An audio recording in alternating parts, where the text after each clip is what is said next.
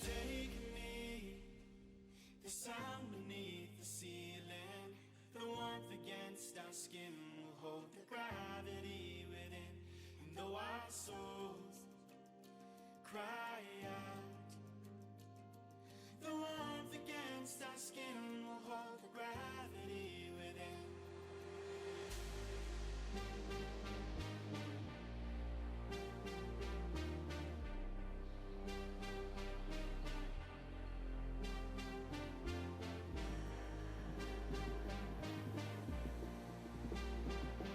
The warmth against our skin will hold the gravity within.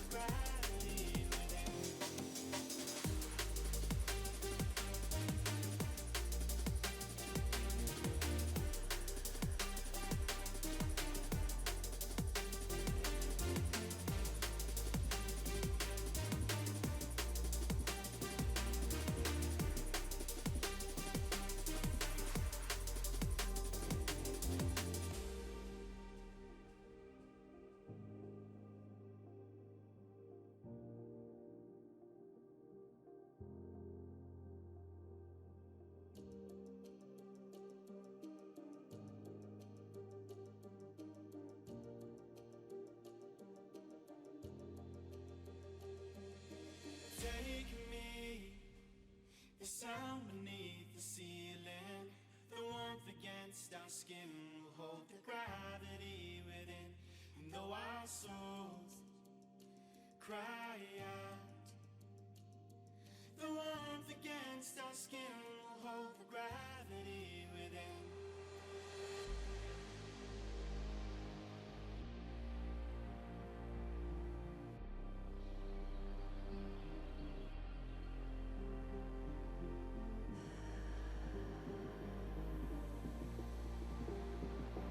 The warmth against our skin will hold the gravity within.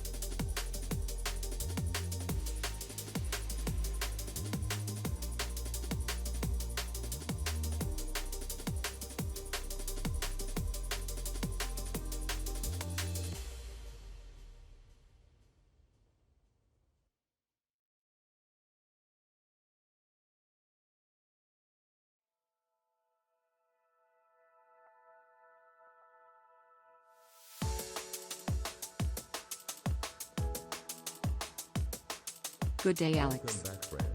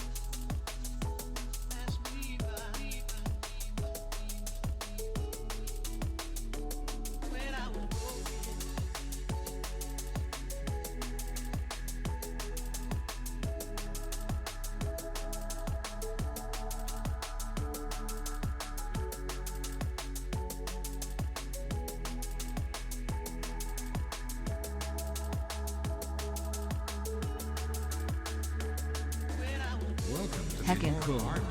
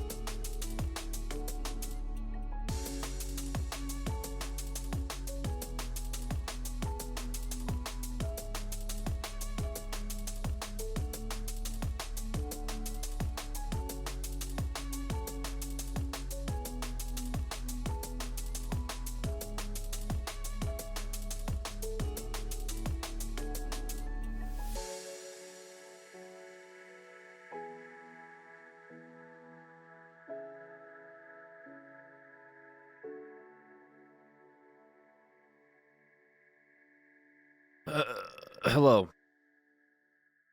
Hello, good morning. Did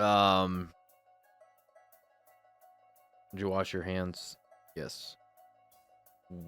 We are doing an early stream because we got D&D later. And the times for it, I think we're pushed up by an hour. What the fuck are my 50 gifted? Tinker, You know, really a masterclass of roleplay I watched last night. Watching you have so many different dimensions to your character. It's really, really, incited something out of me. Did you sleep today? Yes, I did. I slept for a lot longer than I thought I would. But I am trying to like get a little bit of RP in today before we do D&D. Because that's around the 7 CST. It's in about 6.5 hours from now or something. So should give us enough time to roleplay, and then we'll do D&D, roleplay some more, and then after that point, I'll be able to feel like I was accomplished. Because last week I think we started later and didn't get as much time in for GTA, so I figured maybe I'll try this for today. I'm not sure if I can do this in the future though. Like I'm trying to figure out like how I'm gonna orchestrate my schedule, because like I don't know. I'll probably figure something out. I don't know what, because I get other like appointments on Wednesdays and stuff. Whole thing's a mess, dude. I hate like recently I've had things that like overlap around this time. So now the D&D thing being later, it's like I get some things that are early noon, and I got some things that are like late evening. So if I had everything early noon, I'd always be like able to stream at the same time. But since I guess I'll just have to figure it out, Not much I can do. Not much I can do about that.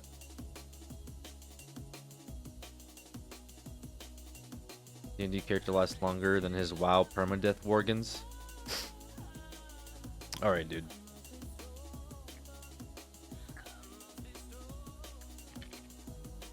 By the way, my fucking permadeath Worgen, the warlock that died inside of dead mines in the first goddamn trash pull. Let me tell you something. Alright? I'm pretty sure, and I don't know if this was leaked or not, but I'm pretty sure the person in our party who was a tank was a fucking developer of the game, okay? A legit dev, alright? I mean, it wasn't my fault. Let's be honest. It was totally my fault. I pulled, I used a shadow bolt on the first set of mobs, and then I just got aggro because that person was AFK and I didn't know at the time, and I fucking died. So yeah, it was pretty sad, to be honest with you. So there was that. Hooker Sag. What? Oh, well, okay. So last night Alex is on coke again. Listen, if I was on coke, this stream would not be going the way that it's going. Thank you for deleting that. Also, again, I got baited into that before Artemis had a chance to delete it. Now play FX. I still don't know MMO stuff.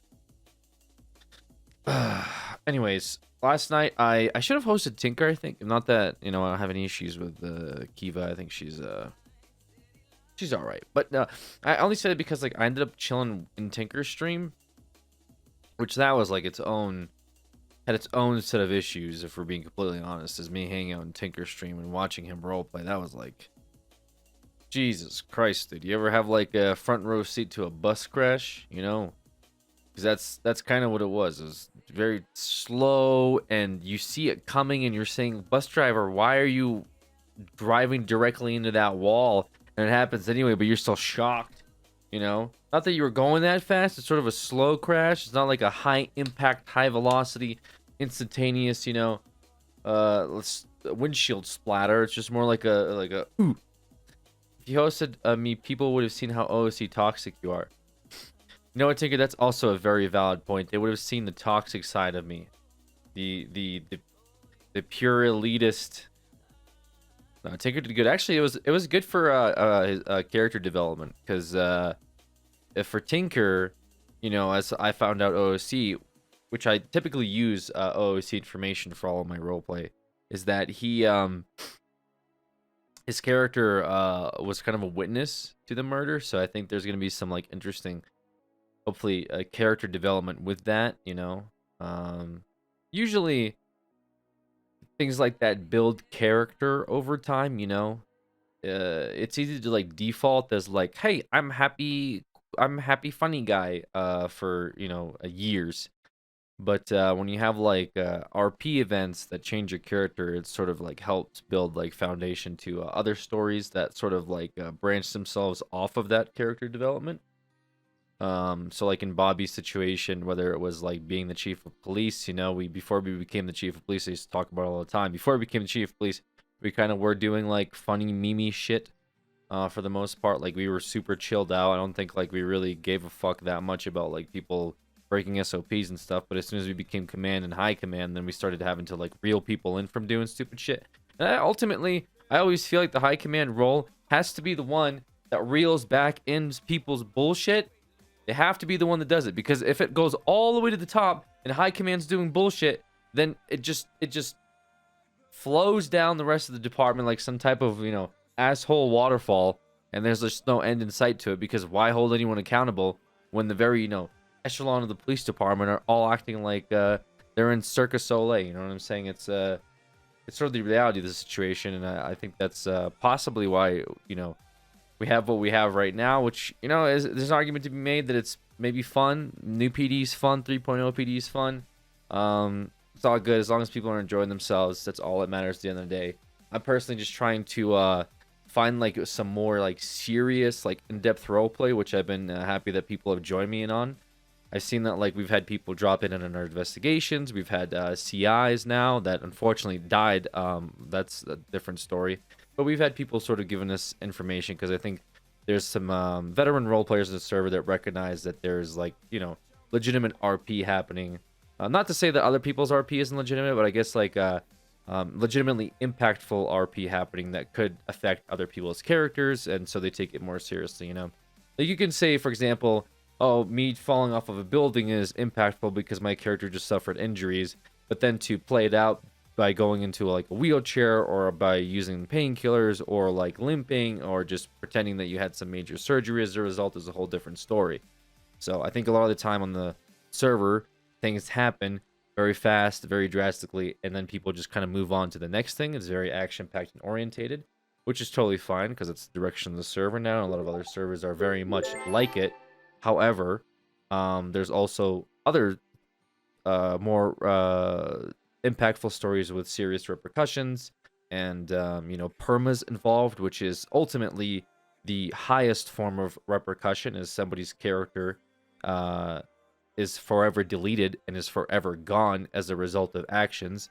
And when people recognize that that's a reality, and they stop their sort of meme or content like mindsets, and then join in and try to help facilitate that roleplay, it's always nice to see that. So we've had a bunch of that happening, and it's been really fun for me coming back, because I thought that I would just have to ping chase and you know, do a whole bunch of stuff with the 99As, which can be fun, but I do like to help facilitate roleplay, help build narratives, and of course like have a more immersive stream. So that's kind of why I've been trying to roll back in the SBS, or at least for my own character's sake. You know, when an EMP bomb is fucking going off in the middle of me writing a report on you know, a cocaine investigation, that can kind of be a little immersive breaking. So that's why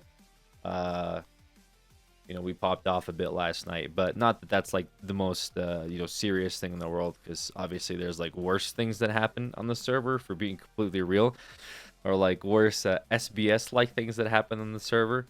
But I mean, even somebody, I think in a Reddit thread last night, because that's how I used to gauge where my roleplay stands in contrast to everyone else. Someone said that originally the call that spun the whole thing off from Enzo was him just randomly being at the casino and stabbing some locals.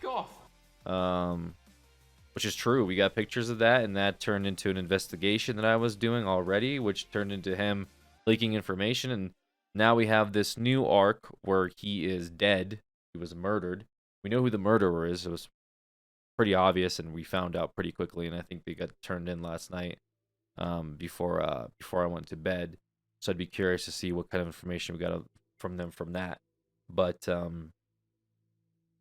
what was I gonna say? We believe that lawyers were involved in this, and I'll go into a little bit more detail once we get inside of the role play, because at the end of the day, you know, the warrants and stuff, all that stuff is technically role play. You know, it's all done in character. Even if it's done OOC, technically get the warrants signed. It's still supposed to be treated as role play. So we'll go into detail on that. And what's going to be playing out with that. I think there'll be some interesting stuff that happens today, but we will see. So looking for the person that leaked info. Nothing's been confirmed. You know, we have a lot of speculation, and if you guys want to speculate and you want to talk about meta and speculations, please go into our Discord. We have a meta Discord for GTA RP specifically. You can hang out there, talk about things you've seen in other streams, you know. Totally fine. There's a Discord link. I'm sure Artemis will put that up in chat. A lot of people hang out there. I personally don't go in it because it's hard for me to pretend I didn't read something, so I generally try to avoid meta when I can. It's a little hard because I like to see what people say about certain stories, so sometimes I do come across meta, but obviously I don't hang out in that sub portion of the Discord. That's primarily for you guys to just hang out and talk to each other.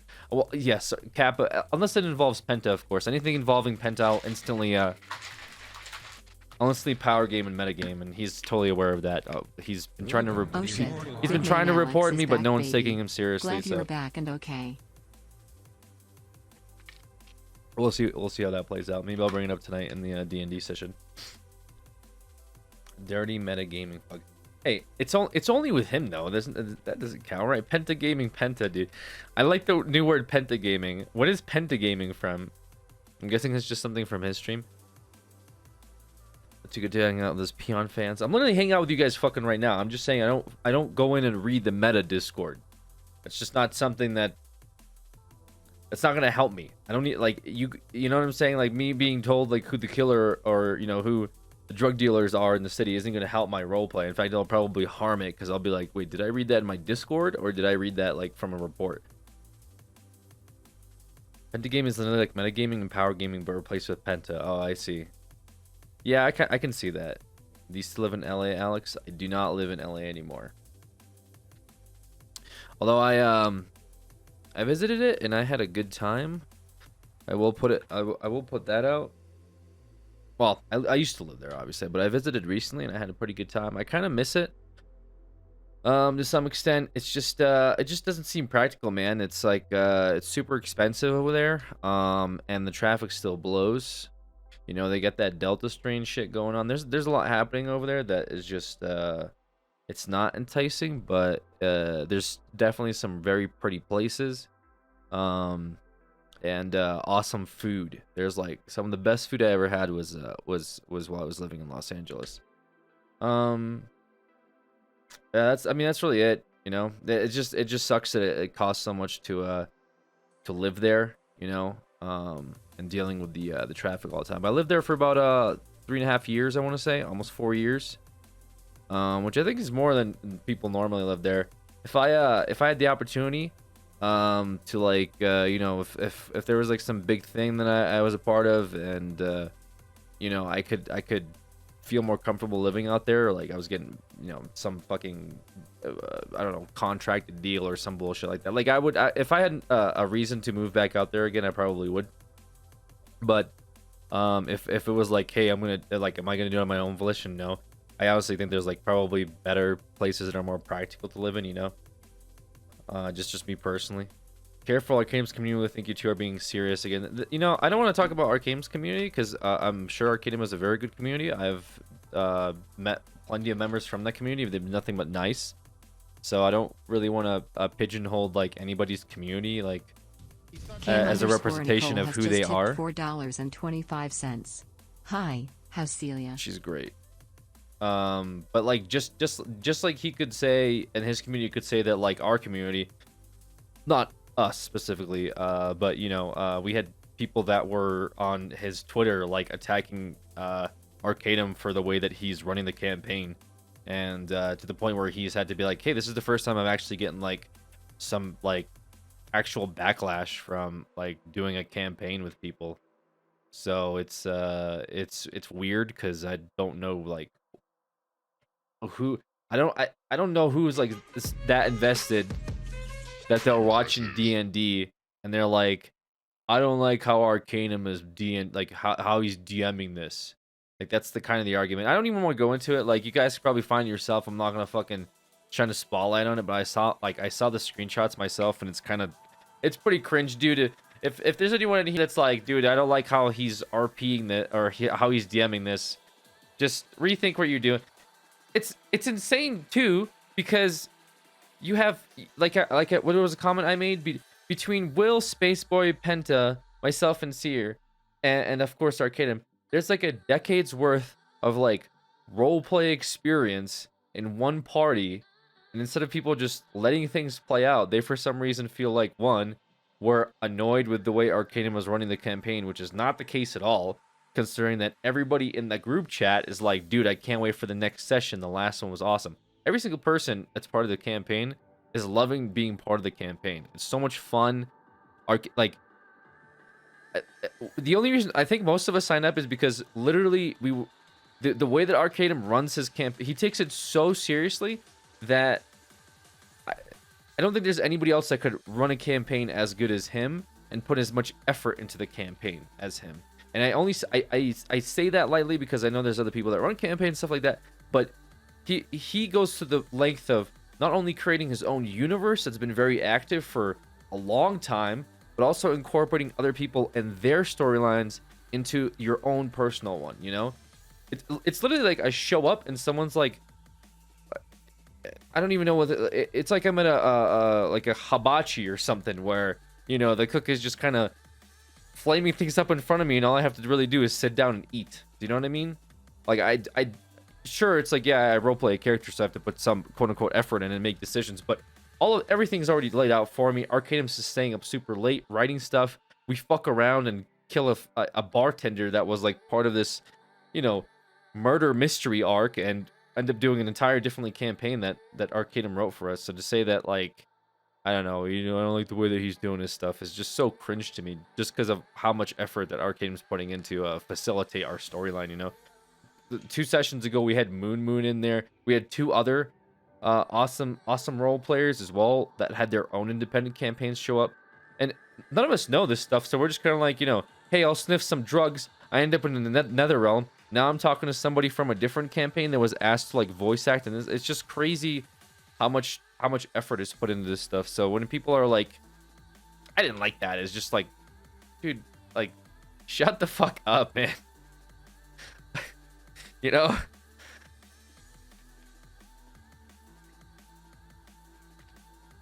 There's like this like false outrage over something the streamers aren't even like upset, like not even remotely upset by. The streamers are all of us are laughing and enjoying it, having a good time. Then someone's just like mad that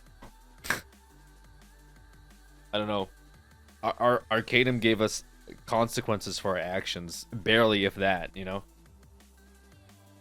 Different RP fans expect different things. Big fan of you guys and Arcadum, so I'm loving it. Yeah, it's like if Arcadum permers me tomorrow, dude, like, yeah, I'll be like, you know, I'll be today. If he permas Kaju today, I'll be a little sad, but am I gonna be butthurt? No, not at all. The reason I'd be sad is because like I'd be like, oh shit, like I want to keep this going, dude. I'm having a good time. But you gotta respect the role play, dude. You know what I'm saying? The story crossover thing was Arcadum's campaigns. Forced perma Radicus. I mean, it's been fine so far, you know. To be fair, we've had a lot of chances at this point. You know what I'm saying? Like, we've had tons of chances to not perma. So, so if we fucking perma, like, it's just gonna be on us, dude. Every single week, somebody's like trying to push the boundaries. You know what I'm saying? So it's like, we almost left Space Boy as a pile of rock. We would have done it too if Moon wasn't like, didn't feel kind in that one moment, and turning him back to, you know, Goblin. As long as his mouth survives.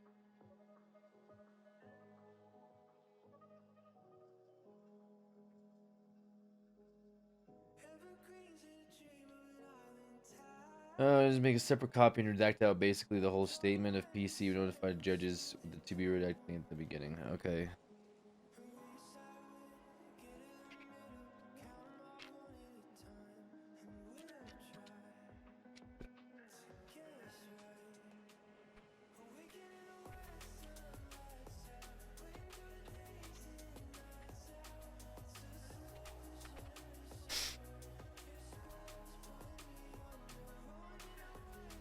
All right. You guys ready for the roll intro, dude? Y'all ready for the roll intro? Never seen Alex so serious. Wicked sick. Listen, you're 5 messages deep on this account, okay? Talk to me at 99 plus, all right? Because I guarantee you, you'll see me a lot more fucking serious than I am right now at 12 o'clock in the afternoon. Anyways, let's do this. Let's roll the intro, boys. Let's roll the intro so people can make fun of me muting my microphone again.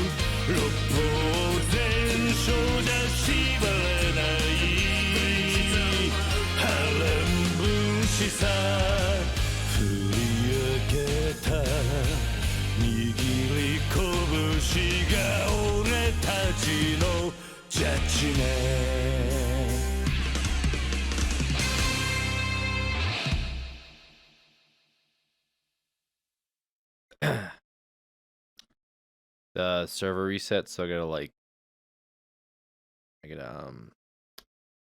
join back in. Okay.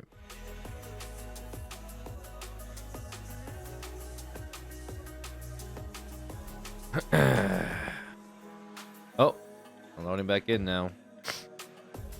Sorry about that. Yeah, meeting time. Yeah, I wonder if I'll bring this stuff up during the meeting. I might, just to trigger snow.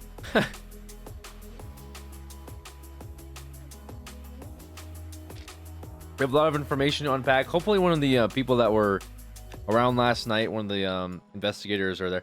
Also, this whole unnamed unit has like a different vibe to it, honestly. I don't know, maybe because I wasn't part of MCG or JTF or none of those things, but it's cool kind of being around Shift 2 and like having a bunch of detectives around where I can like bounce things off of. Like, it's cool when Luca, definitely not Tinker, shows up, and Malton's around, and you know, we had Metzger, and like a few people that I can be like, yo, like they're aware of my investigation. Like, it kind of feels like a little show, you know what I mean? Like a little detective show is the best way I can put it, you know? We reference The Wire a lot because I think The Wire is one of the best cop shows of all time, you know? But we do reference it a lot because I get a lot of inspiration from that show, to be fair. And I say that because you know, the show itself actually, when they were filming it, uses a lot of it used real, from my understanding, it used real criminals and it used real cops to sort of help build like a more like immersive narrative. Obviously, the show is a show at the end of the day, and but you know, there are things that are based on real events, and there are people in the show that actively were ex-felons that like provided insight or provided characters for the show. So it definitely was it's definitely a very good show to watch. If you hadn't watched it, you know, I think it's only like 5 seasons. It's a good detective show. It's very interesting, and you probably see some cross references that we've made in game with The Wire. So you whenever you get to spoilers, but there's a boat arc. Whenever you get to the boat arc, it'll be really funny because obviously that's what I did to Wrangler out of inspiration. Pentatel's just chat to watch it. Well, that's why like every time you know, I see Wrangler, I try to do this thing where I was like, it didn't really work out. I wish I had more time to like do stuff. You know, I wish John like did more stuff with the MCD because I definitely was gonna be like bouncing you know, bouncing shit off of him by being like, you know, like, hey, where's that report, you know, stuff like that. But now I guess we're just doing it. So but it kind of feels like a little weird, like a little small, you know, like detective unit, which used, I mean, it's kind of like season 1 of The Wire, really. That's kind of what it feels like. That's the best comparison I have, is like season 1 of The Wire. A bad workman. And Also blames yeah. the other workman. Hey, Silas. What the fuck you, True Aspen. Detective season 1. I haven't watched True Detective. I gotta Hey, what's poppin', Big T? that's not me, sir. That's my boy. Oh, you slimmed down, Big T. I guess that new. Yeah, no, it's not me, Castle. son. Oh, I'm still not ready, despite you not listening to me the first time. oh, you're being modest, Big T. Come on, Silas. Let me through! Do me, coming through. No, do me. Let us through. Let us through. Let us through. Shirt because last time Pinzone was wearing the same pink shirt with the same holster and the same pant. Yeah, because people try and wear the same clothes as me. It's fucked up. That's Hello, true. ma'am, You are how's it going? fashionable. Yeah. Yes, no, you're a trendsetter. Pants. That's not true. Hein, quoi? That's a no. I was gonna hit him with the. Tu es en train de commenter sur ma réponse? Oui. Hey, speak English, please. This is America. Ah, j'ai pas de problème. Bibliothèque. Oh, ouais, pour vrai? What? They're speaking the alternative pointing at version me? of French, which isn't widely used for. J'adore le reasons. fromage. Tabarnak! Well, they're only allowed to speak it because of us, America. Tabarnak! Hello, my name's Otherwise, Flop. they'd be speaking German right now. Hi, I already speak English. Shut the fuck up, Bob. Fucking. Amen. USA, USA, Oh my Hey, god. Bob, it's good to see you. Speaking German right now. USA. It reminds me of No, something it's like you a grew weird up in, saying the exact same things. Like, please Back stop. to back World War champs. Yeah, tune in late for Shame about the last one, eh? The two times. Oh. Uncontested Oh, 1921, doubts. 1942 champions of the Hey, world, USA. Guys, we might be going into another 1918, fucking war by the way things are looking, so, you know. Yeah. It's, God, you know. yeah. No, not What? us. The US Again? government. Yeah. Modern Warfare come to life, baby. Wait, with There's more oil to be found, America. If you need to know what's happening, just watch the news, I guess. I don't know what to tell you. I don't want If to. you want depression, also watch the news. Vietnam was a tie. Deliberately ignore it. Look, I get on duty here to not watch the news. Alright, I gotta so stop, let's just dude. do something True, different. we have our own news. And LSPN not seen the change helicopter. fucking yeah. subject right now. I get my news on. Vietnam, the optional objective was failed. That was all. That's still optional. going on. What? That's undecided. Well, actually, Right in mind, 73, right mind. the US had basically won, and then they did exactly what we did in Afghanistan and gave the country it's kind of back. dramatic at the top, but I like it. And then they lost. stuff to show me. It's good. Thinks Looks good. birds aren't real? Thank you. Well, that's just stupid. Birds are not real. I'm just I like, sad. what's your They're thesis not on this, Sheriff? real. I'm interested to hear what. I what's agree. the- They're government drones. They are government It's drones. just ridiculous. Shut up, Kevin. What's your theory here, Pred? Suspect date and the charge, but I didn't specify the order. If I confused you, that's my bad. I'm telling you now. Suspect. Sorry, I saw burning. Had to figure what I think. Is anyone talking? On fire. First matter of Nope. discussion today. I asked Pred what. I mean, I think he Alright. remembered. Birds Or he are can't see me. government drones. Fred, can Okay, you it's see been- snow? Yeah, I can see snow. Can he hear me? What did you say? I can I hear him, don't- yeah. Oh, he Yeah. can hear you, Fred? but you can't hear him. I can hear him. Oh, you're okay. just ignoring him. Never Okay. No, I said I was pulling Damn. the picture up. No, it's alright. Don't Oh, worry. pulling Don't up worry. the It's picture. fine. It's fine. Don't worry. All right, so back in 1976, Welcome back, friend. there was a mass murder.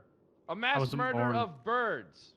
And 12 billion birds were replaced with surveillance drones, as you can see here. That's the wireless antenna, the camera eyes. There's a microphone, a speaker so it can chirp, a CPU, a battery, an inductive charging coil so I can charge on the power Can't see because of my lines. fucking Do graphic you mods, think dude. that it's coincidence that birds hang out on power lines? I think not.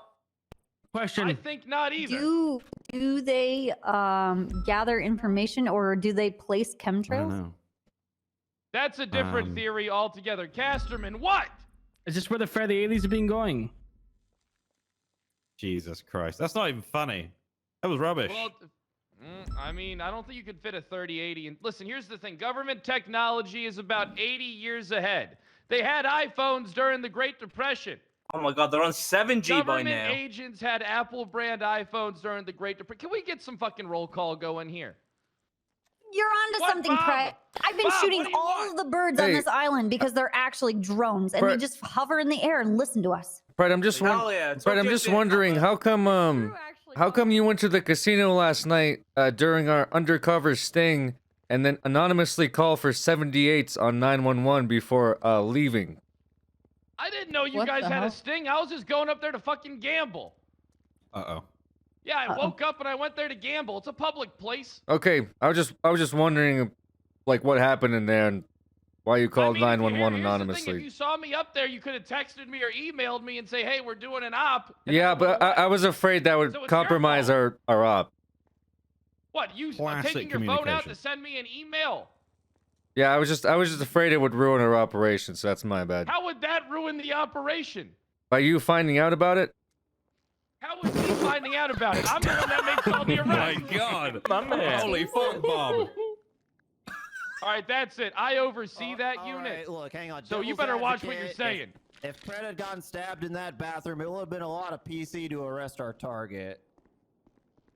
That's We probably shouldn't talk about if you Hey, you Manu. guys had an operation. We Hi. probably shouldn't talk about it in front of all these idiots in this room. There's a lot of idiots in this room. Don't worry. Did you say Pred? Don't worry, Brett. Especially behind that There's a mic, lot of yo. idiots. Brett, an idiot, Brett, that dumbass. guy that tried I to didn't stab call you you is an idiot. I said there's a lot of idiots. Oh, shit. Why are you mind. assuming you're an idiot? Because I've been told a lot that I'm an idiot. All right, yes, Bob. No, it's I was gonna say the guy that tried to stab you is dead, so don't worry about it. Oh. Oh, it's Oh. me. Oh, shit. Good. Who did it? We'll talk about that after the Perfect. Yeah, Perfect. that's All right, one roll of the things call. that probably not going to be saying right now. Roll call. Yeah, I can do it. Get up here, ass. Do it.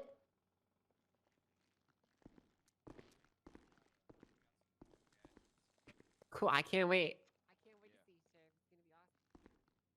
All right, let's start this. 309, I just robbed this seat. That's me. 353, C is for you. He was keeping it warm. This is the state seats. 353. She's voice here. Get her out of here. All right, 269. Yep, present. All right, 399. She's right there. Swear to God. There you go. 402. Yeah. Sorry, 402. Yeah. All right, 320. He's gone. All right. He's 42. 490. I'm here. 238. I'm here. 327. That's me. 682. Hell yeah. 484. Yep. 406. Hi. 696. You're 460. 337. 337. Oh, that's me. What's up? All right, 410. Honey, you gotta pay attention. 410. here. 205. Bob, will you be a little happy, please? 397. Hello. 491. Hello. 300. Present. All right, 391. Hello. 638. Present. 393. Copper, sit down. 393. Wait, I'll be back. Don't leave. 693 Not glass. Not leave. I mean, it could be 693. 393 if you wanted to. I mean, that's all good. I don't know, 602. Wait, where's Yep. Nova? Job duty. 340. Oh. Hi. Mirror part. 645. I am present. 606. Hola. 511. Here. 501. 501. I'm here. I'm here. All right, 592. Does 501 sound like you, Kevin? 592. Looks like you as well. All right, He's not probably- here yet. All right, that concludes the roll call. Thank you very much. It's not ginger. Fulton, what year? Go on, you lead today. I don't got anything. Unless, well, hey, All right. Oh, go ahead. Yeah, actually, You got Bob, something. I mean, it's your call. It's your investigation. Do you want to? Yeah, can everyone just listen up real quick to Captain Malton, please? Yeah, It's no, really Bob, this is it's your actually- investigation. Get up there. Shut the fuck up, please. Just listen to Malton. Okay, Bob. Do you want me to say anything Yes. about last night? Yes. Go ahead. Bob. All right, so this is just going to be a general warning. I'm sure, as all of you know, no lawyer in this city is probably pure of heart and willing to do their job. We had a cooperating witness last night who, shocker, was dead 40 minutes later, and we think lawyers might have been the leak because there was really no one else that could Color have me been. surprised. Hold those honestly. cunts in prison until they confess. We Simple. gotta be taking their phones when they're in Well, lockup. I mean, or yeah, whatever. the Classic issue DOJ. is, you know, they could just do it whenever they're done representing the client. But yeah, obviously be very careful when you have lawyers in the cell. Pred is right. You take their phones while they're in the cell. And if it's a really high value investigation, I don't know, maybe follow them after if you're feeling frisky enough. Is that legal for us to follow them, though? If every lawyer is they're in a corrupt, public how the area. fuck am I meant to do an interrogation when a lawyer is present?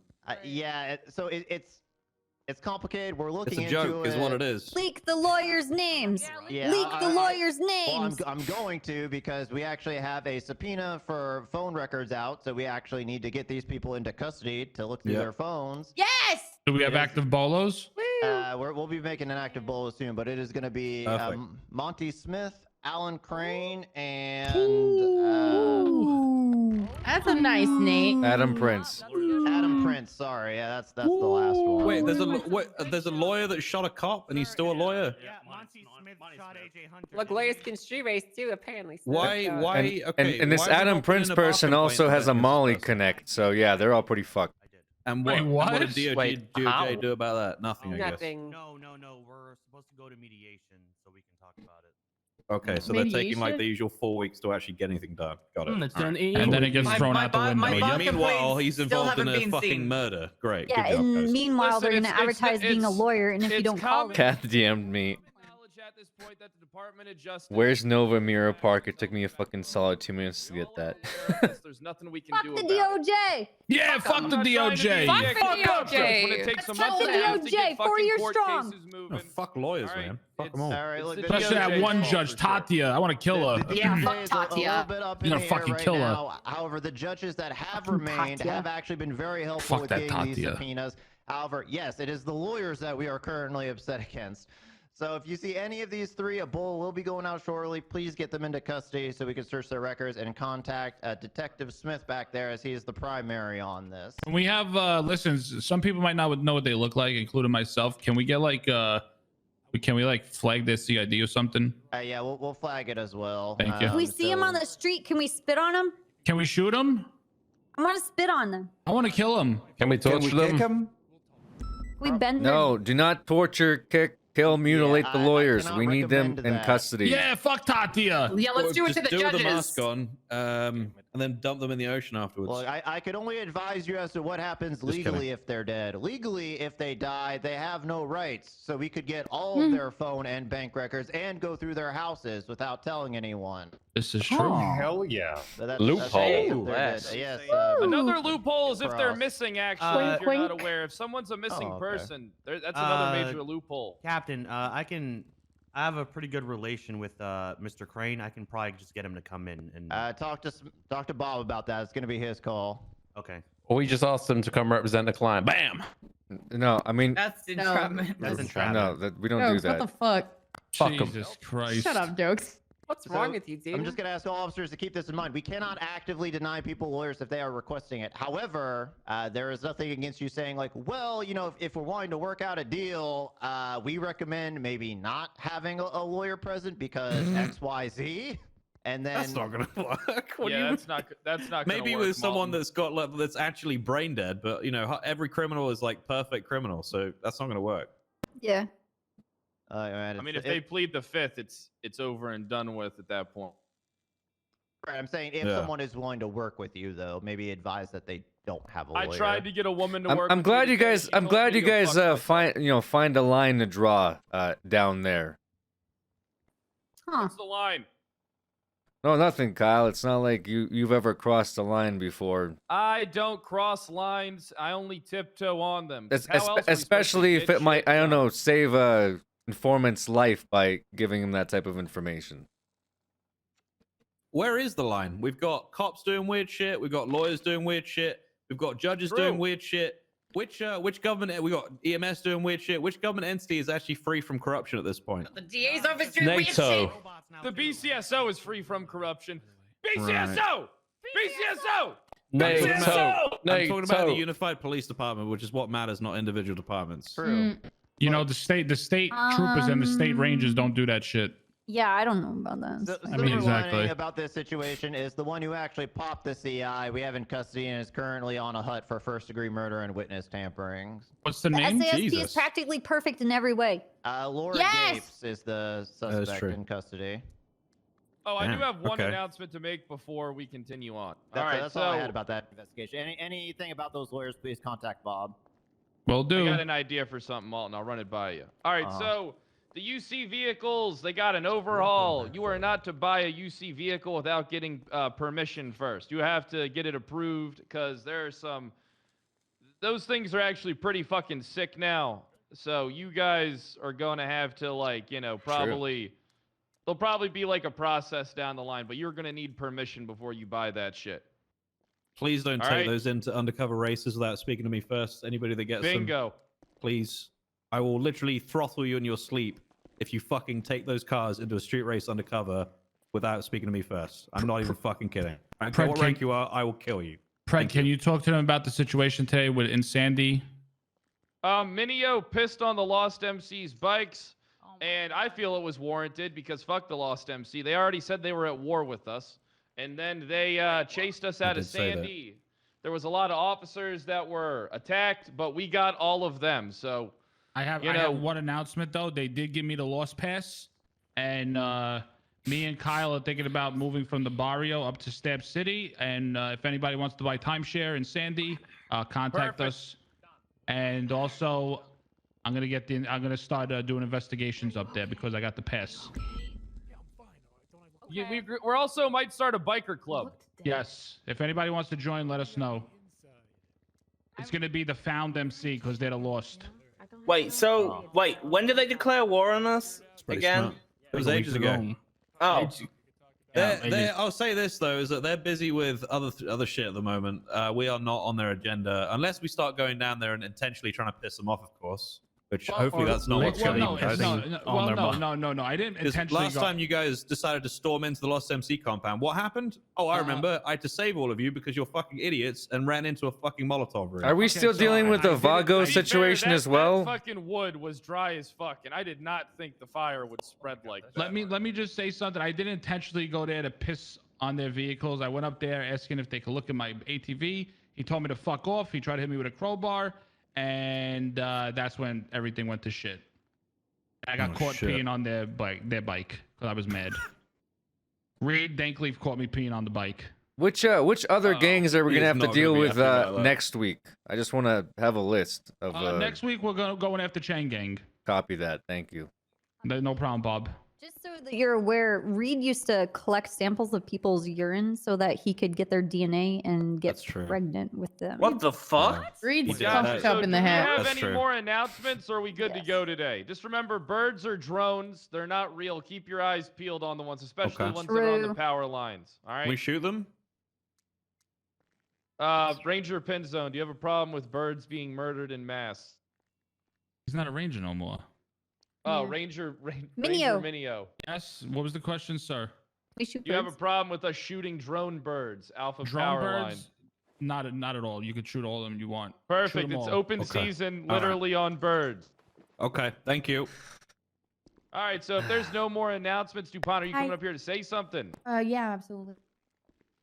There is a new tag, thank you, Cupper, under the MDW for vehicle registration fraud. So please be mindful to use it from now on. And also, if you have some arrests in the past, make sure to use it as well and go back in the reports. I'll try to do that this afternoon and go back in old arrests about that and tag those things, but use it from now on. All right, guys?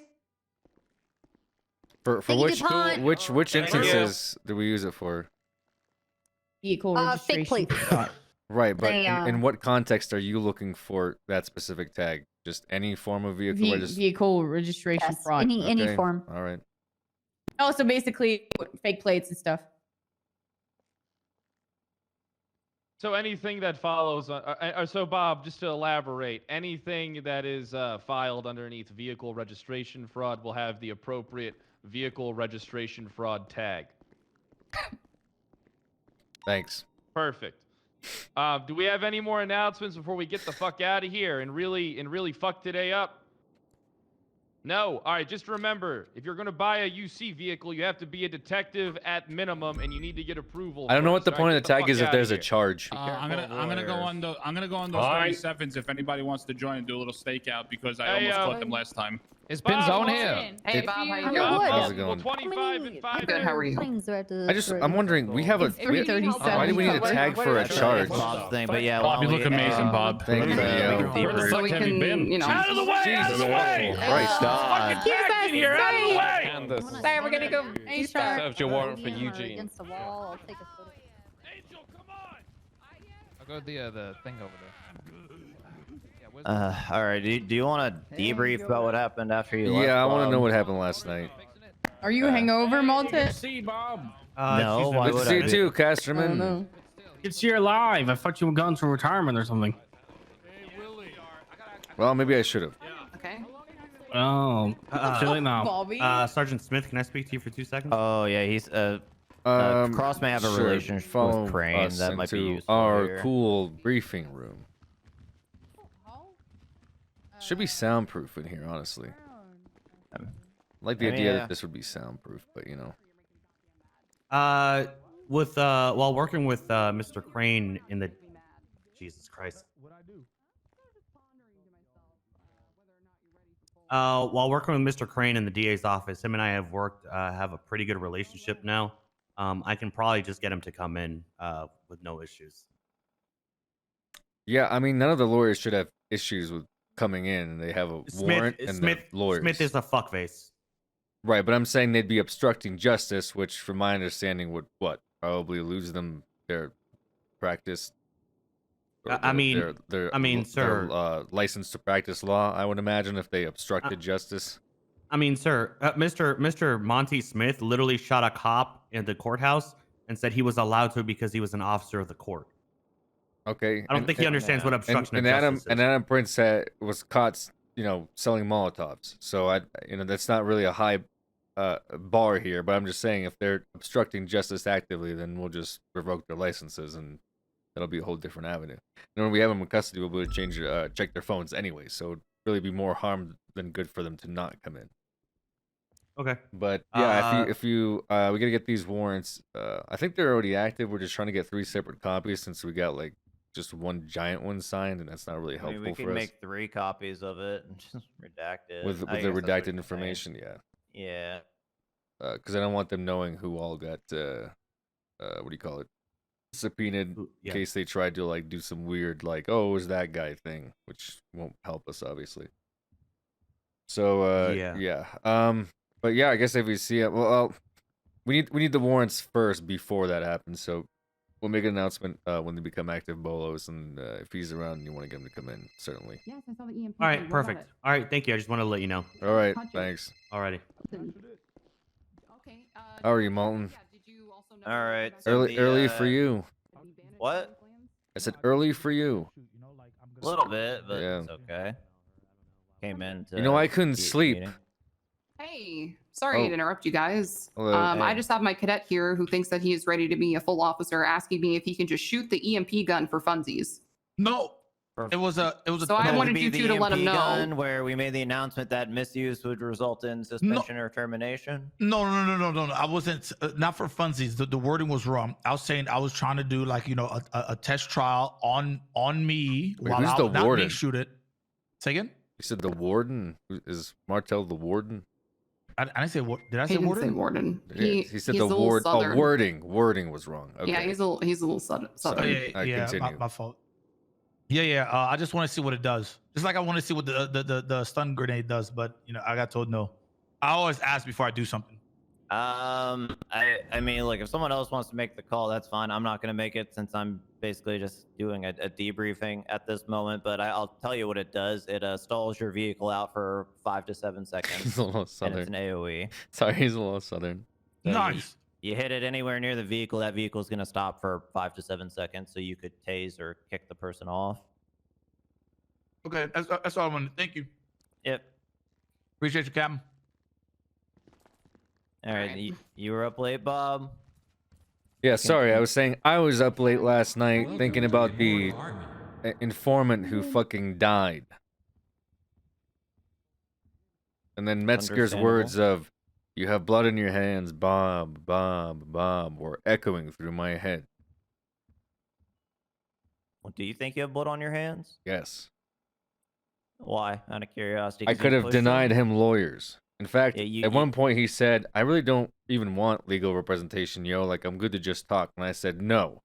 This is your right to have an attorney present." Did you actually say that, I Bob? did actually say that. Okay, there might be... It might not be bloodied hands, but there is a bit of a red tint to them. I'm not gonna lie. No, I'm aware of that, Molten. I'm gonna have to process that at some point through some form of therapy, I think. Right. But that's neither here or there. Yeah, true. Right now, we gotta figure out where we are with these warrants. Well, they're signed. We just, as you said, need to get them copied and redacted. I will say this though. This doesn't really help the actual murder case much against the potential lawyers, but Tinker and I got the impression from Miss Gapes that she might have been just doing this as to cover up a loose end on herself, right? Like, I think she might have gotten wind that the people we were mentioning were looking for Enzo, and so she was like, well, I think I should just kill Enzo so he doesn't implicate me in anything, type of deal. My issue is that I think Laura is a giant fucking idiot, actually.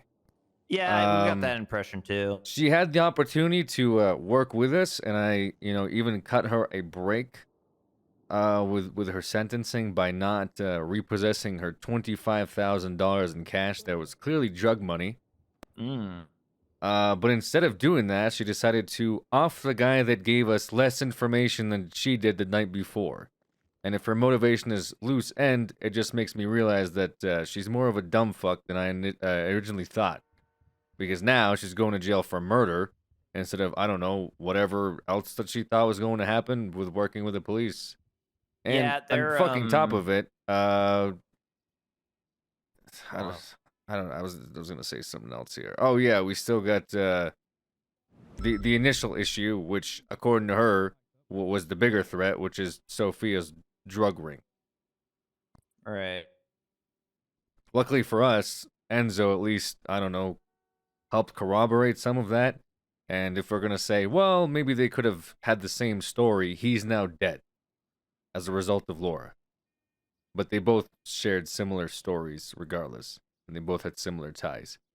I don't know where I'm at with this fucking investigation. This whole thing is bullshit, to be honest with you. Enzo did not need to die for any of this. And I agree. He didn't really give us much, in my opinion. As much as Laura pulled the trigger and us not being able to save him in time, the lawyers are just as much to blame. So I'm probably more upset about the lawyers today and myself than I am about, the drugs at the moment, considering there's now a dead body from all this. I agree. Possibly too if we never find River. But according to Laura, she's still walking around somewhere, so. Oh yeah, Tinker was in contact with River last night. She's fine. Tinker was in contact with River? Why? Well, they have a bit of a relationship, I guess, like a personal relationship. But What? interesting news on the riverfront, by the way, which makes this death even more pointless. Is River doesn't remember anything about the penthouse situation. She doesn't remember being shot. She was in fact shocked to hear that she might have been a victim of a crime occurring at the penthouse. So technically, we didn't even have a cooperating victim. But we do have witnesses. And we Dead have witnesses, Enzo's. yeah. Well, we have a dead witness, but we have other people that were in the room as well. Sure. We have a list of names from somebody that went up there. We have Timmy, we have Jimmy, we have Nino, we have Hunter Sky, we have Sophia, and we might possibly have Drea Johnson being there for some reason. Okay. Multiple witnesses that if only one of them gives us something to work with, we might be able to form a case. Also, allegedly Tessa Lamb was in the lobby of the casino while this took place, so she might be a good person to have this conversation with. Okay. Yeah, we could see if she remembers anything. As far as the interrogation, I believe that all the relevant information might have gotten out through the emails, but basically, Laura Gapes is convinced it was. Oh, DOC 709 does? Hang on, let me get that full number. Hey Bob, sorry to interrupt. Yep. There is a suspect, well, not suspect, but there's an individual in the lobby that was involved in a Bobcat arrest on the 13th.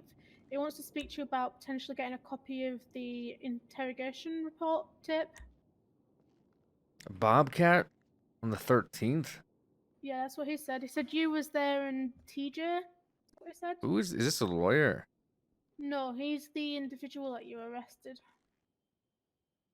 At the Bob, and he's asking for a FOIA. I'm not gonna give him a fucking ask him to get a lawyer and get a FOIA. Well, who is this? Tell him to go, he told me his name. I think it was Frederick. But he said he just wants a copy of the tape for some strange reason. Oh, he's the news guy. He gave me the tape. Yeah, he asked if you could accompany him to Weasel News to get a copy of the tape. I thought he already gave me the tape. I'll go and ask him, see if 409 to if he's 709 got a copy direct. of it. I'll want him to give you a copy, but he just said that Yeah, he do wanted you know, to get is a that copy the of full it. number that I put I'll in let there? him know. Okay, I might have the tape somewhere, but like I already saw the tape. A-firm, But if he thank gave it you. to me to put into evidence, then I'd have to get it out of evidence, which is just not something I'm gonna do because it's Okay, no evidence. worries. You know what I mean? Yeah, I'll find out and then I'll 311 Just back. to him. tell him next time to make a copy himself or something before he turns it over to the police for evidence. You know. Yep, I will do. Thank you. All right. Sorry. Thank you. What the fuck? I don't even know what to do about that. Yeah, It's I'm not weird. sure. Guy gave me a tape of like criminals doing crime, and he's like, "Hey, can I have a copy of that tape?" I don't know. Bit of convenient. an interesting issue Anyway. we just ran into, Bob. You know, good old Monty, the last lawyer, the Yeah, one who we Smith. thought, might not be related since he was actually there the whole time and blah blah blah. Sure. He and Laura Gapes exchanged multiple phone calls back and forth in the hours before this meetup and kill. Multiple phone calls with the murderer. Yes. I'm seeing, let me see. Now, some of these could have been disconnects, but if I'm looking at this right, I'm seeing 2 outgoing calls and 1 incoming call. It's possible that the outgoings just didn't connect, and so he called her back after the interrogation. Well, that's Do a you little ever remember- sus. The lawyer that heard the whole thing made multiple phone calls with the person who murdered the guy the lawyer was with. Do you ever remember Monty? Because I was kind of in and out of that interrogation. Do you ever remember Monty's phone ringing or him looking at it and silencing it? I remember him looking at his phone a lot, and I don't know why that didn't cross my mind that he could be, I don't know, trying to attempt to murder his client. I guess I thought maybe the DOJ had standards or ethics, but as it think your turns hands out, are starting to get a little redder, Bob. Stop. Okay, okay. Listen, I try to treat these lawyers like not people that are trying to kill their clients the second that they meet them. Okay, that's you at fucked least up the on that bar that one. I try to set, which I feel like is pretty low. I don't think when I call a lawyer to represent someone that they're actively going to try to kill him the second they walk out the door, or in this case, the hour after the interrogation. That seems a little excessive, if not almost blatantly bizarre. So, pardon me that, yeah, my hands are getting a little redder, but what the fuck? So I'm This gonna has been take some of the this. best This is RP a little bit of Ouch. a speculation here because we don't have exact times on the phone. But if I had to guess, I'm seeing 2 calls. I think this is 2. Actually, let me just test by calling you real quick so I can know if this is 2 or from.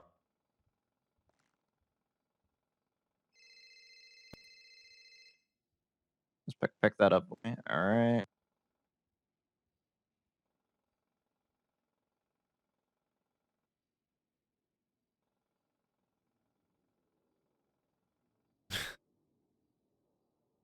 What a shit show.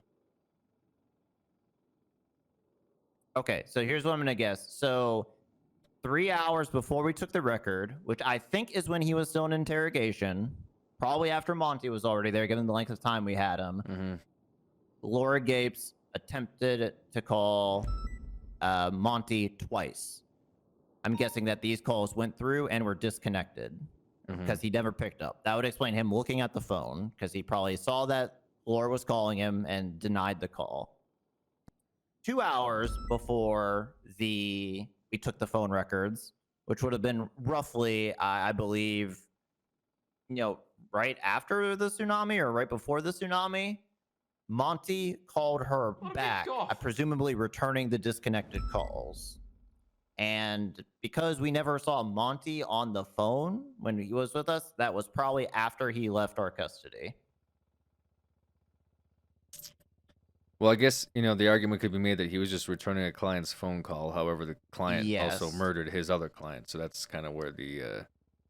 Here's what I'm thinking, and if we want to maybe hone in on the Monty angle a little bit, they're both blocks. I don't think it's out of the realm of possibility that Monty talked to Laura and basically said something to the effect of like, yeah, your block brother, or whatever their relationship actually is saying all these things. Right. And maybe that's what freaked Laura out. Possibly. To either tell other people or to kill him herself. Yeah. I just don't know what her motive is, as if he's a loose end. The thing is, there's no way that he didn't tell her that one of the people in their gang or their shared group was down there and what he said. Do you know how long the phone call lasted for? I mean, they could have just as easily met up somewhere, not that would. That's true. Let me see when the next call after that was. So that might narrow it down a little bit. The narrative here for any prosecution is extremely strong, mind you. To go into court and say that Laura called him twice, he called her back. We gotta draw the timeline. We'll actually need a timeline for this if we want to make the reference. But at some point after the phone call, Enzo calls me and says that there's people that are after him now. So what we need is to see if Monty called other people, like if he called Nina or Otto, or to see if what's her face, Laura did. Because if there's some weird thing where she called them and told them what happened and then they knew, that's what we're currently trying to subpoena. It's just because him calling her doesn't give us enough, because I still feel that Nino and Otto are a bigger picture here. I agree. Due to the fact that this guy was afraid of them more so than Laura. I mean, he fucking went up and met with Laura. It's just sad that he knew he was going to die, which is just unbelievable to me, because I figured that there's no way this guy dies tonight, because Laura gave me more information than he did. How is Laura going to kill him? And lo and behold, Laura fucking killed him. And I need to know why. She told me 2 nights ago she doesn't care about money. She doesn't care about time in jail. she really only cares about her Coke Connect. Or her Coke. Maybe it was I guess that. But here's your general timeline for these phone calls. Doesn't state an exact time, but with the call logs, I could determine within an hour there is a call from a Wanda block, a call followed by a call from Monty, then a call from Scruffy, who I believe is Scruffy Doodle, who is the bodyguard you said. Yes. And then 2 calls from River block. And then after that, like it's an hour ago as opposed to 2 hours ago, Scruffy calls again. So there's a lot of like ping-ponging on phone calls here. Yeah, all those are block associates. I guess word just got out at that point that, you know. Probably. Which, you know what's ironic about this, by the way, might I add?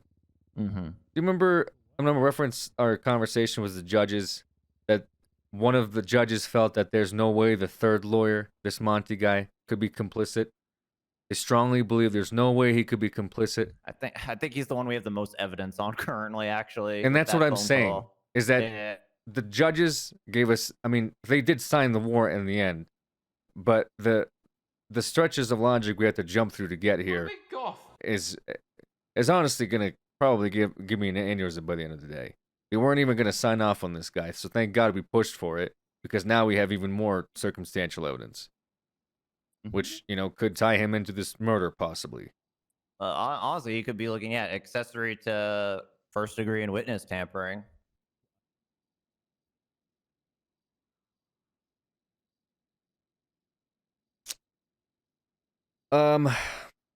Yeah, no, he'll be looking at all that. Losing his license to practice law, looking at also being part of a HUD trial as an accomplice to murder. Yeah, he Unless could be losing his life. We're going to have to bring him in for an interview for sure. Yep. With no Well, we're gonna have to do lawyers that present. anyway to get his records. So Yeah. And then I mean, my thing is, I don't know what I'm supposed to do with this whole, like, let's speculate on which lawyer it could have been. Like, is that really where, you know, we are as investigators? Is, let me just take a wild guess. I got 3 possible witnesses, but if I can only subpoena or get a warrant for one of them, let me just take a wild guess and just hope I don't get it wrong. yeah, look, You know, we do have the I can most see on the Monty, and I honestly thought that it might not be Monty. But the reality is, 3 lawyers knew about it, 2 names came up, and 1 person is dead. I guess to pile on the shit about Monty, and this kind of ropes what the fuck's his face, Adam, back into it too, is they are part of the same law firm. Remember that theory we were working with, that, you know, Adam fucked off because of a conflict, but then he was like, wait a minute, maybe I should get info, and might have talked to Monty about not conflicting himself about it. So we'll have to explore that when we get him into a room. Not conflicting himself about what? So Adam Prince was the first lawyer who conflicted himself out of it, right? Mm-hmm. But Monty, the third lawyer, who I think is now the prime suspect, did not conflict himself out of it, despite being part of the same law firm as Adam.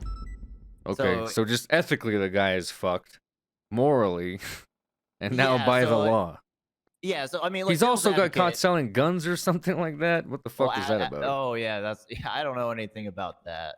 So I don't know. Yeah, Monty's a strange one, but at the very least, yeah, a devil's advocate, he didn't know at best. At worst, he talked to Adam. Adam told him to represent that guy and don't say shit about our connection. And then he spilled the beans afterwards.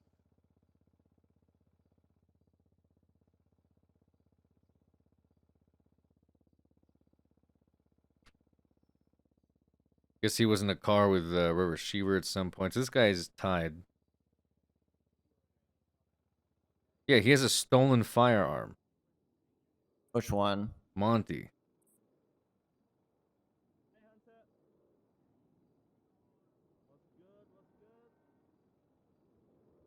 He's got a lot of stolen firearms, actually. He keeps getting his firearm stolen, I guess. What gun did fucking Laura have last night?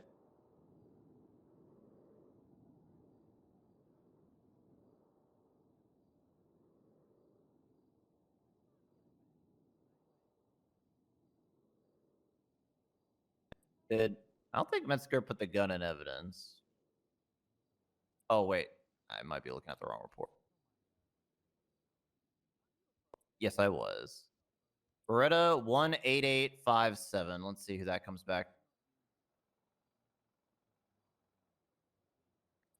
Arthur Figure Tactilam. No idea.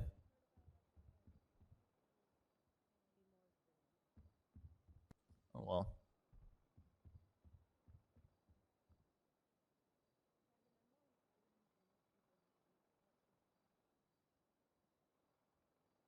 Yeah. Okay. It really wouldn't be out of the ordinary. So I'm trying to. I guess motive here is that he tells Laura after they're done, assuming he didn't call Nino or Otto. We'll say that, for instance, hey Laura, this guy in here is spilling a lot of information. So then Laura's like, okay, he has a lot of information he's putting on the street. I guess we can, look past the fact that she herself gave the cops more information than this guy. But let's just say that she wants to take him out because of, I don't know, her street cred with the Alta Street Rough Riders or whatever the fuck they call themselves. Let's say he said too much in Laura's eyes, even though she, like I said, she said a lot more. Mm-hmm. We then need to figure out how Otto and Nino are connected to this, because that's the name that Enzo gave me. It wasn't just, hey, I think Laura's after me. It was specifically, hey, I'm in jail. Word's getting around that I snitched. I think it's one of those fucking lawyers, man. I hear that Nino and Otto are after me. I don't know what to do. You know what? You want to know what Laura told us in interrogation in regards to that? What did Laura tell you? She said she knows 100%. I guess this kind of makes it a little more interesting too. She said she knows with 100% certainty that Adam Prince was the leak, who same law firm as Monty. Mm-hmm. And so a second lawyer. The Adam first Prince one was the first one. Okay. Crane was the second. Right. Yeah, that's what I'm saying. The first lawyer. Yeah. So she's saying she's 100% certain that Adam Prince was the leak, who we were kind of liking in the beginning because. Did anyone mention Adam Prince's name before that point? I confirmed that with Luca, and Luca said he is confident that that name never was brought up. So she name dropped Adam Prince, and without anyone saying, "Hey, Adam." I mean, I don't know why anyone would bring up that lawyer name in the first place. Right. So why? Maybe she's trying to take blame off of Monty for it. But Adam Prince is still in the radar, nonetheless. But I'm just trying to. They're in the same law firm. Yeah, I mean, what was interesting is that was what she would not elaborate on. She would say, "I'm 100% certain it's Adam Prince, but I can't say why."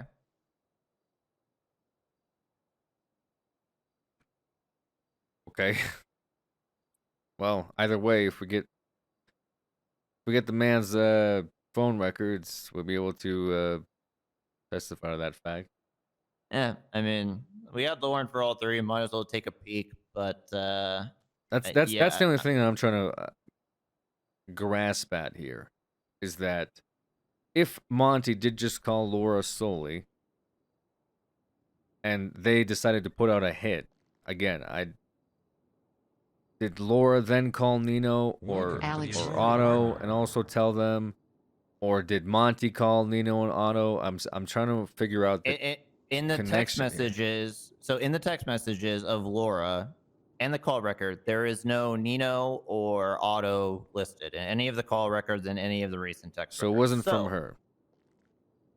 Well, that just means there wasn't a direct connection there. Right. I mean, it's possible Monty, with these phone calls, could have organized a meet or passed along a message. Here's the thing. I think someone here slipped up. And here's why. This happened very quickly. This happened almost, 40 minutes, maybe less than when the guy got out of jail. Do you know what I'm saying? Yes. I don't think there was enough time for people to make like a a pay phone call or set up a meeting spot, hang out, discuss options. I think they acted really fucking quick and impulsive. What was his jail time? I couldn't remember what you I ended up sent sending in him for last night. for 5 months because I wanted him Okay, to so go in on record. So yeah, he would have been out very fucking quickly. He would have been out quick, and I think he was murdered. I think about 20 minutes after he got out of jail. And did he call you before he or after he left prison? You remember like when? He called me while he was in prison once, stating that, hey, I'm fearing for my life. I think people are after me. I got a lot of information that I should just give to you before I die. And that's when I was consoling him, saying no. And that's when we started talking about lawyers leaking stuff. And then he called me after he got out and said that he was going to meet Laura, and that Scruffy or whatever is someone that he taught how to cook meth. And he started just kind of dropping information on me because he thought that this was going to be it. And, well, to his credit, he was unfortunately right. Do you think the first call was paranoia? Because if it's not, like if he knew he was being targeted from prison, that means his only source of information could have been a lifer or some other inmate or DOC guard, I guess, at the time. Possibly. You know, maybe well, people. I think it's more like whoever visited him, or maybe he received phone calls as soon as he got out, because he wasn't in prison very long. That's what I'm trying to say. So maybe once he got out and he was, walking around, he got some phone calls. Maybe Scruffy calls him up. Maybe Laura calls him up. Maybe some of the blocks call him up and say, hey, like people are after you. Because when he called me, he specifically said, I don't know how this information got out, but like he said he got picked up from prison actually. So he got picked up in a car by some people from prison. And he said while he was leaving prison, I think probably the people in the car told him that Otto and Nina were after him. So I don't think it was general paranoia. I think it's just he got in the car with his buddies and they're like, yo, listen, like this is kind of big. Otto and Nino found out, which I don't know what that means for him other than now his apparent meth connections as well as his cocaine connections, which are very slight considering that he's just really a user. He's not even someone that sells. No, he bought from the clown guy with me. Right, that's what I'm saying. He's just someone that does cocaine. He's not like you know what I mean? He's not someone that sells he cocaine. couldn't really give us anyone in the coke game. No, he gave us Jimmy, which that was kind of new information to me, honestly. Is that Jimmy's more higher up than I initially thought. Yeah. But he was worried. The way he phrased it was, "Hey, this is kind of bigger than I thought, and this is gonna affect some of my other shit." Is the phrase that he used, which I think he was implying his meth connections, which is why I also think he started name dropping his meth connections because he was fearing for his life at that point. Yeah. Which makes sense, I guess. So my question is, why would Nino and Otto be targeting this guy? And the only thing that comes up to me, Malton, if I'm being really fucking honest with you, is the situation that happened at the casino with River Cheever.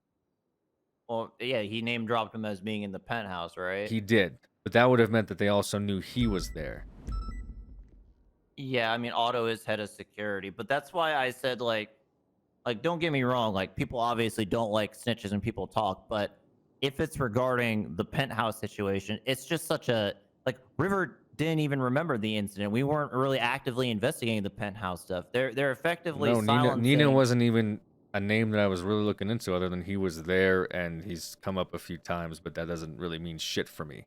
However, him being involved in this now possibly is kind of why I'm putting a bigger pin on him than I originally had. So I'm just saying it doesn't seem like an event worth silencing a witness over. No, it doesn't, because he named several people in that room. So then my question is, if it was Monty's doing, right? If Monty was the one that was like, hey, let me call up some people and take care of this guy. Monty should have known himself that that wasn't enough substantial evidence to do anything to anybody. If he was the one that contacted Nino, he had all the evidence he needed inside of that room during interrogation. And he could easily just have known himself that that wouldn't be enough. He's a fucking lawyer. He knew what we had. We didn't have shit on Nino other than he might have been there. And I tried to press that, and even then, when I pressed it, Enzo himself said, I don't know, I just think he was there. He didn't give me shit on Nino. So then why the fuck would the lawyer then say, you know what, we gotta take care of this guy who name dropped Nino, even though the information he gave was bullshit? They could have waited. They could have done it a totally different time just for disrespecting or whatever the fuck, criminals use nowadays. Whatever lawyer's word was, G-checking. Yeah. And then go from there. But the fact that they acted quickly, Malton, is also why I think that they were panicked and worried. And also I why agree. maybe Prince or Crane were the ones to make the call. Because Monty had the info. There was no reason to call because he had it. What I'm thinking is Prince or Crane heard the name Nino and called up those guys, and those guys got worried. Maybe Nino got really worried his name was dropped. You know what I'm saying?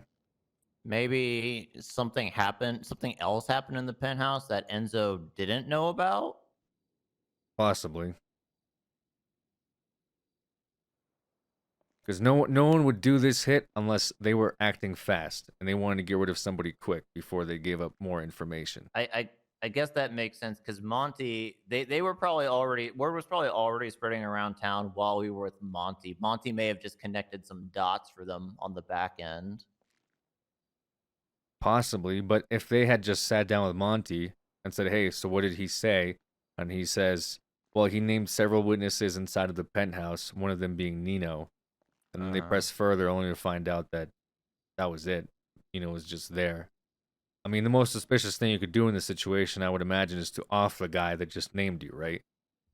Instead of just sitting back and waiting, seeing if anything comes your way. Because like I said, we really had nothing on him. And even when he named him, we had nothing on him. In fact, if he died tomorrow and I didn't know Nino's name came up in the conversation I had with him, I would not have put this anywhere near Nino. I would have maybe said, maybe a meth connect, maybe, gosh, I don't fucking know, cocaine dealer somewhere, But the fact that it played out like it did, I think, puts a bigger target on Chavez than before. So I'm still unsure about Otto because he wasn't in the room, I don't believe. I'd have to go back through my notes. I don't believe he was there, though. Give me 1 second in my head, Malton. Can't take it. All right, 1 second, chat. I know, intense RP, but I just gotta go answer my door.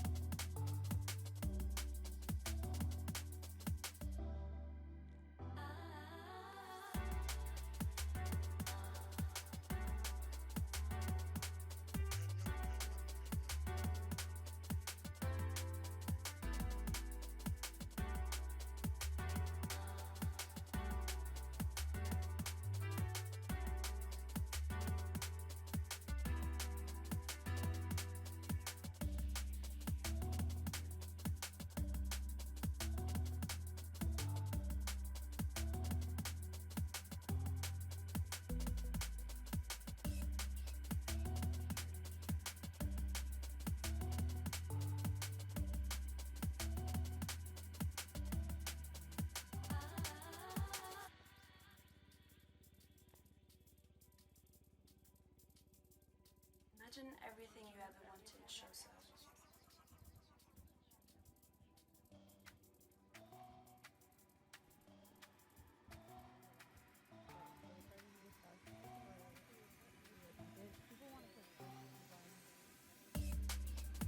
What a big golf. Okay, sorry, chat. I'm gonna be eating, so no face cam. Ruins the immersion. So I thought about I guess I'm thinking about Otto's involvement, right? Yes. It was I guess this Nino thing is throwing me off because honestly the Otto involvement makes more sense. Just because it's the penthouse, it works for the casino. Because the information that we have is that from Laura is that Sophia is the one that pulled the trigger on River. Who Otto's the husband. Yes. Mm-hmm. So it wouldn't be unlikely that by offing this guy he'd be protecting his wife, right? True. And proxy possibly his kid Jimmy. True, but again, like since it's his ex-girlfriend. Like as much as I hate to be saying this, it's an attempted murder charge. Most people don't give a fuck about that. Maybe they don't know that she's alive. True. Okay, fair enough. Maybe they think that River is dead. In fact, honestly, she was MIA for 3 days. Until honestly, Enzo if died. Tinker's still in contact with her, she should still be pretending to be dead. I think Tinker did say something to that effect. Problem is, we only found out she was alive ourselves because she tweeted out. Anyone know what happened to Enzo? Okay, never mind. But call me. Number in yellow pages. My point, I guess, is that Otto's involvement once again makes sense. No, I agree. His wife shot River, according to Laura, with multiple witnesses, and one of the witnesses, according to Enzo, you mean? No, Oh, according to Laura. Laura said that Sophia is the one that pulled the trigger. Okay. Now she said that her source, according to her, was a block that was in the tower. Now, I guess my question is, it was either Enzo or it was this wingman guy, Hunter Sky.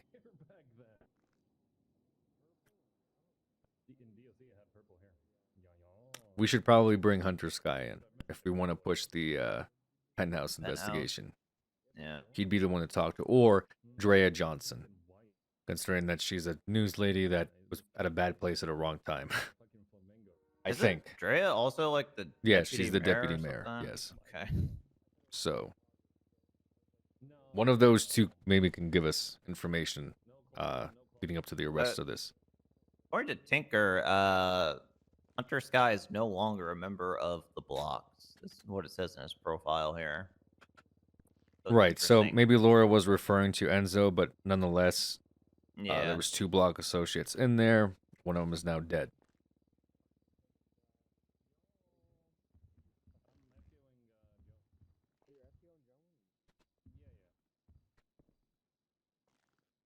So here's where I'm, I guess, drawing my parallel. And it's that if Otto's involvement is obvious, what is Nino's involvement? Let me see if they have any company overlap. I don't think they do, though. Yeah, Nino doesn't do anything for the casino. Impressive.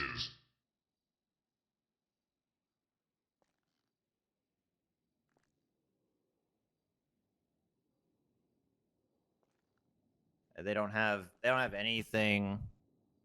They don't have any similar companies. In fact, at first glance, you might even kind of consider them rivals if you're just going off of financial companies. They both work for rival loan companies.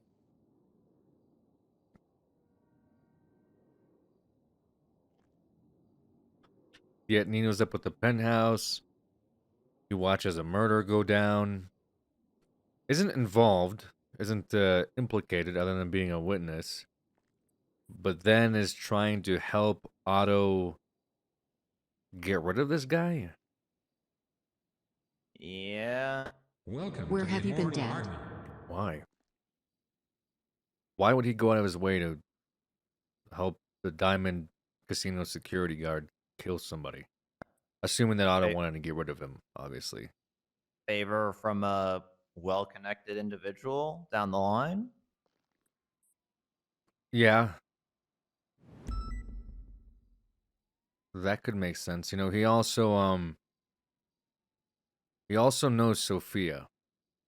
I think through proxy, obviously, but I see them tweeting at each other from time to time. Nino and Sophia? Mm-hmm. Let's see if they share any companies. Sophia does work as a temporary employee, whatever that means, for Pegasus. That Nino is what is his title at Pegasus? Whereas Nino is the on the board of directors for it. So it's the same company, but they're on complete opposite ends of the spectrum for it. I don't know if a board member would ever be interacting with a temp employee, but I don't know how the company operates. Well, she's at the penthouse, and he's at the penthouse, and she's shooting people in front of him. Yeah, I guess. How do you draw that parallel? Temp employee working for the big man? Maybe it's like, I mean, this is really fucking out there. I'm not going down this rabbit hole because that's a whole nother thing. But she could just be on the books for Pegasus as a way to get like money for him for I don't know, shooting people. But that's just like way out there. Okay, hit me. It's way out there because she has the drug connect. Do you know what I'm saying? Which is why I don't think she's as smart as Laura made her seem. You don't push drugs out on the street and sell it and then turn around and start shooting people at the fucking Do you mind not penthouse. speak with me? Unless you're back. kind of an idiot, to be quite frank. I mean, maybe they do things differently in Colombia. I guess. Which is even better for us because that just means that she might slip up further in the future here while we're doing this investigation. Yeah. But they're both in the same company. At least that ties them together that way. Sophia is around right now if you're wanting to try to pull her in, but I don't know with what, for the murder or for the distribution of cocaine. For the 'Cause that's- penthouse.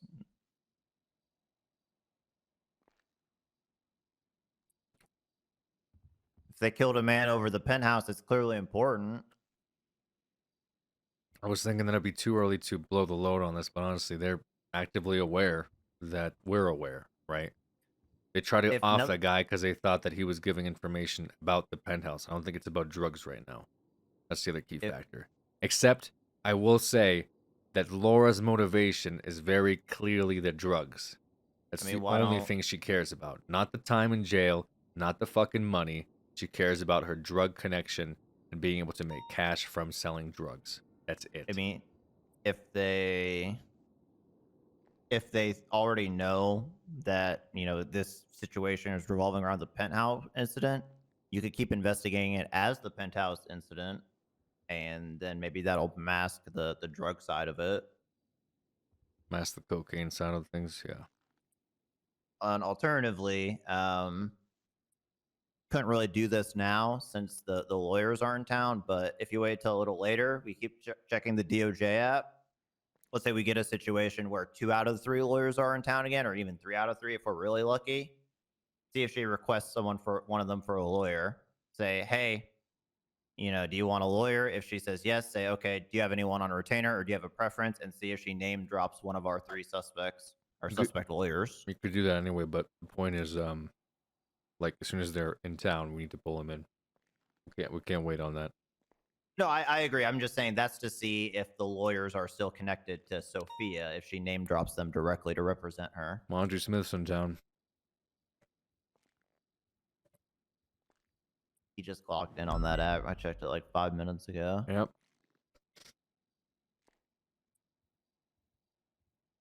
We have his picture. Do we want to see if we can get units to the courthouse?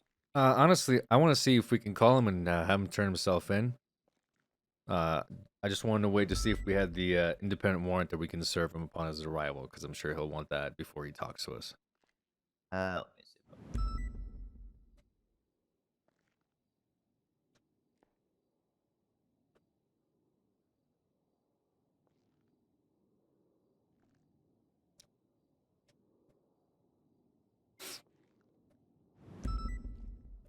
I was actually afraid that some of these guys might not be in town today.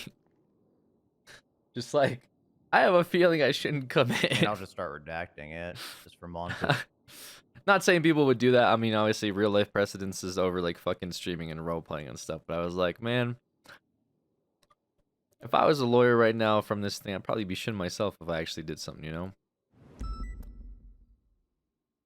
If that did happen and people are like, I'll go in anyway to facilitate the role play, I'll have a lot of respect. There's obviously no way I would know that.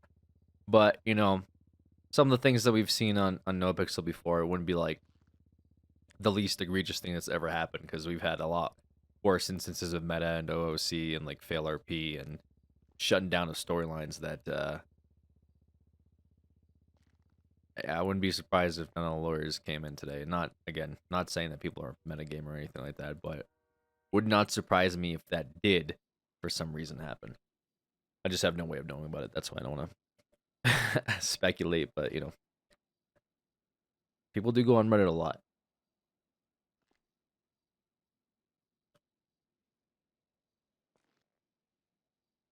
Everyone will be in town at Penta's first day back after this goes down. Wait, Jimmy's gonna be in town too. Ooh. Let me know if that looks right to you, Bob. It does to me. I'm checking it now.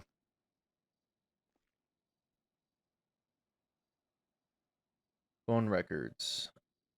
Text and call 7 p.m. EST. That would have been, yep, that would have been around the time, I think. That would, I mean, that's even prior. And then 3 a.m. EST, be 1 a.m. Do we know his time of death? Is it around 1 a.m. EST? 1 a.m. would have been when the weather cleared up, so his death would have been about a half hour after that, right? Right. This is for 3 a.m. EST. Yeah, to see if they did anything after, like. Oh, I see. Job is done type shit. We're in the meeting room right now. One of our targets, our main suspect, is actually in town now, so we might see if we can get him to come in. Yeah, we're in the briefing room, MCT briefing room. All right. Yeah, so that's just to cover like an hour-ish after the actual murder to see if he was like texting or calling about like, oh, they're meeting up, or oh, the job should be done type of stuff. Okay. I'm going to call him, have him turn himself in. I won't tell him what the warrant is for, obviously. Only issue is, you know, I'd be worried if he starts making calls. I mean, really, what could he do with that? You know, maybe it's better if we do get somebody down there just to pick him up so he doesn't like try anything. Let me see if I can get you into the courthouse. Thank you.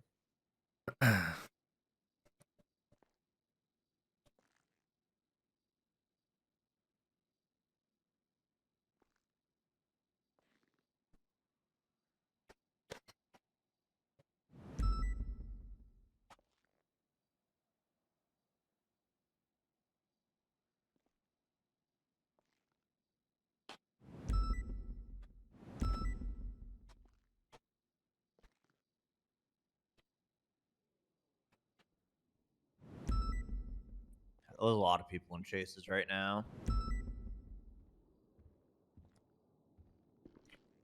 Well, I guess we could do it ourselves if there's people that are busy, right? Gotcha. What's going on? You want to just try to Hello, call him Sheriff. to see if he'll turn himself in? I'm just I need saying. to put in on makeup. No, we're just trying to bust some lawyers today. I got an. Oh yeah, I know. I got an idea for that. What do you mean?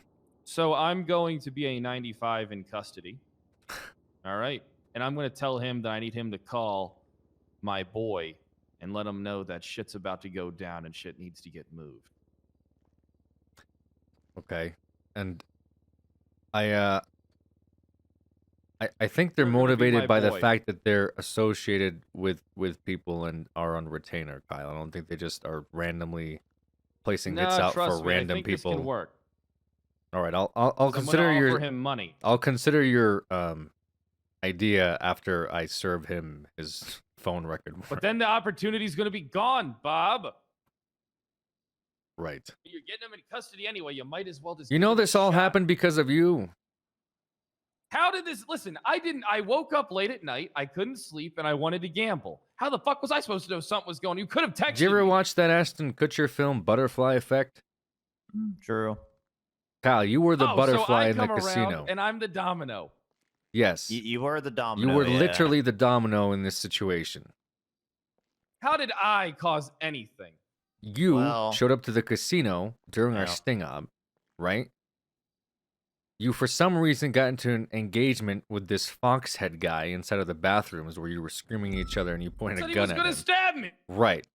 Due to that, Malton here witnessed it and was able to corroborate over the radio. So when the guy got out of the casino and started stabbing locals, because he was trying to stab you, according to him, we scooped him up due to our surveillance and due to the investigation into this cocaine trade. So because of you, that guy ended up in our custody and now dead.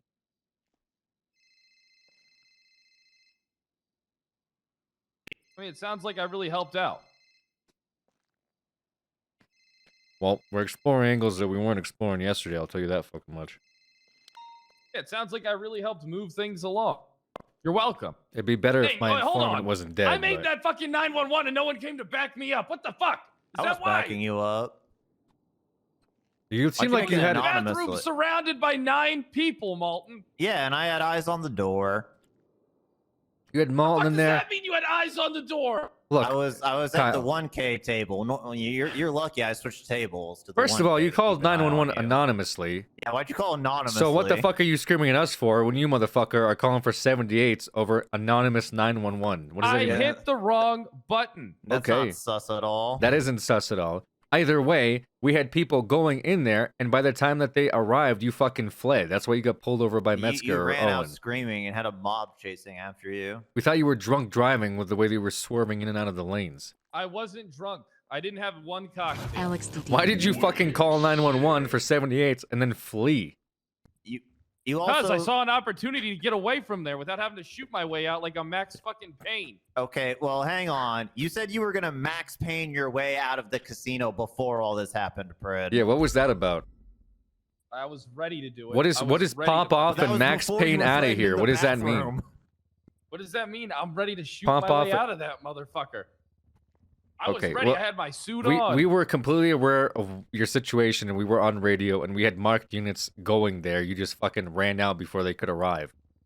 We weren't going to compromise I our got out, then investigation I- because you decided to fucking pick a fight with Foxman. I didn't have, no, listen. He wanted to, all right, look, here's what happened. He came up to me and he was like, hey, you're the guy that busted River. He's all drunk and shit. I'm at the table. I pull out my gun at the table because he pulled out a knife and I say, listen, motherfucker, I will kill you. I will kill you in front of everybody here. And then I drank my cocktail and then I drank You just another said you cocktail. didn't have a cocktail. I drank my Dasani Okay. and then my Fiji water. I will Look, pop look. off and Max Payne out of this casino. Is that what I said? That's what you said. Yeah, I quoted it in the text I sent to Bob. Is that what I Which said? I didn't know how When- to interpret because that's not a fucking you were saying I've at ever the heard table. before. You said, I'm keeping the gun on the table. I will pop off and Max Payne out of this casino. And then you went to the bathroom and they all followed you in there. And then you ran out screaming afterwards. Yeah, see, and I didn't have to pop off for Max Payne. Someone got hit with a bat. I saw that as an opportunity to run. I ran. Instead of shooting 7 people down like dogs, which I should have done. I mean, just imagine, it would have been a lot worse if I would have killed your CI or have killed your person of interest. That would have been worse. Yeah, It's actually, not you're like right. I That killed him. That would have been worse. Back mobile again. All right, so what's the operation going on? Right now, it's not really an operation. We got 3 lawyers that we got phone warrants for. We're trying to scoop them up today, check their phones to see if they broke attorney-client privilege and are accomplices 410 from dispatch. in murder. Bar complaint. Go ahead. On radio 7. Vale's bar 410, how complaint many from the officers you want us to fucking get you? shooting is still I just pending. need one that's available that can go down to the courthouse and look for a lawyer with a warrant. Copy. I could do that. I got an idea. I will get What's in the status? disguise. Bob, and my why are you name on will radio be 7? Gustav. Oh, I thought this was the free radio. Are you guys doing something on Enrique. here? Do you need? No, I'm just doing ranger shit. Do you need me to go down there? I can just patrol down there with my scout ranger and and we Alright, can do that scratch for you. that. Copy. My yeah. name will be I'm looking for a Elias Monty Maximus. Smith.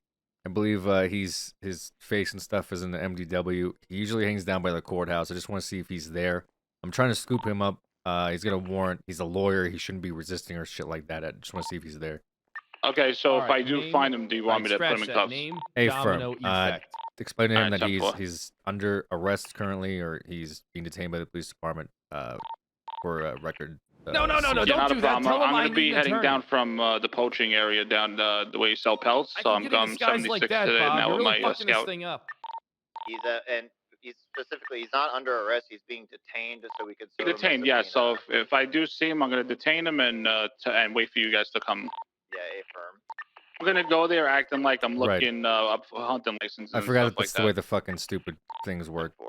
Where they're Yeah, 511's on it's channel not, 7. they're technically not an arrest, but Yeah, do you guys need additional? Negative. We got me and Scout can still Ranger take him soon to into be custody. Banks. We're going. Yeah, we down. can. My issue is okay. Take him into custody for a well, hold murder on. investigation. That's your ground. Well, hold on. The So lawyer. I've been down this road before, and when they're detained for something like this, we can't just like bring people down to the station if they're detained, right? Like I got pushback before when I detained somebody and tried to bring him in, but because I had to search them, the search was void, right? Yeah, you're not asking him to do something he wouldn't already do, such as Does that make answering sense? a What I'm call, saying? meeting a lawyer. Like he's detained to check his phone, but if we bring him down to the station, then we have the right to check his persons, which is technically a violation of his rights. No, you got RS to bring him in, Bob. He's wanted. He's Well, I don't have arrest. relation to a murder No, I don't have investigation. arrest to detain people and bring them down to the station. Oh, thank You you. literally, Thank you. if you The have best RS to get the trooper in fucking world, phone, you Copper. have Yes, I RS to will. get the fucking detainment and bring him down to the station. I don't know if, like I said, I had this battle before with a judge where I detained somebody and was going to bring him down to the station, and then they refused to go to the station, and the judges agreed with them that I didn't have the right to bring him down. He had to And go I'm in his telling he had you, to go in that's- his own will. I didn't have the right to bring That's him some down coyote forcefully. shit right there. And I'm telling you that all you say is that he's wanted in questioning in regards to a murder investigation. Bam. RS. Bam. Well, no, Serve that's warrant, your bam, RS. detainment. Your RS is to Are you still on this ask them to radio? come in. If they don't come in, then that's technically, obstruction. 10-9. Who are you looking for? Perfect. I was seeing if Copper was still on the radio. Yeah, you can bring this son of a bitch in. I'll 238. go grab him right now. Again, Yeah, I Copper, don't think have, I'm allowed to some just bring stuff him we in have to talk about later forcefully. About the store robberies. the I'll past go couple do it. days. Oh, okay. My problem is if Here, you do Doc. it. All right, My look. problem is if you Yeah, do we'll it link up after and we this. did it If I illegally catch this fucking and we find scumbag lawyer. information, they can overturn it in Alright, court due to how we give me a call or dealt 301, with it. I'm gonna get on main. Look, I Kyle, the don't wanna domino fuck this Fred up. Here. I got this, Bob. I won't fuck this up for No, you. I've been, don't- look, I don't. got the biggest drug bust, all right, ever yesterday. All right, I got murder investigations out If the he's ass, there, right? just I get explain to him results. he's detained. If he tries running or getting on his phone, obviously I'm your put boss. handcuffs on him. Yeah, 10-4. Yeah, and this is my operation, Fred. And I'm just trying to help you out. Well, You're right. are you I'm not gonna be? overstep on your Well, ops. I'm saying you're my boss. If you're overstepping me, I can't do anything I about want it. results, Bob. Bob, I want results. Do you even know what this is for? Caught a murderer last night. We're getting A results. murder. Yeah, a murderer. You want results for a murder in like less than 24 hours? You ever seen the first 48? Boss, how Bob? come you didn't help me with the fucking when I was applying for the search warrant? Why didn't you have my back when I got denied my original search warrants on the grounds that I didn't have enough evidence? Wait, who did that? DOJ, you have I the would you have have. backed you. Well, you didn't. And you're my boss. But I didn't know. How can I back you on something I don't fucking know, Bob? If you would have emailed me, I would have helped you out. I have to email. Colton I even have to knows email this. you. I would have helped you out. Jesus Christ! I have to email you for You you to gotta know what's email going me. on. I'm not in the city 24/7. This wasn't even in the city. This was by email because I had to apply for search warrants and shit. Mm-hmm. No, lump me into that motherfucker. CC me. I'll fucking talk to the judges. I don't take their shit. I mean, A they judge already. told me they were gonna put. I'm gonna tell you what happened the other day. A judge said, "That's it, Kyle. 50 months of contempt." And I said, "I'm not going to jail. You're funny." They didn't charge me because I told them nobody would send me into Ready In. Bingo. I don't take their shit. I tell them how it's gonna be. Send me to jail. I'll take them with me. I'll give them a reason to send me to jail, Bob. Right. But you got the murderer. That's good. But now you got to bust these corrupt attorneys. I hate these fucking attorneys. In the MDW. He kind of looks like a Russian. Yeah. Well, one of these lawyers decided to get this guy killed, essentially. Not the first time that's happened. Sure as shit won't be the last. No, it's not. But you know look. what the issue is? is that we get fucking penalized when we don't ask for these motherfuckers to come in and represent somebody. Literally, we had a court case that was dropped and moved to a docket because, according to the judge, she didn't feel like the officers tried hard enough to get a lawyer. Which, according to them, they did. It just so happened that one was chilling at the fucking DOJ hanging out when they arrived with the suspect. Wait, who said that? How long ago was that? That was like when I first originally got back and had to do command shit as a sergeant to deal with the whole bullshit situation. Who the fuck said that shit? I don't know. I think it was one of the female judges. I can't remember. Who the fuck are they to say? That was also that was also in the DOJ channel, which my boss could have backed me up in. All you do is you tell them, hey, all right, I called the attorneys. They didn't want any of them that were available. I tried my best. What the fuck do they want? Tell them to suck your dick, Bob. Well, the problem is Krog did tell her to suck his dick, and that's probably why she also, gave the executive order to release the suspect and then move the case to the docket. Otherwise, everyone would be held in contempt. We've been down that road before. It ends with the famous Tony DOJ boycott, where we don't do any bench trials or do any type of processing with lawyers. Boycotting. And then that usually ends in like 4 hours after they have a phone call. So instead of going down that road, we just complied. Yeah, we're not doing that. And I prevented Krog from putting contempt on himself for he was going to send somebody in against their will, essentially, without a bench trial and without a lawyer consultation. You realize this is exactly why the DOJ is getting replaced, right? Every single one of them is getting fucking replaced. I only think one of them will remain a judge, and I think that's Bailey. Because that guy actually has a brain. My issue. The rest of them, I don't know. These phone conversations, I have no other evidence. They wanted me to get more evidence on like which lawyer could have called. I literally have no other there's no way for me to get that evidence unless I check the phones to see which one of them called. Do you know what I'm saying? So they wanted me to like almost speculate is what it sounded like. And one of the judges was like speculating that the lawyer right now that we have a warrant for isn't involved. They kind of phrased it like, I don't think it's this guy. It just doesn't make sense because he was with you the whole time. Turns out that this guy made multiple phone calls to the murderer. So speculating is fucking bullshit, and so is using your weird intuition to write warrants for. Write the fucking blanket warrants. We all know that they were involved in some way. They all overheard the same conversation. I have 3 suspects. Bring them in, clear 2 of them, and then we can find the right guy. Why the fuck do I have to sit there and be like, well, who's this lawyer tied to? Who are his friends? Fuck all that. One of them leaked it. There's nobody else that would have done it. You know what I did, Kyle? I fucking checked the janitor's phone number yesterday.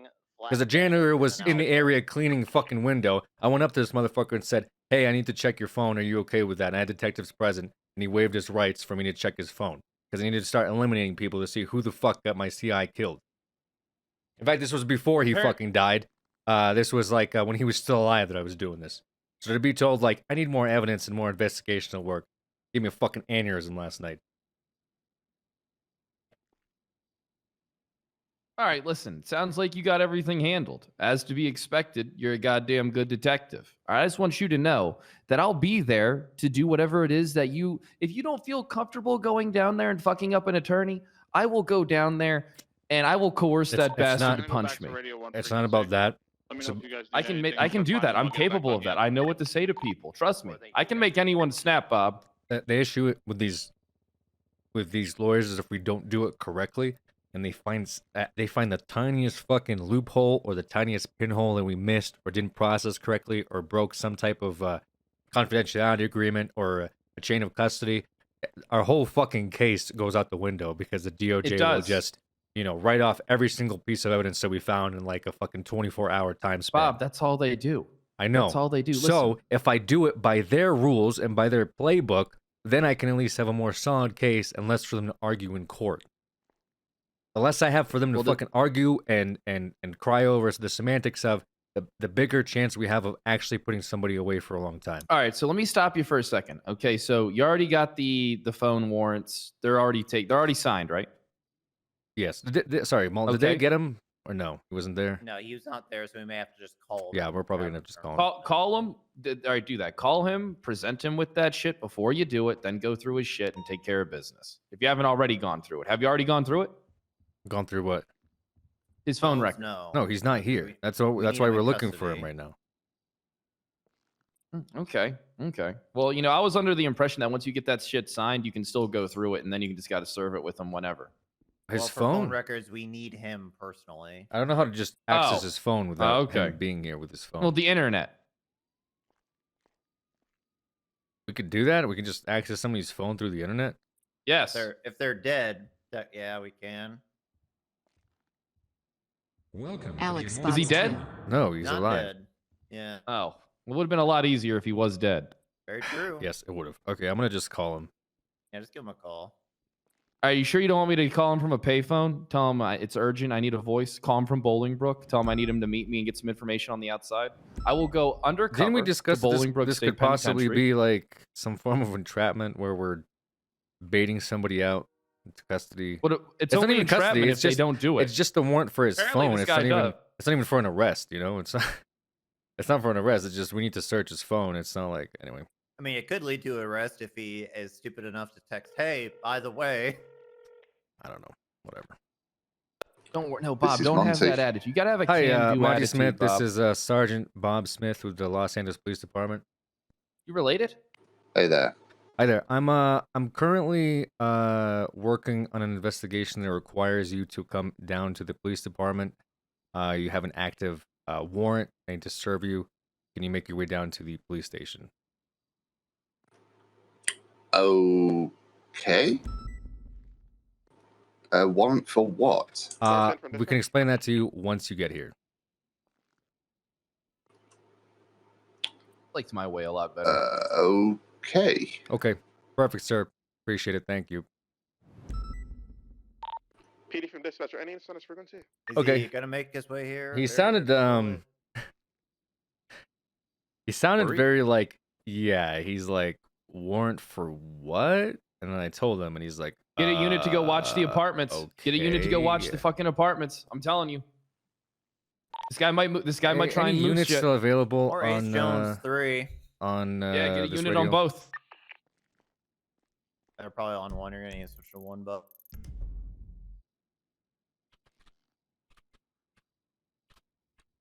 I'm telling you, get a unit there. Well, I guess we could go there, right?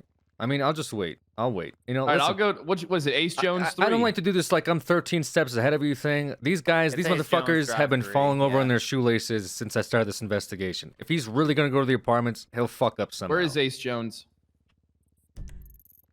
sounds like a Vinewood. It is Vinewood. Ace Jones Drive. Doesn't turn himself in, I'll give him one more call. If he still doesn't do it, I'll put a warrant out, and then we can actually arrest him. And then we can hold him here for an indefinite amount of time pending investigation. Which honestly is a lot worse than if I just go up there and check his phone right now. Who's 645? Anybody know? Ooh, is that a cadet? Kaminsky, he's good. All right, Radio Kaminsky. Tell him he's right down the road from him. Get him to go over to Ace Jones. Boss, why are you telling me to do all this stuff? Can't you do it? You're the sheriff. No, no, it's my This is job your- to get you to do it. It's my job to Look, when I did my own Wait, what? investigations, people made me do what do you want me to do? Everything for you, Well, Bob? you're Right here, telling bend over, you're I'm gonna telling wipe me your to ass. do. 645 from 409 direct. See, Malton's taking care of it. Perfect. This is why I'm in charge, because I tell other people what to do. I need you to reroute from your. Well, current thank you call for to Ace coming in Jones here and Drive providing 3, your please. input, Fred. Listen, you need me, Bob. Do I? I'm effective. I'm the let me know if domino. someone I feel like you was, just kind of come into situations and then there, immediately clearing out leave their house, after possibly you know driving a sand seeing can. whatever results you were looking for. You know, I don't No, think you oh, I actually. mean, I don't I'm think you trying to actively help you follow get up your on results. anything. I actively follow up on everything. Stand by. Mullen, did you get a hold of him? Kaminsky, yeah, I'm gonna send him on the way. But send whoever you are on the radio with the apartments. To the apartment? Vermont and Could I get you to their go down shit's to the flagged. apartments? We got a possible lawyer that might be on the run.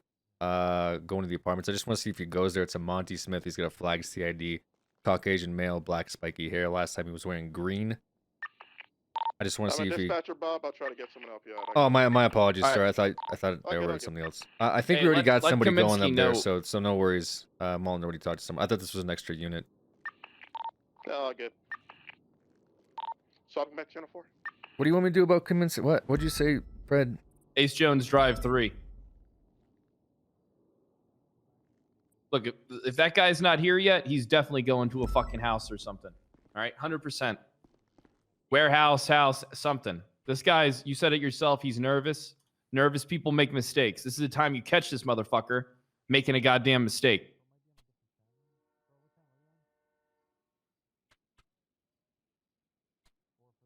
You gotta have urgency in this situation, Bob. I'm telling you. This is the time when you get something big.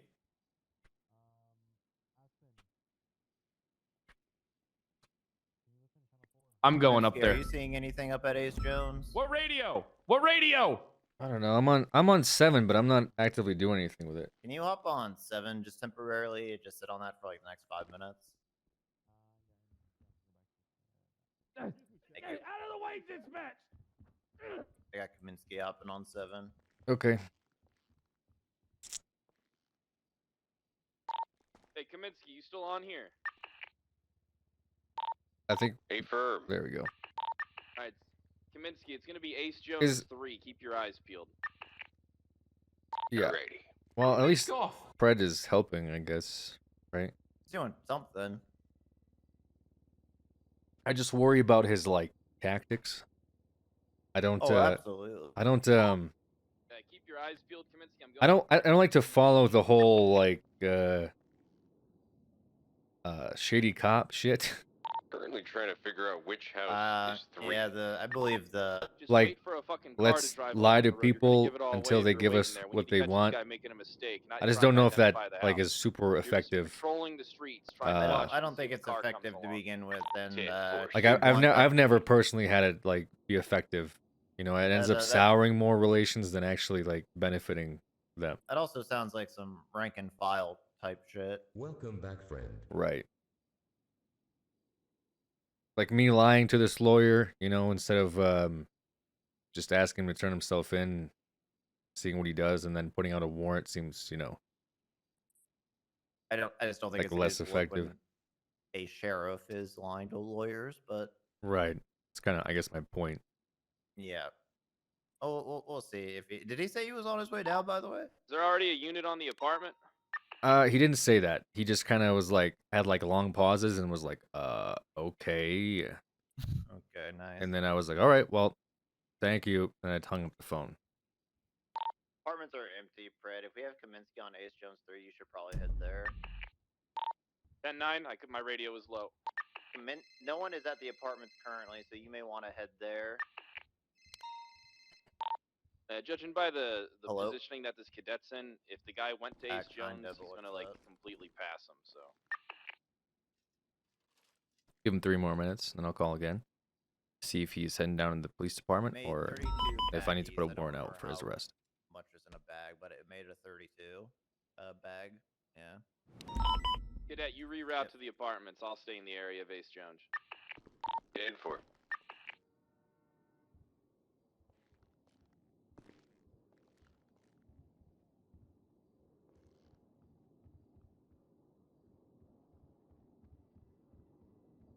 Welcome to the Immortal Army. You know, like some people are kind of like,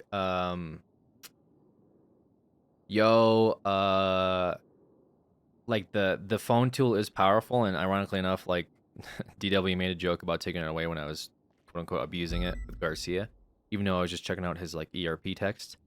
But it is powerful, but like you can avoid it by, I don't know, not texting illicit information and also not making phone calls to murderers. You know what I mean? Assuming he's willing to talk, are you going to try to question him about the law firm and why he wasn't a conflict in this one?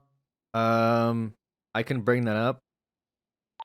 What vehicles does I Monty just- Smith drive? He has a Sand King, a flatbed, and an Alpha. His CID is flagged, so all of his vehicles should be flagged as well. Copy. Well, I'm just gonna ask him about his phone and ask him if there's anything on it that we should be aware of before we check it, and kind of just see what he says from there. But I'll bring up the fact that why didn't he recuse himself? Because I feel like not recusing yourself is something that needs to be brought up to the ethics committee anyway. Do we have a description on what this guy looks like? He has a picture in the MDW. White male, sunglasses, short hair. 10-4. I'm gonna give him 1 more minute. It's almost been 10. I'll call him again. We also need to see what he talked to Miss Gapes about. Yeah, well, yeah, that's obvious. Yeah. I'll probably pull up his records and texts, and then I'll just send them to you so you can look through them while I talk to him. I think because I'm not gonna have all the numbers that he dialed, obviously. So we need to like cross-verify who he called. You know. Yeah. Alternatively, if he is cooperating, he could send us a screenshot with his SIM card in it. Then we could actually see what he has them as contacts for, like what he's naming them. Mm-hmm. Same with the text messages. But text messages aren't as big a deal. Because I should have, I mean, do I have Laura's phone number in here?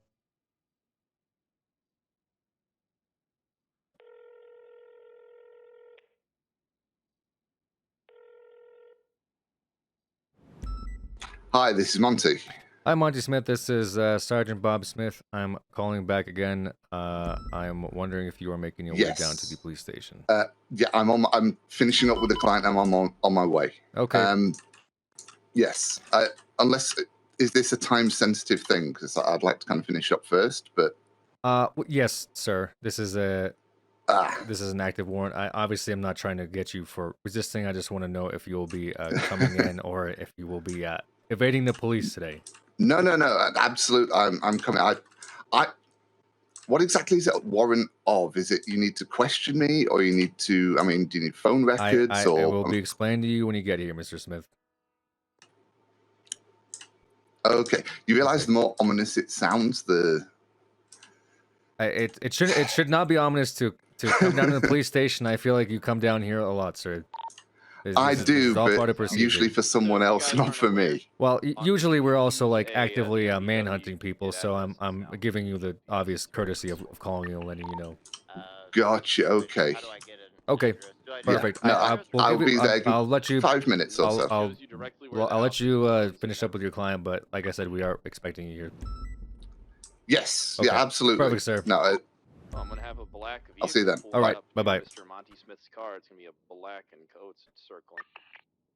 He says he's currently finished up with a client, and then he'll be making his way down to the police station. Obviously, unsure if that's legit or not. Yeah, he's a lawyer though. Oh, I see. It's just a tab now on our MDW. That is good info, Fred. Yeah, he said I'm making it sound obvious by saying he has a warrant and he needs to come down for questioning. Yeah. He sounded a little nervous. Just fine, I guess. I don't know what he have to be nervous about. Look, I mean, obviously we shouldn't be using it as a sign of guilt, but I guess it's another checkbox for his suspicion, right? Right, but it's weird because like normally sometimes I do tell people what the warrants are for. When they're being pulled over, I'll be like, you got a warrant for joyriding, or you get a warrant for shooting a cop. You know what I'm saying? Like because sometimes people will flee when they hear they have a warrant, so I try not to be like, hey, you got a. At 309, I might need additional. You got a warrant for jaywalking, and then they end up fucking getting into a shootout.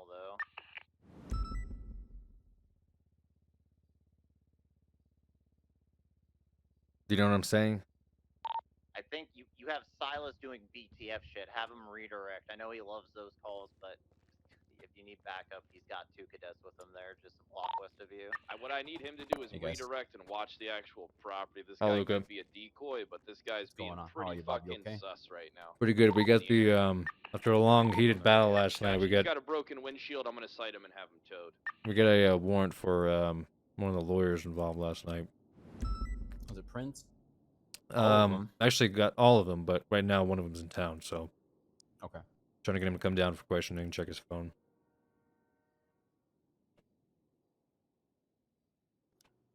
I gotta put my statement into this report right now. Make sure it looks good.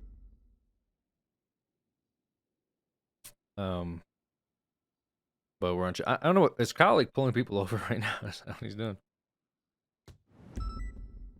Oh, are you guys on 7? He saw a suspicious vehicle kind of circling the Ace Jones property with a smashed out window, so he's pulling it over to get an ID on the driver. It could be like just burglary stuff, obviously, since it's pretty late, but since he's circling the house. Gotcha. Okay. I'm gonna be in my head for a quick minute, and then I'll assume this guy turns himself in. Gonna hold it down, Malton, real quick. Yeah, I'll hold it down. All right. So Malton, is this a, One second, phone chat. warrant, like a subpoena only, or is it Yeah, a search warrant as well? No, no, text and call logs, because Okay. that's, what we want. Which one is this that's around? Monty Smith, who is Okay. actually our prime suspect now, because one of the numbers that we couldn't identify from Laura last night belongs to Monty. Really? Monty or Laura called Monty twice while he was in interrogation. I'm assuming he just never picked up, like he disconnected the call. I need Silas or one of the units. I wonder why she was so adamant about telling us it was Prince then. Why she was like doubling down on that, even though she didn't really have a story of why it Bob was. thinks that could have been a red herring, right? Like, Yeah, that's what it sounds like now, huh? But it's weird because don't they work for the same law firm? Yeah, maybe she didn't know that though. Yeah, true. Maybe she was just trying to help Monty out and throw. Maybe she didn't like Prince. Who knows? It's already on that.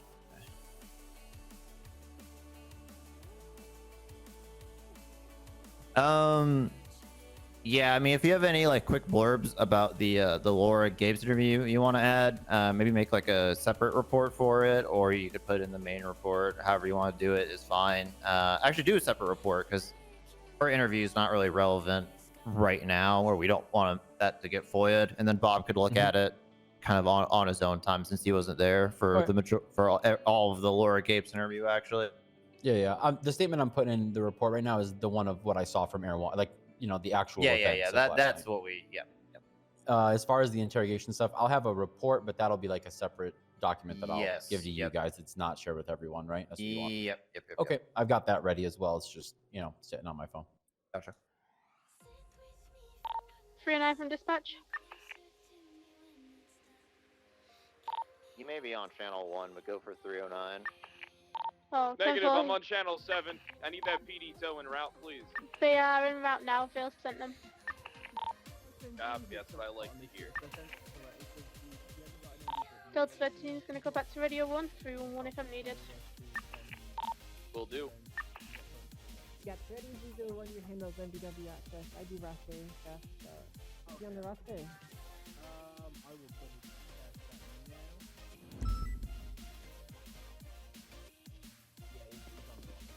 Yeah, cool. if it's Yeah, Shane, then I it's added Ready him will be the one who last takes care of MBW stuff. Okay, I'll pass over. Alright, thank you.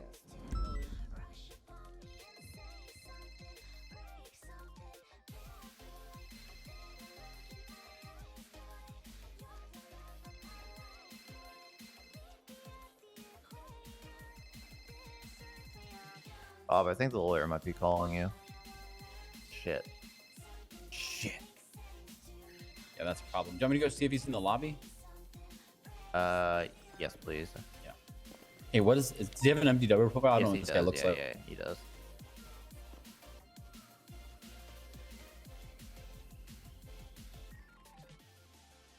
Oh, I do know what this. I know who this guy is. All right.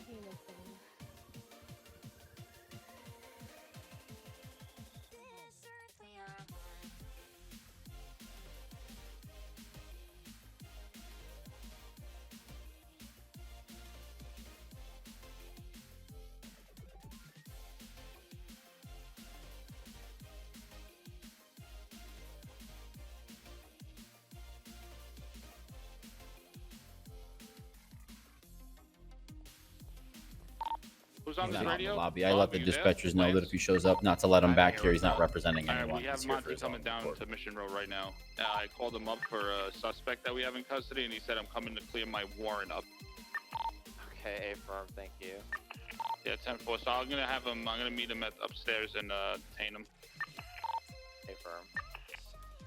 I did not hear any of that. What did he just say? I'm guessing. I guess Minio called and told me he's a suspect to represent. Whatever. But we'll get him detained and I guess bring him down to interrogation. I guess I'll if you could meet him in the lobby, because that's where Minio said he was gonna meet him, and I'll get Bob down to interrogation.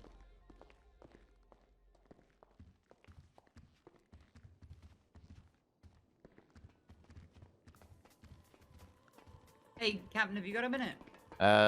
What is it? I was supposed to ask you a quick question about B&Es, but I know you're busy with some stuff. No, what's going on? Okay, say hypothetically speaking, I roll up to a B&E and there's there's only one fucking suspicious vehicle on the entire. Uh-huh. I don't want to interrupt your radio show, so it's much less important currently going to Alpha Street than that. 3, and it's now. Huh? Just. You mean Ace Jones 3? Yeah, Ace Jones 3. I need you guys to redirect Silas to hold this guy at this traffic stop, because I might be able to grab Monty for you. Okay, well, I'll see what I can do. Hey, all right, go on. So B&E call, only one suspicious vehicle on the entire street, parked immediately outside the door to a building. Do you think that's enough to breach? I need units over here immediately. You want me to break off If the it's like a apartment, busted sir? out window, then yeah, Okay. I'd say so. I do want you to break off from the apartments right now. I've seen every B&E I've gone through recently, there's a vehicle parked like immediately outside a fucking doorway, and I just sit there for fucking 20 minutes. Yeah, I The would. guy I would is talk probably to hiding inside, right? talk to Silas on that one. He's honestly like an expert, but yeah, I would say if it's the only suspicious vehicle and like the window is busted or like it's on or some kind of. I didn't get any indicator, messages. I'd say you're probably good in that case. I mean, you can check to see if there's blood on the door or anything like that. Yeah, it's Is kind there of a like phone a blood call? on the door absent situation, you know what I mean? Like, Yeah, I hear the you. only thing you've got to go off at all is that there's one vehicle parked, Hi, sorry, I did try to call you. I am on my way. I was just leaving Bolingbrook. I've gone and got changed, and I will be with you in 2 minutes. Okay, sounds good, sir. Thank you. Not a problem. Would this be about the client that ended up in the morgue last night? I unfortunately can't talk about it right now over the Okay. phone, sir. I assume one. All right, Gotcha. Okay, yeah. See you in 2 minutes. Bye. To Yeah. 311.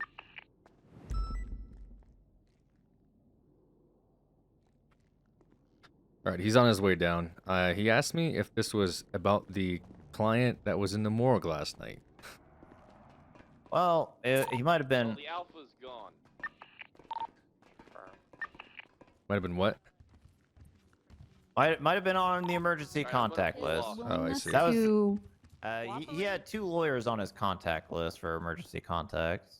Okay, well, I'm not gonna tell him about that right away. Obviously. Yeah. I guess he knows that that person's in the morgue, but yeah. Yeah.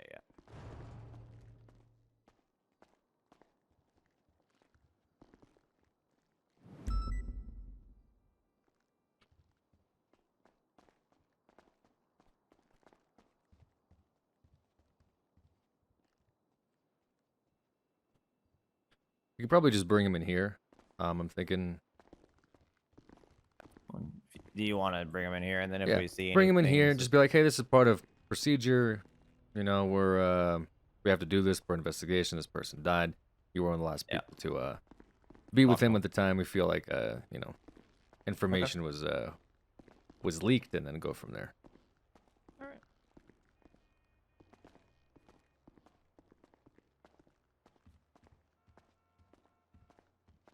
right. Be advised, we do have Mr. Smith turning himself in. Apparently, he's I think about 2 minutes out from the police station. 10-4, we're outside waiting for Mr. Smith. Copy. I'll be able to intercept him here, guys. I do appreciate you helping out. I believe he just parked his vehicle.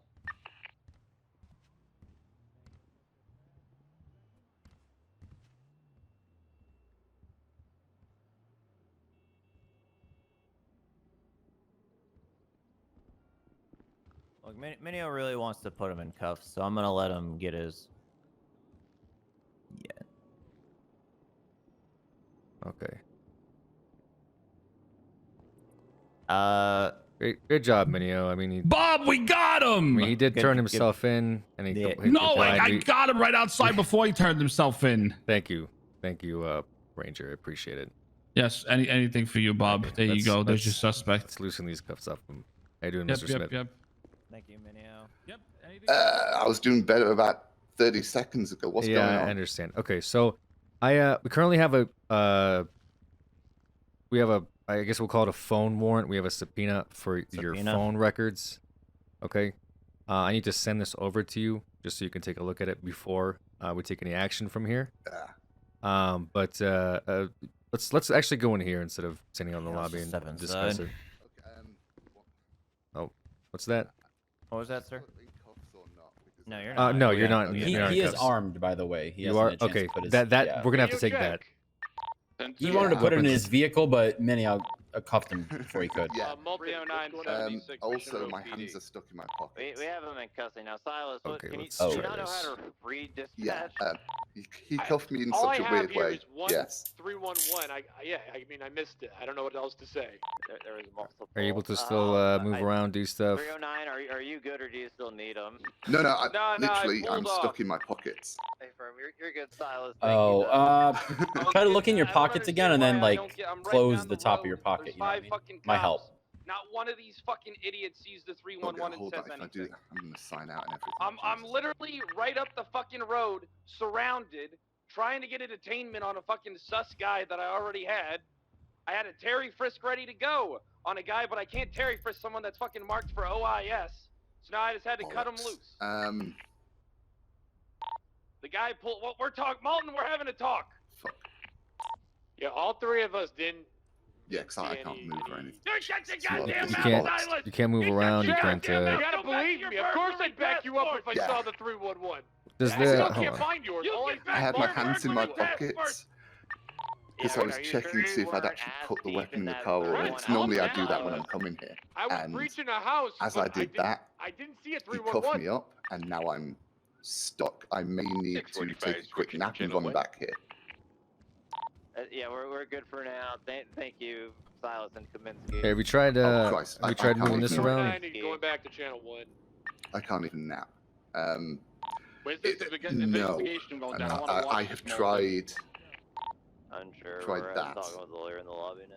Okay, well that's understandable, sir. If you need to take a nap and do this whenever you're back, that's totally get it. Yeah. I'm sorry that happened. That's actually that really fucking sucks. Actually, that he did that because he wasn't even supposed to really put you in cuffs. So Wait, here did we the are. cuffs scuff him? Yeah, the cuffs scuffed him because he was in his pockets at the time. Fuck. Yeah. Oh, I can't even voluntarily take a nap. I may need to. I mean, I could get the rec. Well, actually, let me try to recuff him. See if I know some tricks. Anything? Did you try to like fix your focus at all? Did you try to focus a little better?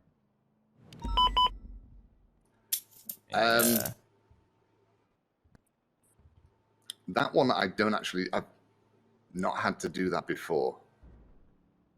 Well, yeah, try that one.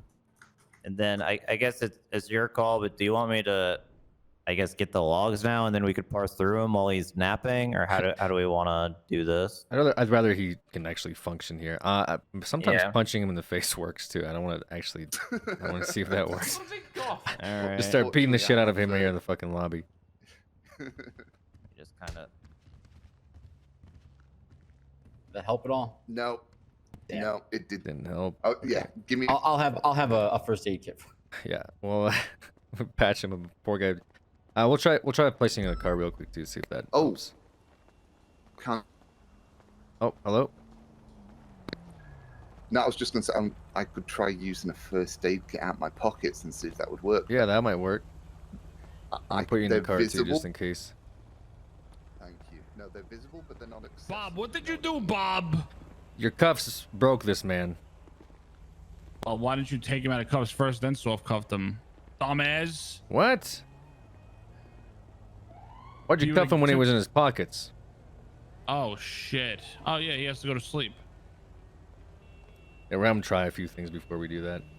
Did you try the phone? Did you try UI? Did you try NUI? Did you try all those good things? What are you saying right now? What are those words, Minio? Please. It's coding words. He tried UI, but not NUI. He tried to fix his focus too. Did you try Alt F4? That really works good. Yeah, I'm sure that works pretty good. Yeah, that's the best one.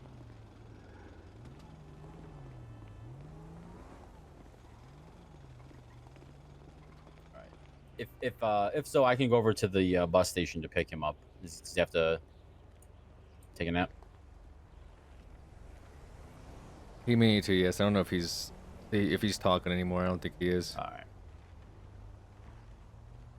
All right, so you may be even more fucked than you were like 30 seconds ago because I can't hear you anymore. So, it's best that we have you take a nap and then wake up at the police station, or sorry, the bus station, just 3-1.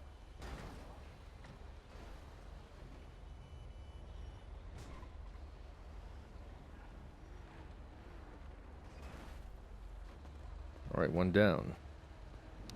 I get rid of 2 more lawyers.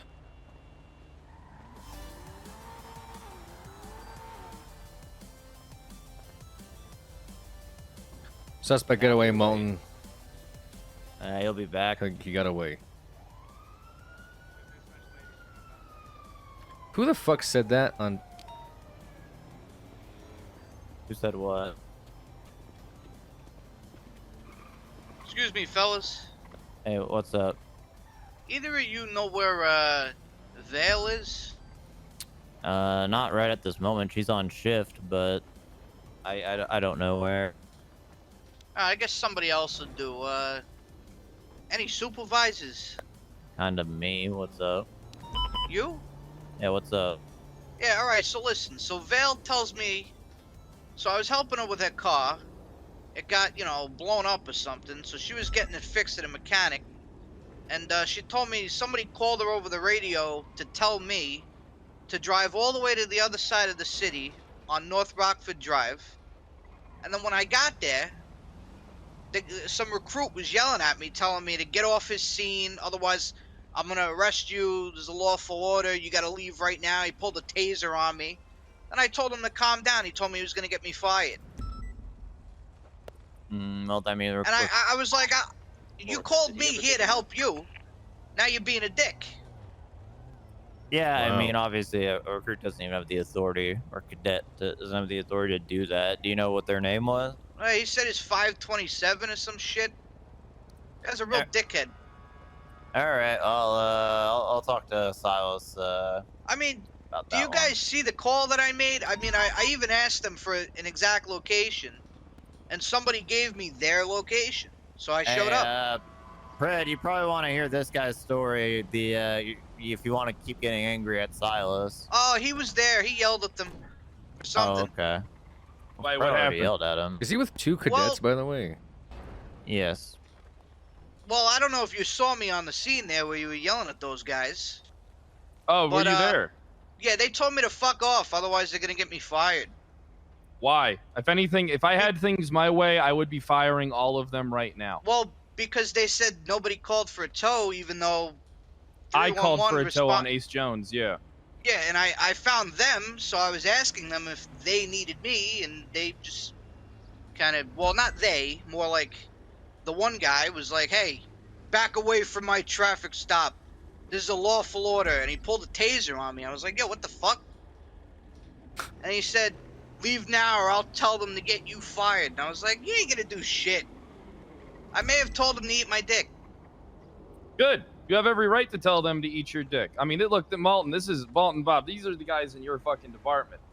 You know what I mean? Why can't you were there? You're literally High Command Sheriff Pred. You can't pull them in and strike them and remove his FTO cert? Why? If you truly feel like you can fire them, why can't you do that right now? I know what Bass is going to do. Okay. Bass is just going to overthrow me because he's mad at So me. is Bass High Command and you're just below him, hoping that he doesn't That's how overturn he your sees it, decisions? yeah. Jesus I mean, if Christ! he tried to Brad, grow a overturn, I'll fucking just beat his spine, head in. man. What do you mean? I have a spine. You don't have a It's fucking pointless. spine. You were Malton, there. This you're guy calling is me here spineless. corroborating what you said, and you're like, if only I could do something. Why are you a sheriff, man?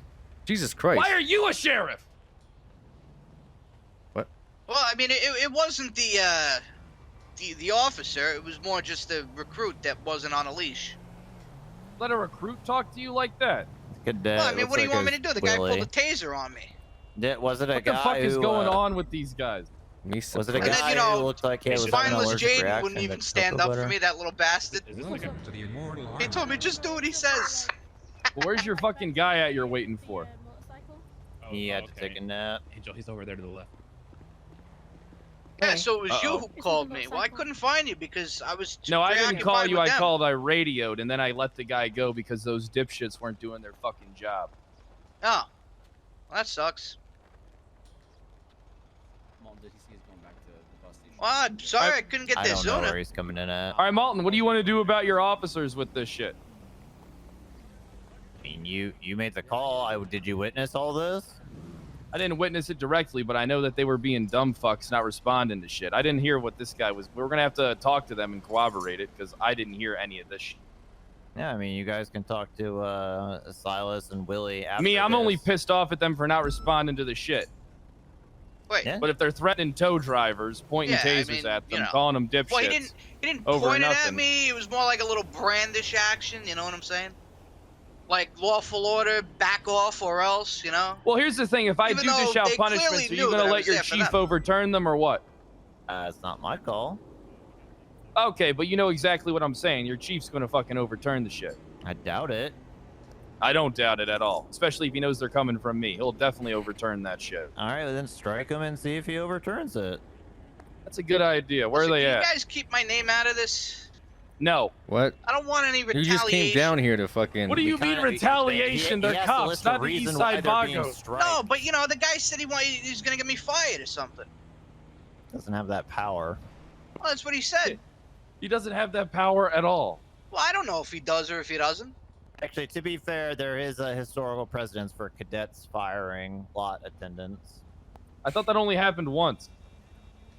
Historical precedence. That is- that is precedence. He's saying it it's did possible. only happen one time. But that's He's saying it's precedent, right? possible. Anything's possible. I mean, but is it precedence or did it just happen one time? See, I view it more as just like happening one time. I still don't get why you can't, like, he wasn't there, Kyle, is my point. Malton wasn't at the scene. You were. I wasn't at the scene either. I already told Jack he's in trouble, so you might as well just have the conversation with him. Okay, we can have conversations with them. They're already going to be getting in trouble for the shit that they pulled. I'm right here. What? There you Okay, go. perfect. Where's Silas? Was Jack on that scene? Hey, get Oh, everybody this here. is We need to Jack. talk All right, I about thought this you were shit. Silas, Jack. Because I'm not going to have another dipshit Also, unit. why are you wearing that? I was doing just paperwork. I wasn't out on patrol. Are you guys still need me here, or should I fuck we'll, off? we'll handle Ooh, it. Okay, so it's, Don't worry, it's you gotta not, look it's your not me bully in the trouble. eyes. I mean, I Uh, got no problem with that. You know, it's just I don't. You know, if the guy can fire me, I don't really want to be seen.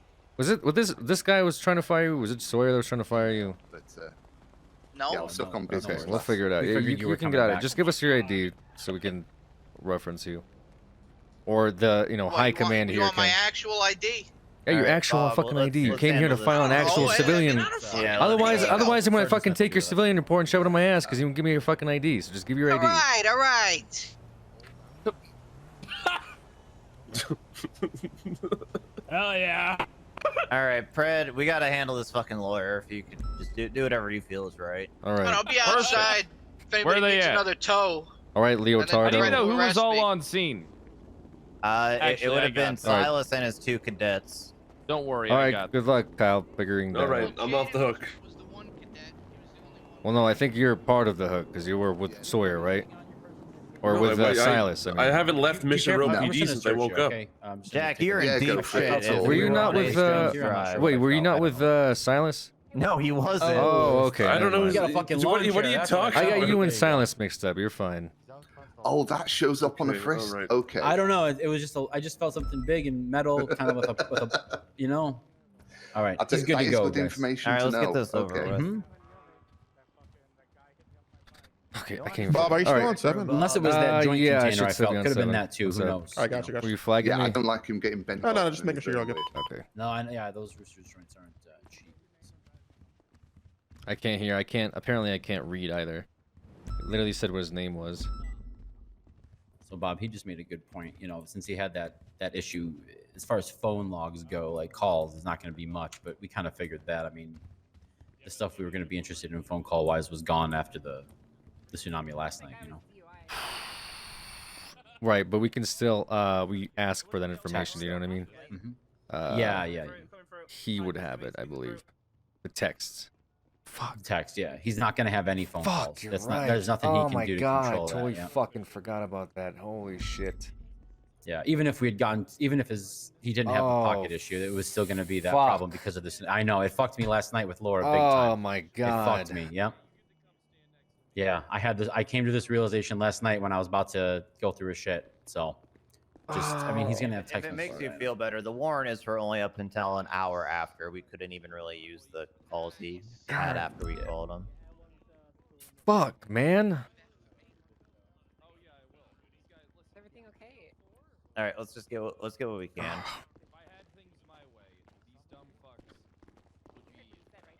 Okay. Do you have your email so I can send you over this this warrant? Indeed. Okay, perfect. Drop a card here. God fucking damn it, dude. I totally forgot about that. I don't know why. That like completely spaced my mind. Completely spaced my mind, man. Oh, man. Oh, God. Okay. Shit, dude. I mean, if you just want to read it off to me, I'm fairly certain I don't have anything to hide. I'm just curious as to what this is all about.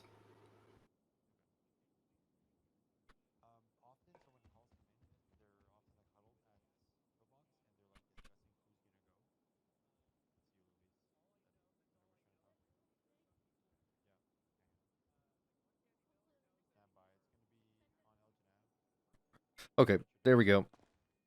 I should have sent that over to you. We're in the break room or whatever. Fuck it. This hell going on out there. Normally we wouldn't do this in the break room. Pretty standard. So this is about my client who got killed. Yeah.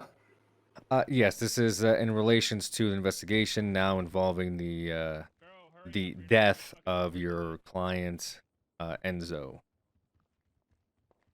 So we currently have a warrant out for everyone's involvement based on last night's information and foundings. We're currently going through the list of people that knew information regarding what he passed down to us last night, and obviously since you're his lawyer, we kind of have to go through your phone. Yeah, and, I mean, I can absolutely tell you what happened after I left the PD. Okay. Because I had missed calls from several people. So if you don't mind, sir, just so we're not like wasting time, I have to actually go through the records and start taking photographs. Yeah, so go do you for mind if I look through the records while you explain the story? Yeah, go for it. Yeah. Okay, I'm gonna have to cut you for this. Can I read you your rights too, real quick? I was about to say, can I Mirandize him real quick? I'm before he aware of talks? them. Yeah. I know you are, but I have to It's do it just for a formality. You have the right to remain silent. Anything you say or do can be used against you in the court of law. You have the right to an attorney, which is you, present, provided to you by the state if available at this time. What the fuck was the other part? Something about do you understand your rights as I've read them to you today? I think that was the last part. Yes. Okay, great. I think you know your rights. Indeed. Anyway, you've taken a look at the warrant. Obviously, it's signed off by Judge Lamar, I believe, but it's pretty standard. Like I said, we're serving this out left and right, trying to get to see who may have been involved with this particular situation, as we believe that information may have been leaked. But you yourself were just about to say your side of the story, what happened after you left Mission Row. Yeah, I mean, I called Odessa because she dropped me off and she wanted to know if I was okay and if I needed a ride. I also had a call from Nino Chavez, which I was very curious about. Okay, hold on. What was the first name that you just referenced? Odessa Pearson. She's the county clerk. Supreme county clerk. Okay. The second one. Okay. So, and what did she want? She wanted to know if I was okay and if I needed a ride. Why was she asking that? Because she had dropped me off. My car Oh, wasn't I see. here. Okay. So it's just somebody you were working with at the time. Yes. Okay. Yeah, actually, when we got the call for that rep, we'd been on the beach together. So I was dressed pretty much like this, in fact. Gotcha. So then you said Nino Chavez also called you? He did. He called me while I was in the cell rep. Oh, I see. And so I was extremely curious as to why. Okay. He came, picked me up, because at that point, with his name being mentioned, I wanted to know if he'd called me for that. He knew the details of it without me saying anything. Nino Chavez had already been aware of your client attorney confidentiality without you explaining it to him? Indeed. Okay. How? So I mean, I'm gonna have several questions about that. Oh yeah. Number one is like, I won't have any answers for you though, because right. Is there a reason you didn't come to the police department and testify to that beforehand?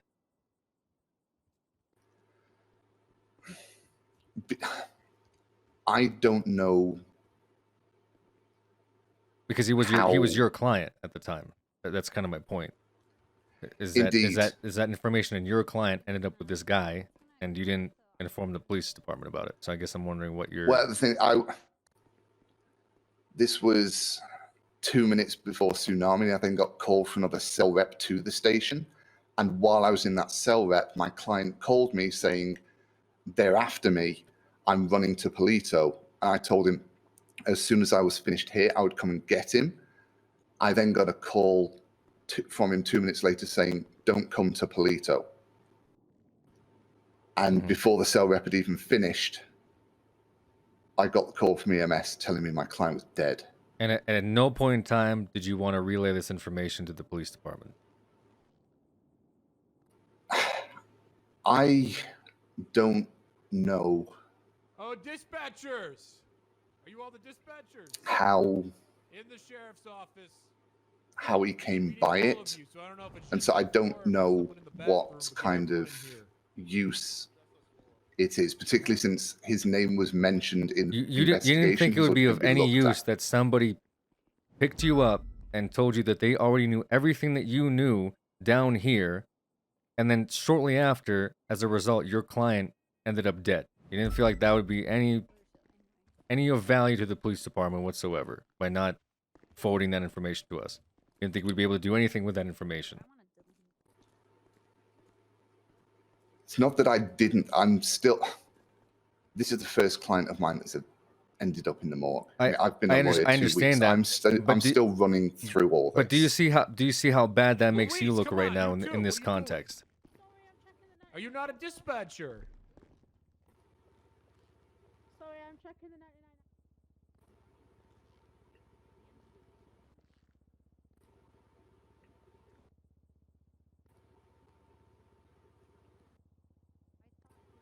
Yeah, I mean. Because if we had known that information, maybe we could have, prevented him from dying. Had we known that there was already somebody after him, by the time he got out of jail. What a big golf. Because now we're looking at a dead body here. And the problem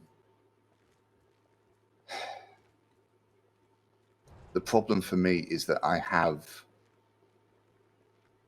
several conflicting avenues here, and so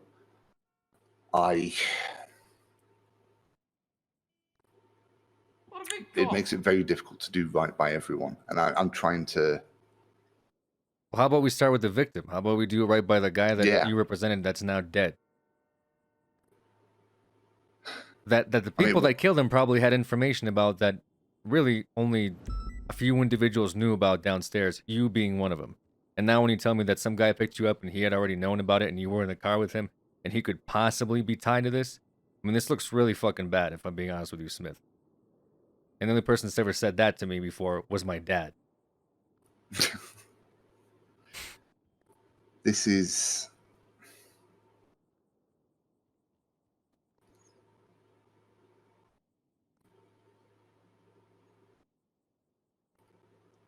I mean, I take it, you know, I wasn't the first lawyer in there, correct?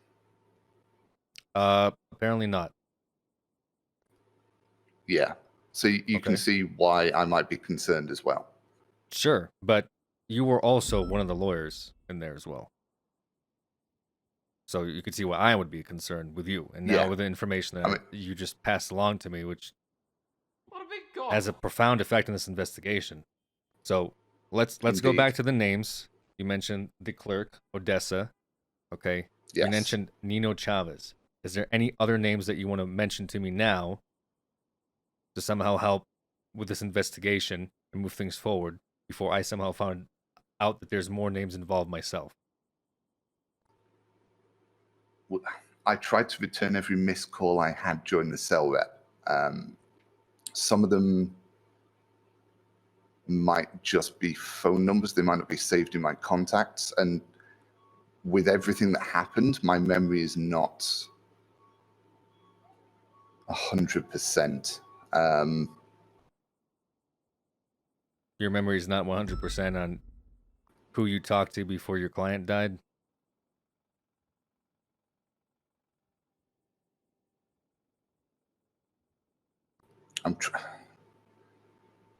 I mean, I figured that would be the, you know, the bulk of it. And because I mean, when you called me, I'd been in town maybe 5 minutes today. I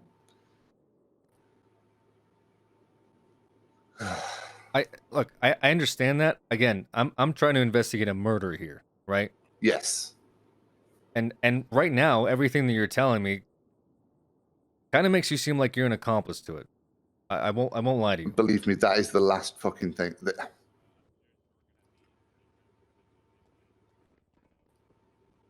No, I mean, I told nobody a thing.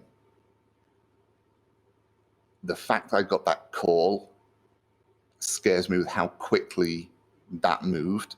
I mean, I even asked that all the, you know, the records of the conversations, everything was sealed for my client's protection before I left the room. Right. And it was. The only other people that this could have come from was the people that were going to represent him tonight. Obviously, you being one of them. So it was either you or another lawyer, but right now you're telling me that you knew about people looking for him and you were possibly in a car with them.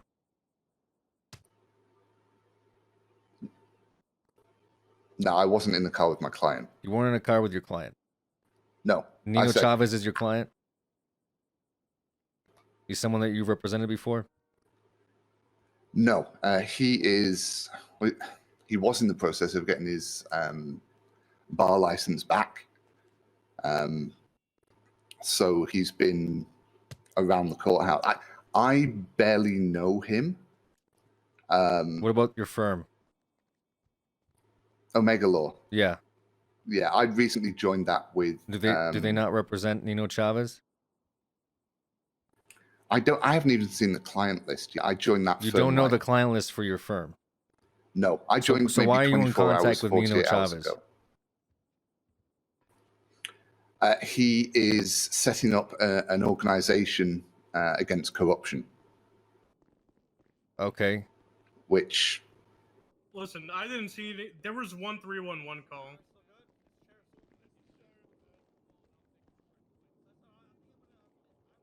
You can do this. I listen. I'm trying to be as like politically advantageous to you right now, being that you're a government employee, and having a debrief here in the break room instead of in the interrogation cell. So No, I'd really like for you to just work with me here, so I don't end up placing you in cuffs and in a cold room, and then I have to bring another lawyer in, and we see how that turned out last night. Yeah, I am well aware of this. I'm sure you are aware. My connections to Mr. Chavez are minimal, and so I mean the names that came out in that interrogation last night, the vast majority of which I did not recognize. One was I guess former deputy mayor, and the other is somebody who was seeking a reinstatement of his bar license. He So told me to eat his cock, so I want to arrest him. yeah, that is. Well, the sheriff. Like I said, I've been a lawyer for 2 weeks. I joined Omega Law 48 hours ago. Okay. I'm it kind trying of sounds to give me like you- he is a client under some capacity, be it with you or with the firm.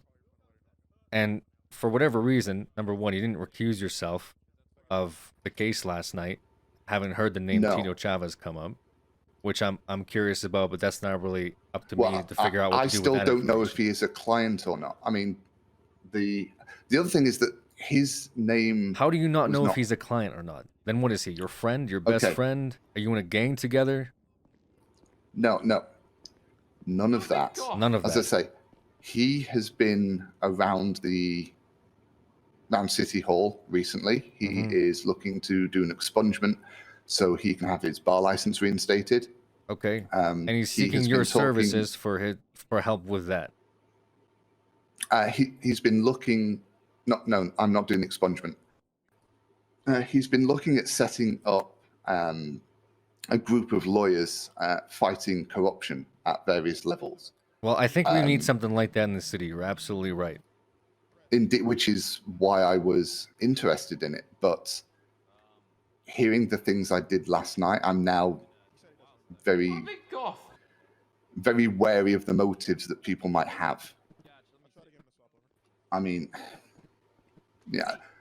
And again, when I was talking to Enzo privately, he did not tell me Mr. Chavez or Miss Drea. I mean, those came out in the interrogation. I was extremely shocked to hear them, but I didn't want to break his flow because I know it's kind of important to the investigation. So I was going to, I didn't have a good reason to stop. So right, but yeah, even as I say, if there's some story in there where you were almost done with interrogation, you heard her name, it's some guy you're working with, it's extremely suspicious that not only do you talk to him right afterwards, but you're actively texting with him too. It appears from these call logs that we're looking at, or these text logs. So I'm really trying to understand how anyone would look at this and probably put you in bed with, being an accomplice to murder at this point. Do you understand what I'm saying? I can understand that. Do you see how that parallel could be very quickly drawn between this guy leaves, this guy's name was brought up, then all of a sudden he's talking to him on the phone. This guy may be a client of his. There's some confidentiality bullshit involved, and then the guy ends up dead. And also the lawyer never went to the police about it, possibly to cover it up.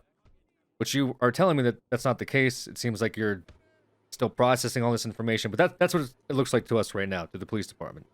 I can understand that. I mean,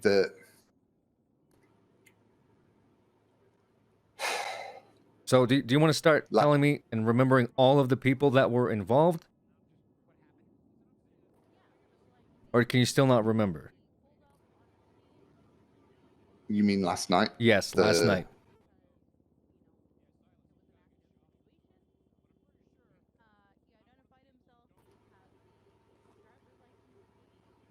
No, I'm probably going to need some help. I mean,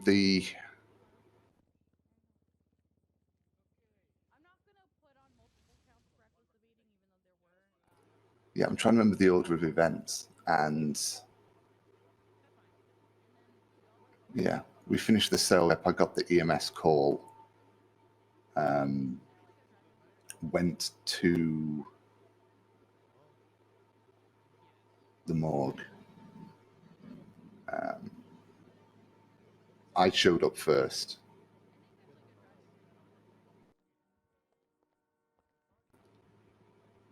Alan and Alfred showed up. I think Alfred had to give Alan a ride. And then he took off. I gave Alan a ride to the courthouse.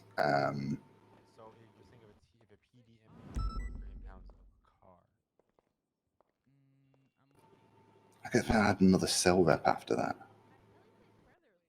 Okay. All right, Mr. Smith. Yeah. At this point, I'm gonna be placing cuffs on you, and we're gonna be going down to the interrogation area. I'm just Oh, confirming. just have as the I right get a number call. here. That's me. I'm just confirming we have the right number. Okay. Or are you on file? Rights have already been read to you. Obviously, you're aware of them. We're gonna be heading down an interrogation, and we'll continue this conversation there. I really wish that you work with me a little bit more. I don't know if you're misremembering stuff, but I am really trying. I'm having you an can jog extremely my hard memory, time but I'm- believing that you somehow had zero awareness of what took place last night, or that you're misremembering things. I could well be. I mean, At most, you're looking at an accomplice, if not accessory to first-degree murder. At least obstruction of justice, witness tampering. I'm sure you're perfectly aware of what the police are looking at here. I don't have to spell it out for you. I mean, yeah, I'm. I'll give you a minute to process. You seem to be still, I don't know, thinking about things. Yeah. So, Oh. I'll be taking your phone off of you. Officer. Yes. Can't see. Oh. Okay. That looks a bit better. Yeah. No, I'll be taking your cell phone. Obvious reasons we've had issues with cell phones and interrogation.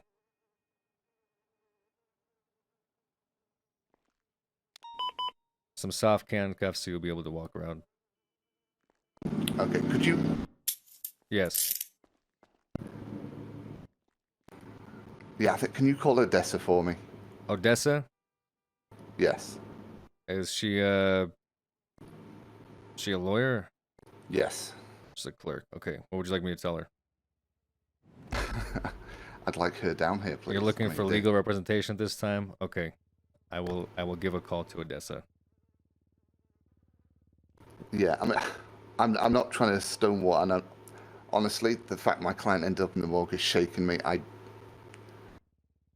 All right. Well, it's shaking me too. Believe that.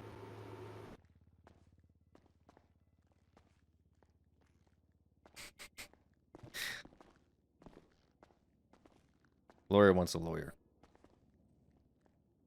Well, he should know what happens potentially, but yeah. I mean, you just see what I sent you. The text. Yeah, give me a messages. second. I want to see. Supreme County Clerk. Hi, Supreme County Clerk. This is Supreme Detective Bob Smith with the Los Angeles Police Department. Yes, how are you? I've been better. I have a client here that's looking for legal representation. Who's the client? Monty Smith. What are the charges? I can explain it to you when you get here. I don't really want to do it over the phone. I see here. He specifically asked for you, so that's why I'm making this call. All right. I'll be down there in a couple, sir. I'm up in Polito, so it'll be a bit, all right? Okay, I'll let him know. Thank you.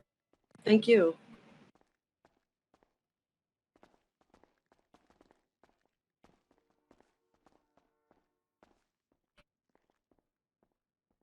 Luca, if you're on this channel, we're downstairs in interrogation. Copy. I'm running out to grab some food. I have a feeling. They're up in Polito. They'll be down here soon. Okay. If you need food or water, just scream or something. Yeah, I'd say. Let me see if. Yeah, I can't actually access my pockets, can I? Yeah, I know. It's if you need it, I'll take those cuffs off of you, and you'll be able to walk around. Okay. Yeah. A sandwich wouldn't hurt, you know. Okay, then I'll just do that now. I do have some. Yeah, thanks.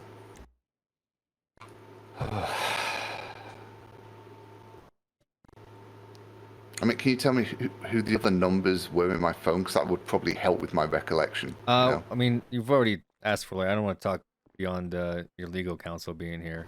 Well, sure. I mean, I won't say anything, but you can talk to me. Yeah, I understand that. So if you give me the information now and I can think on it, then I might have something for you want by me to the give you time the she arrives. You want me to give you the information so you can think about it? My issue right now is that you haven't given up what I feel like is everything so far. I feel like you're kind of holding out, or you're not. I don't know. No, you're not indulging. I don't know if you're trying to see what information I have, and it's stalling, and that's kind of where I feel like you're impeding my investigation. You know what I mean? I mean, I am trying to be in this city a completely honest lawyer, and it doesn't look like that right now, sir. Like with the evidence that we have and with the evidence that you presented, it does not look like that whatsoever. You know? No. And I didn't want to treat you as some guy that, you know, could be doing these things, but when you tell me you're on the phone with these people, when you tell me you need to come down to the police department, and now I have a dead body in Polito, you know, it makes me raise an eyebrow or two. Absolutely, and I understand that. I'm just trying to remember everything, and if you think there's a big chunk missing, then there may You need to tell well me be. if there's a big chunk missing, because I'm the one doing an investigation on your client that died. You're telling me that you got in a car with Nino, and he knew about what you guys talked about down here, and then all of a sudden, you know. I wasn't going to talk to him about this. He essentially told me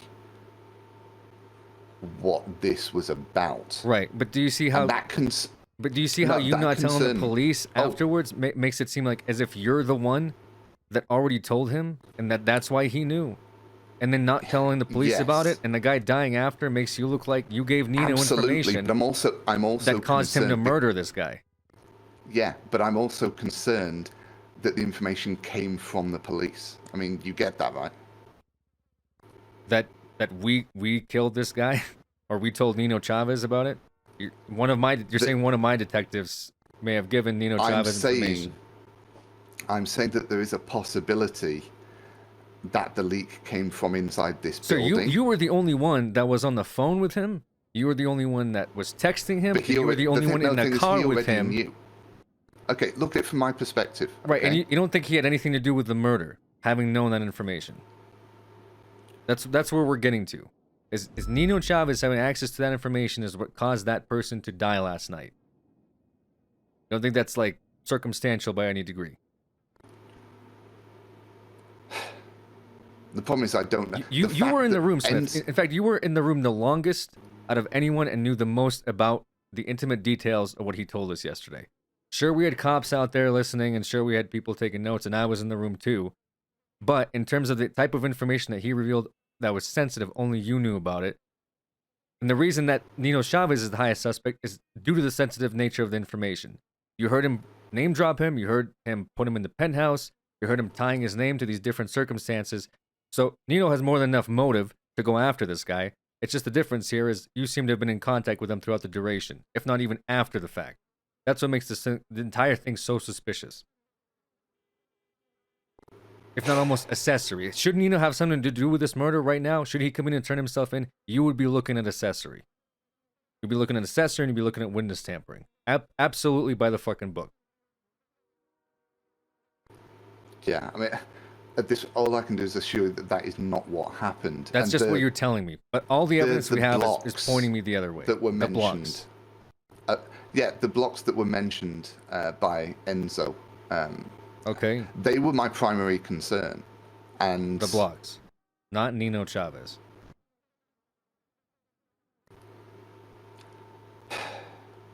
Again, from my perspective, up until this point, Nino had presented himself to me as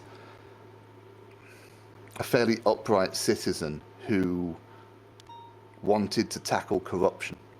And so, and again, I've been at City Hall, I've dealt with Drea, and to hear her name in this, We haven't even begun to talk to Drea about this whole thing. We barely get a foot started into this investigation, and now the main witness is fucking dead.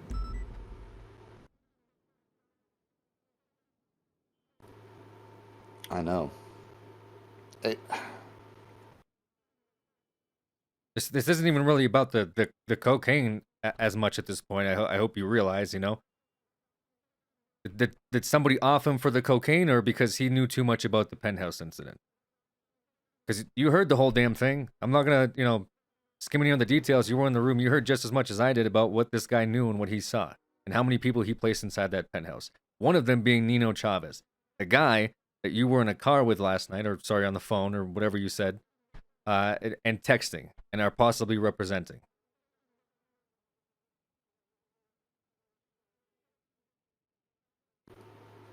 Yeah, see, my concern was with the weapon and the blocks, and the fact that he already knew.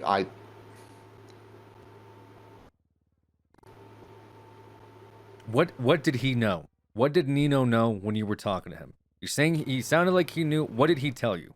He knew who my client was. Okay.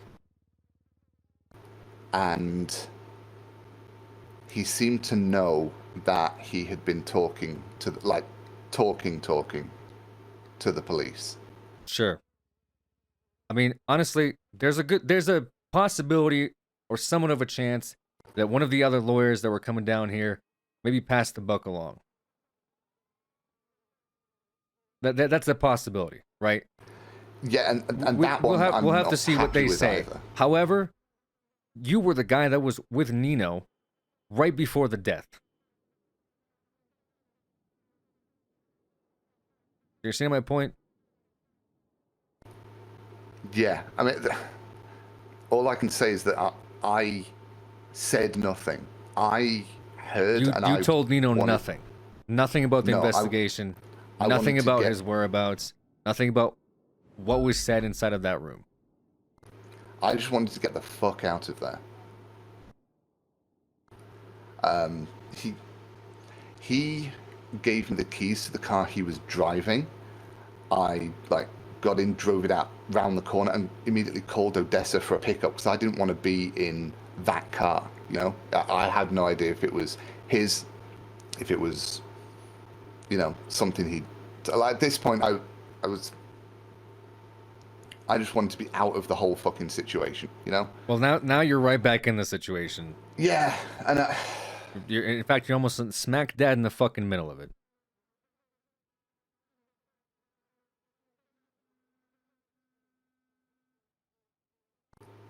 Yeah, and then I get another.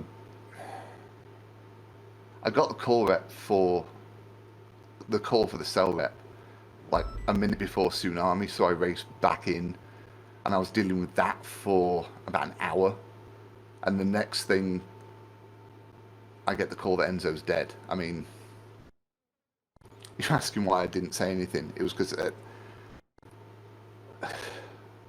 I got swept up in the next case, and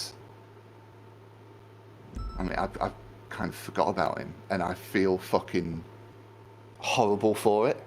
That almost sounds worse, honestly, Monty, if I'm being completely real with you. It's not even as if you turned yourself in. Hey, I might have information that might have led to my client dying.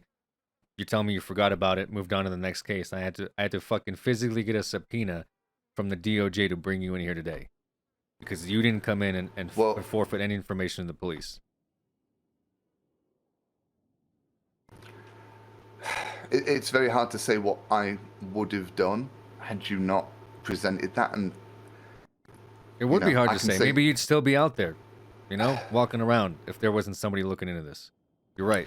But thing is, you know, when you called me, I had literally just signed in at City Hall for the day. Like I got and you said town. you said you were talking to a client up in wherever the hell you were. Yeah, because I had a message, so I sign in. Yeah. Go up, Let me go talk to somebody before I tell the police that I might know why my client died. I don't know why. I have suspicions, and I'm still dealing with them. I mean, I don't know if Nino's just very well connected and knows a lot about what goes on, or he has an active hand in that kind of thing. I don't know. I'm not certain I want to know. I want to fucking... I mean, I just want to distance myself from that. That's not the... I don't want to take clients who do that kind of thing. Like, I took the Victoria Vane case as my first case because this is a traumatized girl on death row for things that she shouldn't have done, but she didn't really understand what she was doing, you know? And I didn't think she deserved to die for that. That's the kind of case I take, and that's the kind of lawyer I am. I'm not... Monty, yeah, I'm not I that don't know kind of you well lawyer. enough to know what kind of lawyer you are. I just have, you know, the information I have within the last 24 hours. And I've already laid it out for you. You had a client, you gave out very sensitive information about multiple individuals, one of which was implicit in the possible attempted murder of a woman at the casino. Upon that information, you were in contact with that exact same eyewitness, and then your client ended up dead after the information was leaked through the police department onto the streets. And before going to the police department explaining yourself, you just kind of forgot about it. So that's the kind of guy that I have sitting in my room right now. No, I mean, the other thing is that the names that some of the names that came out with regards to the penthouse party, when I talked to him, he said they were more like, he made it sound to, at least to me, like it was a party gone wrong and they happened to be there. I mean, now... If that was the case, I mean, here's the fucking biggest kicker for me, Monty. And I've already I've been racking my head about this particular fact, and it's with Nino Chavez being there doesn't really mean jack shit. I mean, even having Enzo down here, placing him at the scene of the crime doesn't put a gun in his hand. Like, I was there, the party gone wrong, there was plenty of people there. Now, them not reporting it is a totally different situation, but it's not attempted murder. It's not an accomplice of murder or, you know, accomplice to assault and battery, or whatever the fucking charge ends up being at the end of the day. For whatever reason, though, he felt a particular interest into knowing why his name was dropped, and then within minutes of him finding out that information, this guy is dead. You know what I'm saying? This man did not have to die if it was by the hands of Nino and his well connections or whatever the case is. You knew that information. You knew all the information down here, and yet the guy still ended up dying. This could have been a, hey, you know what? That guy doesn't know shit. Hey, Nino, you know, nothing was really said. And the guy would still be alive right now. But instead, he's fucking dead. That's what I have. And that's what's racking my brain right now.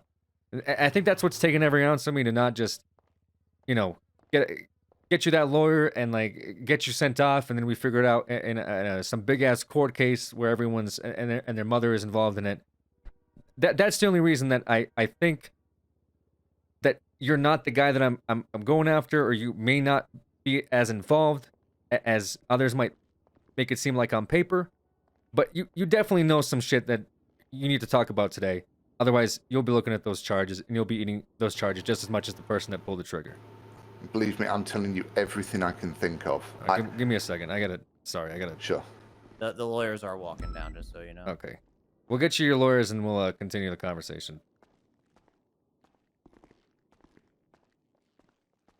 So he doesn't remember calling Laura at all? No, he hasn't said. I'm trying to get that out of him. I'm trying to see how before I drop that. That's why I didn't give him the name when he was asking for who. Can you pardon my brain? Yeah. I mean, he's probably gonna try to think of a lie. So That's what I'm saying. That's why I'm. Yeah. It's making it worse by him not giving up that name. I didn't know about Nino though. We needed that. So the Nino is actually good information because that implies that it was either Adam or Crane that told Nino, and then Nino probably just started cold calling lawyers in the app. Yeah.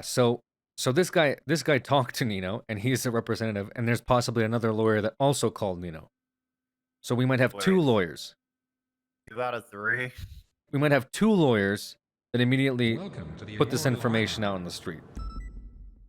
Oh. We were supposed to just get a subpoena for 1. I guess it's a good thing we have for all 3. I guess we'll see what he says about Laura. Did he say? I was kind of like listening a little bit, but he said he didn't talk to Nino about this much, right?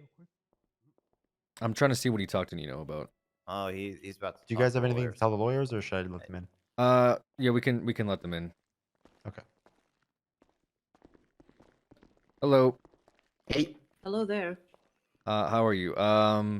Make it brief. Basically, your client here, I'm sure you're aware of who he is. Actually, you know what? Before we do that, did people take your cell phones already? Yep.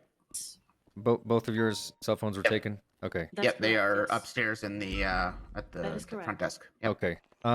Really quickly, your client here is looking at a possible accessory to attempted first murder of Snitch client deal that they with were bloodthirsty representing last gang night. owners in the They're red also cap. looking at felony obstruction of justice and witness tampering. I'm depending- gonna have to stop Go you ahead. there, Bobby. It's not attempted. Oh, excuse me. Sorry. Accessory to first-degree murder. There you go. Oh, pretty. Ooh, geez. Yeah, it's a little Serious bit of a situation. Yeah, a little bit of a difference. Yeah. Sorry, I Yeah. probably should have said something Yeah. about that. No worries. All good. All good. Yeah, really wanted to paint the context. As well as witness tampering and obstruction, felony obstruction of justice. So I'll let you. Go ahead. Witness tampering. Okay. So we're looking at held until trial charges. Is what you're saying? Two right? of them. Two of them. Two of them. Yeah. All right. Okay. You're the lead one here, Odessa. So you go for it. All right. Can you tell us what happened exactly? Sure. Basically, your client was representing someone last night who made a who possibly was looking to make a plea deal with the police department in exchange for information and a reduced sentence, all that mumbo jumbo. During that time frame, that information ended up being leaked to the people whose names he involved. Of course, your client would have heard all of those names. We believe that he may have been the leak himself. As it turns out, one of the names that were involved in this particular situation, he made phone calls to, as well as text messages, and claimed to have been with last night. That person is now also under investigation for murder of his client. So we believe that he passed off information to someone who put out a hit or did the hit themselves on the now murdered individual. And so you're saying that. Go ahead, Titus. I was just gonna say that I used to say I'm not surprised in the city anymore by what happens, but I am genuinely surprised that this is Right. wow. Yes. If this Wow. is the case. Anyway, okay, continue. Sorry. Right. I was going to ask, and you're saying you have he has passed off messages according to you. We know that he was seen with one of the people that was name dropped last night right away in a car. He claimed to it under Miranda that he was with this person. We have text messages that we subpoenaed that he was in contact with this person at some point. Like I said, besides him admitting it, he decided not to turn over any information to the police department the next day upon finding out that his client was dead after the information had been leaked. And we had to bring him into custody through this warrant.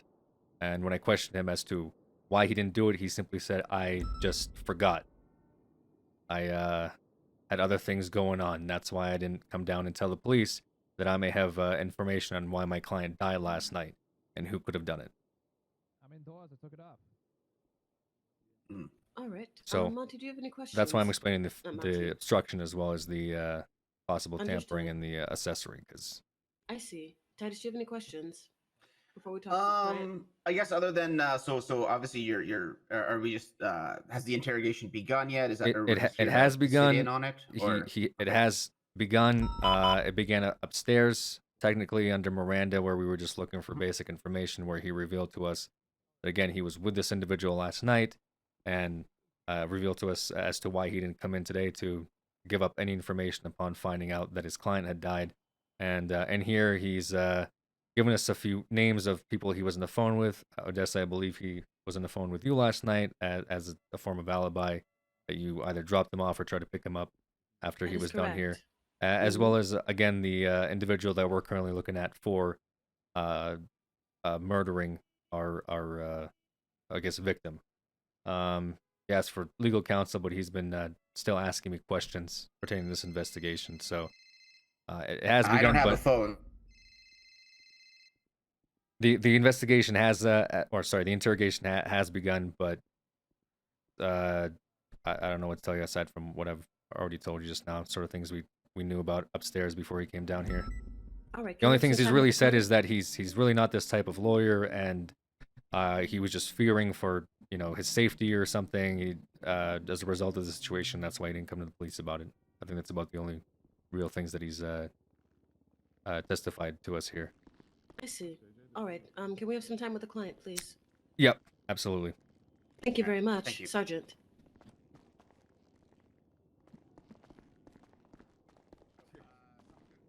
Someone's gonna have to let us in. Yeah. Oh, Luca, thank sorry you. about that. No problem. No problem. Yeah, so I mean, kind of like I told you and I told him. The only reason I don't think that this guy is our is our original leak, I'll call it, is due to the fact that if he had actually given Nino the information that he heard downstairs, I don't think Enzo would be dead right now. Hey Bob, you still on this radio? At 10-4. Oh, I see what you're saying. All good, just double checking. So, one of the first two lawyers might have given up, and he might have stupidly given up some information, but not Maybe. everything. I want to see what he gave up. I mean, if he gave up stuff, obviously that looks really fucking bad for him, and he might be going to jail today. But if he had told Nina, for example, hey, that guy was down there last night, he didn't say really shit other than you were there, I don't think Nino would have gone after this guy as hard as he did. And in terms of Laura, did she mention she mentioned Otto, right? She said, you correct me if I'm wrong, Luca, but didn't Laura say that Adam was on Otto's payroll? Or was it That's what she Nino's? implied to. Yeah, let me just look at my notes real quick. I bring up Otto and Nino just because Enzo had brought up those names originally. She said, so Laura stated in the interrogation last night that Adam Prince was the one who leaked information to Otto Delmar via a phone call. Let's see. Enzo called Hooker and told her that Otto had heard that he was in custody, is what Laura had said. And Laura also said that she has business with Otto Delmar, and when asked what type of business, he is always throwing money at her to take Sophia away, like to distract her or get her away from the casino at times. Gotcha. Okay. That's all the statements she made in regards to Otto. Right. So did she implicate Nino in putting out a hit? No, Not we didn't. that I do anything recall. with her. Yeah. Nino, no. She just, why did she do it then? Who told her anything about it? Well, that's why I said that the main link we now have is that call that Monty is seemingly forgetting about. Yeah, well, yeah. I'm still holding on to that, as you can tell. Yes. I don't want to give that up until he either cooperates with us, and if he doesn't, then I'll hit him with it. I'll hit him with it. I don't like assumptions, but I mean, we do have a pretty straight line A to B path. If she's got a bunch of phone calls from Monty and he's being the one looked at. Right. No, he's looking at eating the charge at this point. Yeah. You know, Yeah, despite whatever it he may says. just I mean, be exactly what we're looking at. You know. Yeah. Well, I want to believe him. Like I said, if he. We also, if but it's not from possible- anything he's saying. It's from the fact that the guy didn't give anything that would incriminate Nino at the time. You know what I mean? Yeah, we also need to because we didn't notice at the time, but we need to re-interview Laura about what she says the conversation was about. Because you have to keep in mind, Laura didn't mention calling Monty either. I don't think during that whole interview. Mm-hmm. No, she doubled down on Adam Prince. I actually We can pushed her a little bit on we can lie about that. Oh yeah, of course. Well, I'm just saying we'll tell him that, you know, if we drop it, which we probably will, considering this guy can't remember this very specific phone call. I mean, we could say that's how we honed in on him, as Laura told us. Mm-hmm. The only issue I have with that is reprehensible as she is, we don't want to get her fucking killed either. You know. Well, we just say we searched Laura's phone, found his number. Like, There you go. Yeah, that works. She gave some context as to well. Sure, I guess. But mean, you know, I mean, as far as me feeling, you know, some sympathy for a now murderer, after last night, I can't say I have a whole lot. No, it's more. I just want people to work with us in the future. You know what I mean? I don't want people like, wow, everyone they talk to dies. Right, which has already happened, and not even through a fault of our own. It's through the fucking lawyer system that we have here. The incredible judicial system where we need to give them a Highly lawyer vetted. that may or may not pass off information to get them killed. High standards. You clearly can't be a criminal and be a lawyer. Right? I don't know if you ever heard what we heard, but it wasn't just one lawyer that talked to Nino. Apparently, there's another lawyer that talked to Otto. Yeah. So, Yep. icing on the cake would be as if, you know, Crane also said something to somebody along the way. But honestly, this phone subpoena thing kind of, goddamn, blows the fucking. These two guys, I'm not so surprised about since they're in the same firm. Listen, you he know? called That just them. sounds like Okay, some it's on. fucking If crooked he shit, so. if he ends up with a body bag tonight, that's on him. Because we didn't. Yeah. Oh, I yeah. explained it. He has the full context of what happens when you call lawyers down here. So I can only do so much. Plus, he's That's a the real fucking lawyer secret. himself. Fucking lawyers are just marking everyone for death down here. What the hell is going on? I Like, guess. seriously, I what mean, the I guess fuck is if you're happening? hired by somebody and you have to represent someone, you know, there's a good chance that, you know, that person may end up in a body bag if they talk to the police department. I mean, how are we supposed to vet lawyers to make sure that they're not just criminal moles, you know? Like, how do we even, I don't want to assume the worst of all these people, but we have to work with them, you know? I don't know. It's fucked. Yeah, I have no fucking idea. I don't know what to do What about if we these just lawyers. assume the worst? Yeah, maybe if we have people down here and they're looking to make a plea, just tell them that, you know, we have a bad history of fucking lawyers being tied to every single criminal that they're about to snitch on. So if they want to get out of here alive, you know. I mean, at that point, though, they'll probably be like, oh, well, then never mind. I guess I won't do the plea. I guess, and then we won't have somebody dead with a fucking bullet in their head, which might be the savior here, you know. All right, I got an idea. Instead of name pending, let's just change it to the CIA. I mean, we're talking about having a black site. Everyone we question, we have to do it in secrecy with like a bag over their head, or else they're gonna get killed. We should try to push for black site interrogations. And if this thing is as big as we think it is, if lawyers are all leaking this information, we if might 2 have out of precedence 3 to have justification to do that. I'm being fucking honest. I know it's violating 2/3 people's of rights. a random sampling of lawyers leak information. Yeah, just the name pending department's allowed to bring people to black sites for their own safety and, you know, safety of those around them. I agree with that. I feel like that's the only way to fucking combat this. Because it's one thing we could say that's one bad apple. Good take call. Oh, nice. We now have 2 in the same night. Yeah. And the worst part about Yeah, this, we need a Luca, safe house or something. You're right. you know what I told Malton upstairs is that that Monty guy that's in there right now. When I was talking to Enzo after Crane left, yeah, he said Enzo told me, he said, you know what, I don't think I'm gonna need a lawyer. I think I can represent myself. And I told, you know what I told him? I said Enzo, I'm gonna get you a lawyer. That's the way that our system works. You should have the right to legal counsel. So I'm going to get you a lawyer. And it was this guy. And it was this guy. That lawyer in there is the one that I pushed for Enzo to represent him last night. Yeah. And now Enzo's it's like fucking dead. It's like calling an ambulance and the guy that shows up stabs the guy you're trying to help. I mean, it's on the same level. It's even worse than sick. that. It's like the guy saying, hey, you know what, I can walk home, and then I call an ambulance anyway and say, no, you need medical treatment, and then he gets stabbed by the EMS worker. Yeah. I mean, Bob, the thing is, I might as well have put the hit out on that guy my fucking self last night. No, and I was about to say that. You're gonna put this on yourself. I can tell you were putting it on yourself last night. There's no way. We have to work with these people. And honestly, I've never heard of a lawyer doing something like this before. And you've worked PD a lot longer than I have, and you were the chief. I mean, did you ever hear a lawyer doing something just this blatantly fucking wrong and just getting someone murdered? That has been the word on the street.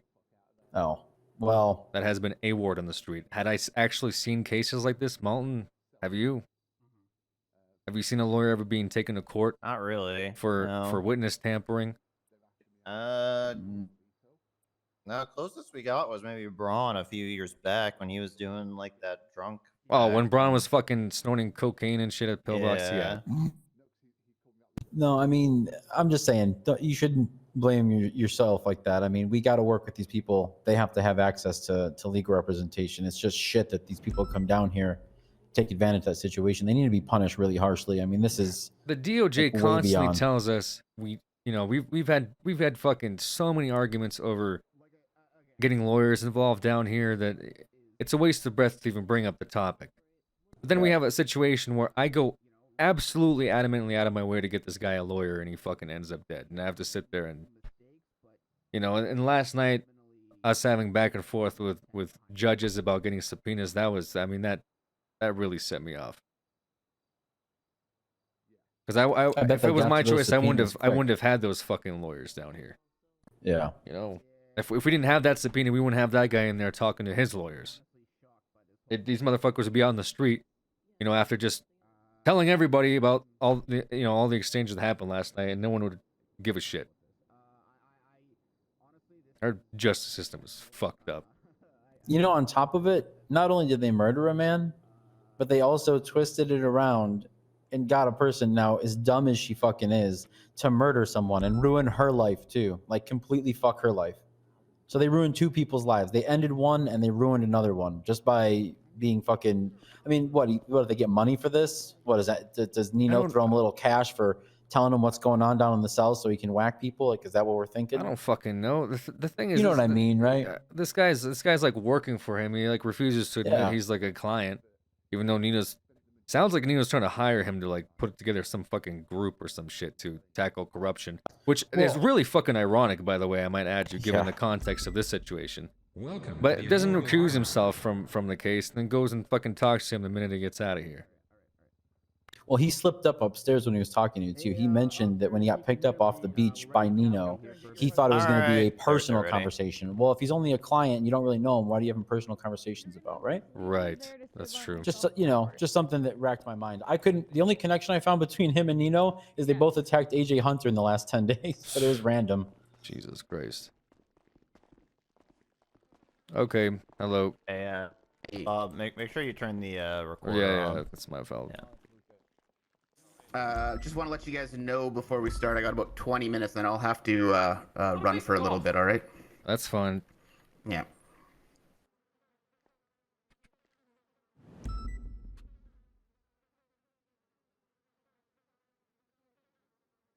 Okay, sorry, I'm doing this for formalities, as we've been having to record conversations like this on a physical record such as this one. I'm going to turn this on. This is a recording device. For formalities, 4110, Sergeant Bob Smith. I am here with... Go ahead and say your name, sir. Attorney Monty Smith. Attorney Monty Smith. He has been advised to his rights, correct, sir? Indeed. Okay, he's been advised to his Miranda rights, and he is here with his 2 defense attorneys. Titus Stringhammer, I believe. Is that correct, sir? Correct. Yes, it is. I may have to recuse myself, officer, from this. Okay. Because I may be a witness to this. You may be a witness to this? What he is saying.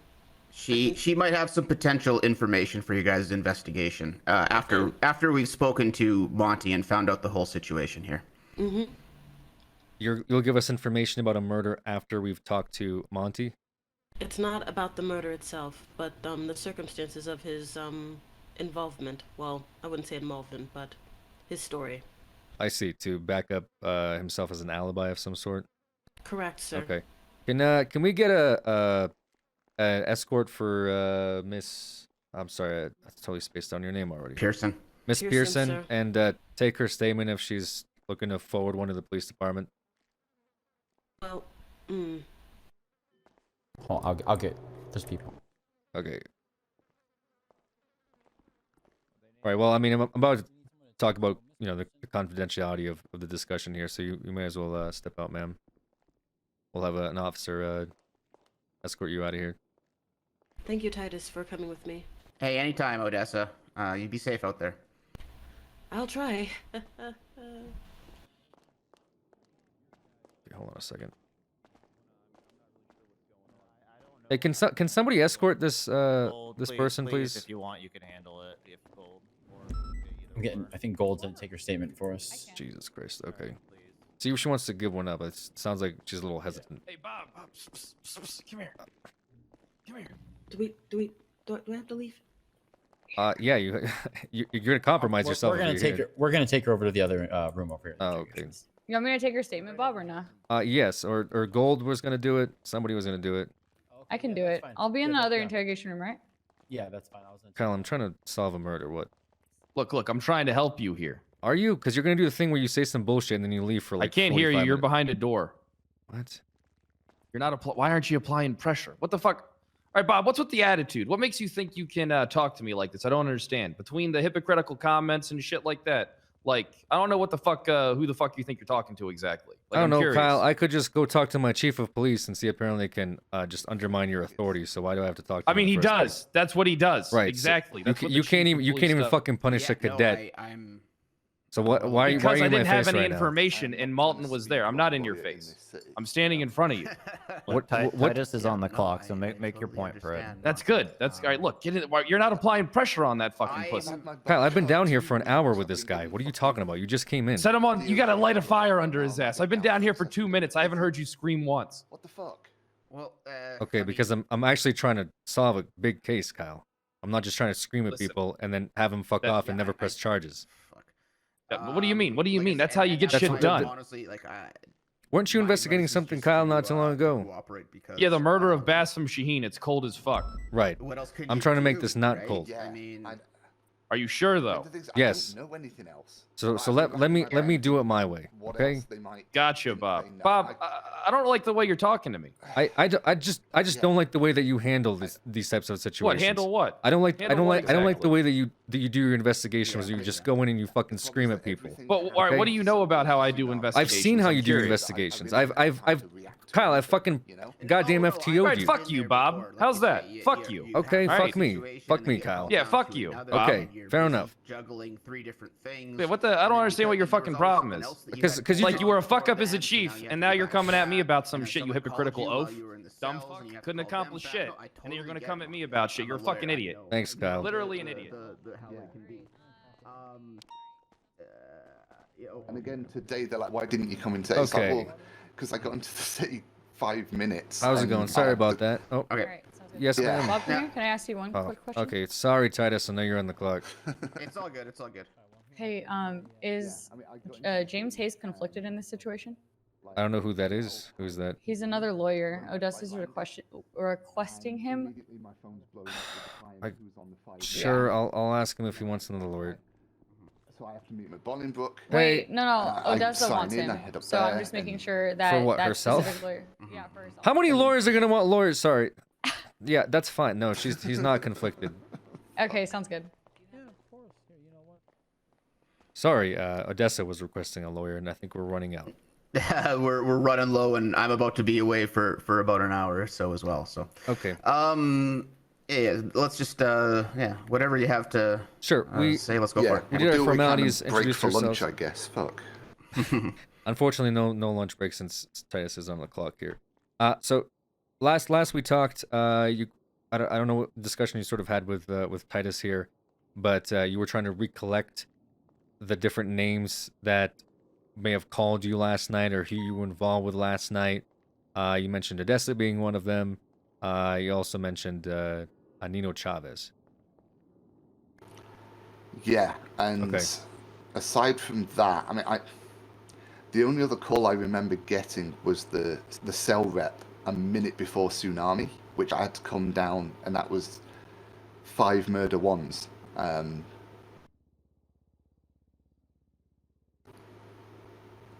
I honestly cannot remember if there were any other calls or missed calls. Like I said, I went back through my phone and I returned all the missed calls to find out what they were.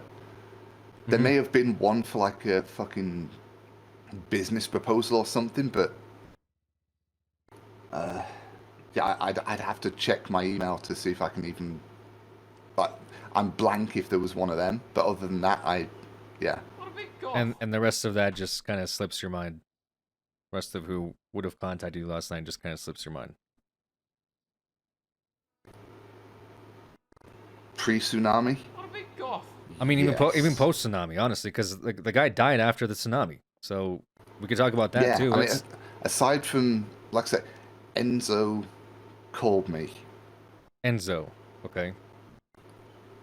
Yeah, because he called me while I was in the post-tsunami cell rep, telling me he was like scared and he was running to Polito. And I Right. said, well, listen, as soon as I get out of this, I will come get you. And then he calls me back 2 minutes later saying, don't bother coming to Polito.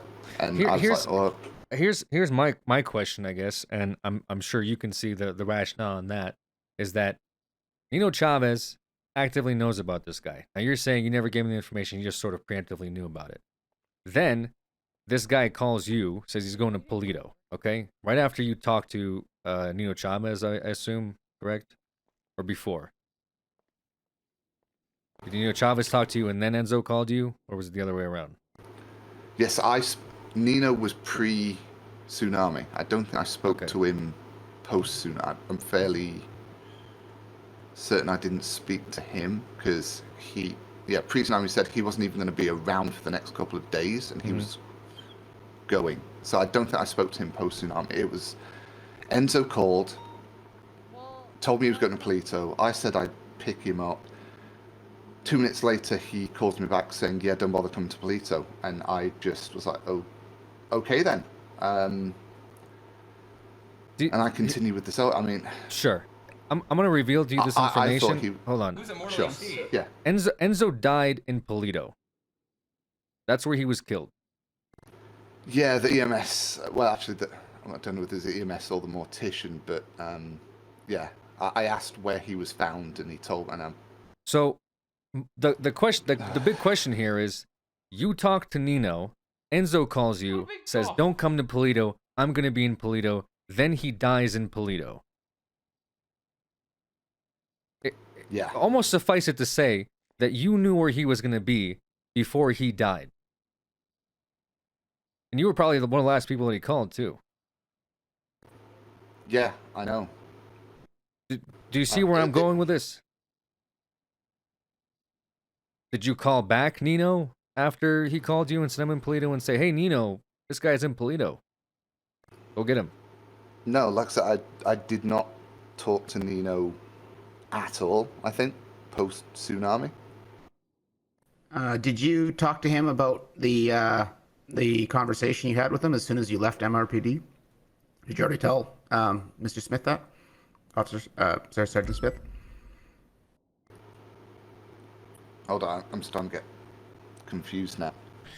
After you left Mission Row, you were talking to Nino, and what you expressed to me was was that he knew information before you even told him anything about it, right? Yeah, that was pre-tsunami. I mean, right? Yes, I understand. Again, from my perspective, like I know Nino as somebody who's looking for an expungement to get a bar license, and he was starting a group to deal with corruption.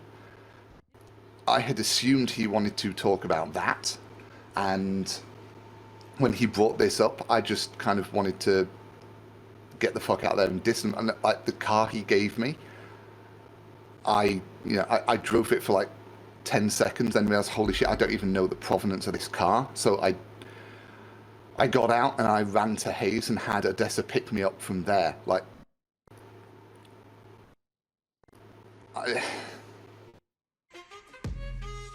right, and you've already expressed that to me. Okay, I just wanted to make sure that was Yes, okay. And that's one of the reasons that this is so eye-opening is that he talked to a guy that knew confidential information that only really the police, him, possibly one other person knew that we're also bringing into questioning as soon as they get off the train in the city. Right. So it's easy for him to say that, hey, that other guy is probably the one that told him, but here we have Mr. Smith, in a car with Nino Chavez right afterwards. Then we have Enzo calling him, saying where he's going to be. Then Enzo ends up dying in the place that really, like I said, only Mr. Smith here might have the information on. And then instead of turning all that over to the police, Mr. Smith woke up the next day and decided to take client calls after finding out that his client died. None of that information was turned over to the police department at any point in time. Well, I'm still processing it myself. I mean, again, if you had asked me a day ago, is Nino a kind of person who would do this? I would say no. I mean, but again, if you'd asked me if Alan Crane is the kind of person who would pass on information from a cell, I would also say no. I mean, I spent most of my paralegal tutelage with Alan Crane. Right. He's the thing is with again, this whole situation is you also didn't recuse yourself from this too. which again raises another eyebrow. It's just Well- it's just keeps piling on of circumstantial evidence of you being involved in this over and over again, and you being involved with Nino. Nino is not a client of mine.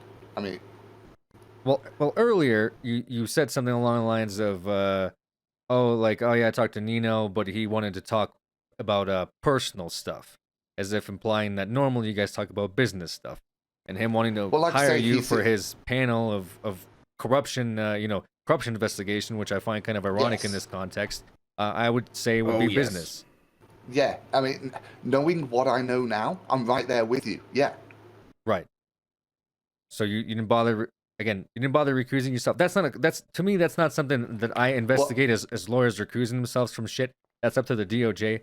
But I'm just wondering why you have these affiliations with Nino clearly, where he's picking you up in a car, you're having personal conversations, and when you hear his name inside of that room, not only did you not recuse yourself, but then all of a sudden you're talking to him and not giving up any of this information to the police department, almost as if you're protecting him. Does that make sense? I can understand how you might see it that way, but that's not it at all. I mean, when Nino and Drea's names were said, that was news to me as well. I'd asked my client for the names involved previously, and he'd said, the others, not them. And I guess I was kind of shell-shocked by it because my perception of them is not those kinds of people. Okay. I mean, as far as your earlier comment about Alan Crane, I assume that Alan Crane is probably how you met Mr. Chavez.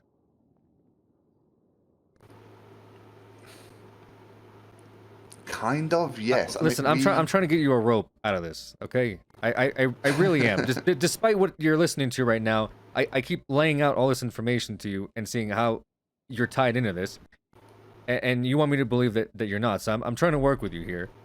Well, yeah, no, the things I'm trying to be completely honest with you. If I'm spinning you a tale, that would probably come out easier. Because trying to remember everything exactly is quite difficult.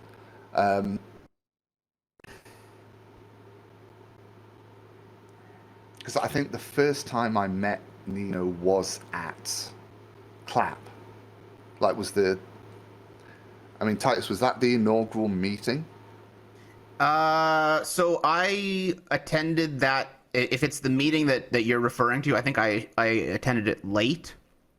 But yes, that was the kickoff meeting. Okay. Yes. Yeah. So that was my first and one of the few interactions with Nino that I've had. I mean, I see him around the City Hall on occasion. I think we've had 2, 3 Clap meetings. Really just trying to set it up and decide who has what responsibilities, but it's not a formal thing as such. So I mean, I don't even consider that any kind of client relationship exists there yet. Okay. Fine. If your story is true and you're not the one who told this stuff to Nino, even though minute by minute it's implicating you more and more, who would have been the one to tell this information to Nino? It would have, to make this perfectly clear, it would have to be one of his lawyers, more than likely.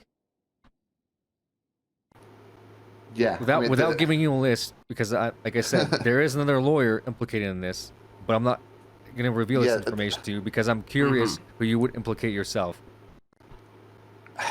And again, the only reason I'm reluctant to say this is because I'm having a hard time believing it's possible. Okay. But I know that Alan Crane was the previous lawyer for Enzo and recused himself because one of the names listed was a client. I spoke with Alan at the morgue. Why would you believe that Alan Crane told Nino Chavez? And again, No, this that's just it. in the No, context here I is don't. you were the one that was in the car with Nino Chavez right after the interrogations. Okay. It's either you, Alan Crane, or one of my detectives back there. Yeah. And I guarantee you, I guarantee you, those guys in there are as far away removed from Nino's payroll as humanly fucking possible. No one here has good relations with Nino Chavez. I can almost guarantee you that. Yeah. The thing is, I know. And also, who none of them were in a Alan's- car with him right after they got done with interrogation. So Yeah, there's but also I that. know who Alan's client is, and it's not Nino. Like that's not Nino. So yeah, who's his client? Titus, how much? I guess just give us a couple seconds, sure. Bob, if you don't mind. Yeah. Because again, I don't. If I break privilege, I lose my bar license. If I go to fucking prison, I lose my bar license. That's my concern right now. You know. So,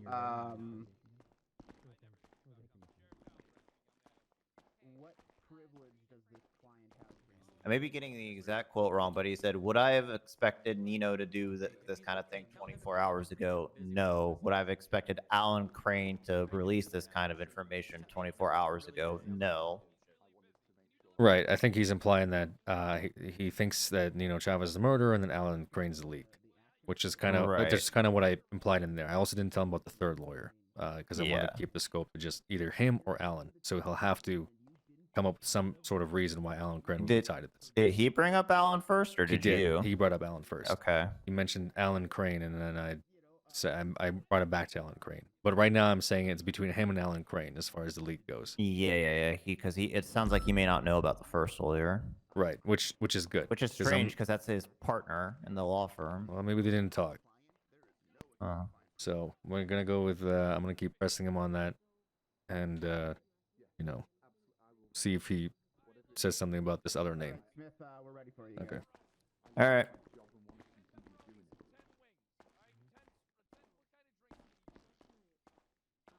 So I was mean to Kyle, but I'll explain the reasoning why if I can remember after this interrogation. It's in character. I actually obviously like Kyle. He's a friend of mine. Okay. So it's. I don't know, did you guys have a chance to talk? Yeah, we did. Okay, so where are we at? Yes. So I mean, I started off by asking Alan at the morgue, like, I mean, I was quite angry with it because again, I'm suspecting that I'm still trying to wrap my mind around the fact that I could even suspect that he would be the one to leak this. So I started by asking him, like, how well he vets clients before he takes them on retainer, because I have a couple of clients on retainer and I know they're not fucking angels, but I don't take the ones on that do this, you know? Shit. And so I asked him, like, how well do you vet your clients? Because Alan is very meticulous, and if he vetted them thoroughly, I can't believe he would take them on. Especially when they're capable of things like this, if they are indeed. And if he didn't vet them thoroughly, then that's a huge lapse in him, and that lowers my opinion of him. So I mean, I don't know that I can tell you who the client is, but I can certainly tell you who it isn't. And his client is not Drea, and his client is not River. And from that very short list, I'm hoping you can deduce who it is.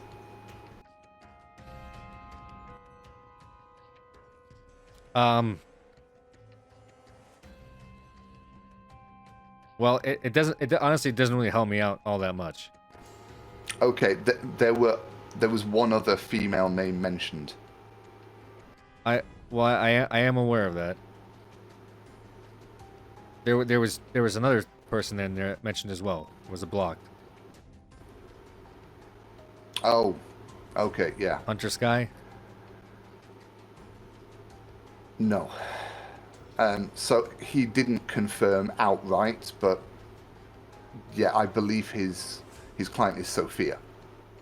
So there's an implication that you may have tipped Sophia off, Sophia tipped Nino off, and then we have a cascade of events. If it wasn't one of your detectives, that's the only other way I can see it happening. But even, I mean, understand that Alan Crane has been my mentor for almost the entire time I've been in the city. And I'm finding it almost impossible to believe he would do something like this. Your mentor, okay.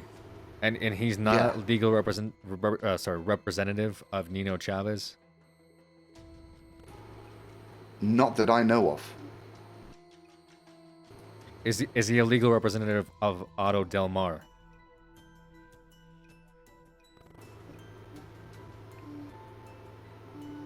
I'm not aware if he is.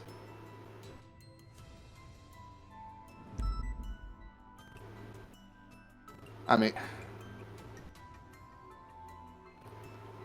given Alan's reputation, I can see him being sought by pretty much every big player in the city, you know?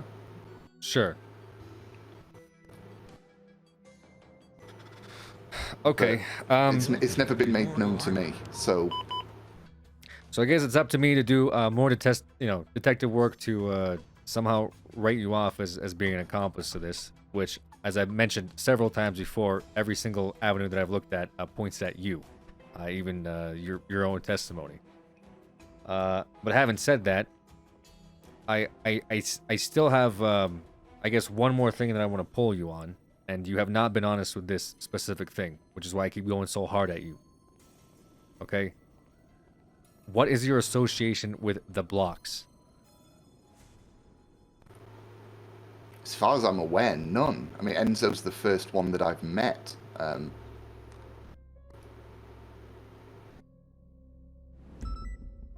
Enzo's the first Block that you've met? You have no other association with anyone from the Block family, from the Alta Street Rough Riders? I've never even heard that name before. But again, I've not been in the city that long. I mean, hold on. I don't have access to email, so I can't see my client list. As far as I'm aware, I have nobody with the surname Block that I have dealt with or represented. Okay. So the name Laura Gapes means nothing to you? I know of her. You know of her. Okay, that's a good start. Yeah, We're going I've in the never... right direction. Yeah, I mean, I've heard the name around City Hall. I know she is one. And I saw her soliciting in the burger shop parking lot when I first arrived in the city. But yeah, I don't think my I've question even is, had a cell rep for her. Why does Laura Gapes know you? I have no fucking idea. You have absolutely no idea.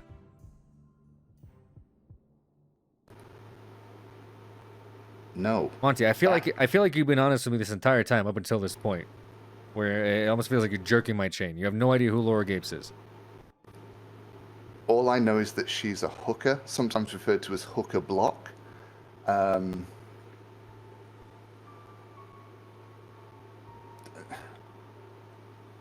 Yeah, I know she's definitely not one of my clients. I mean, why were you in contact with Laura Gapes several minutes or even an hour before Enzo's death?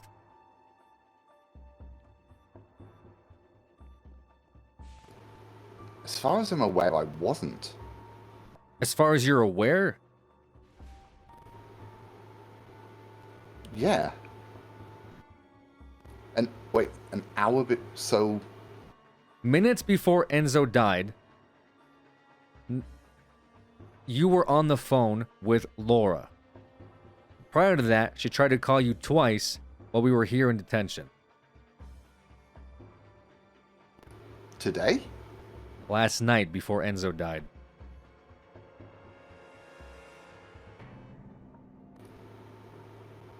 Wait, she called me while I was on the cell. She attempted to call you twice while we had you interrogation, and then you were on the phone with her after the interrogation was over.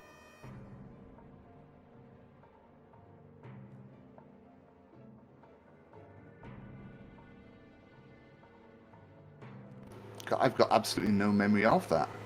That doesn't even sound like half convincing.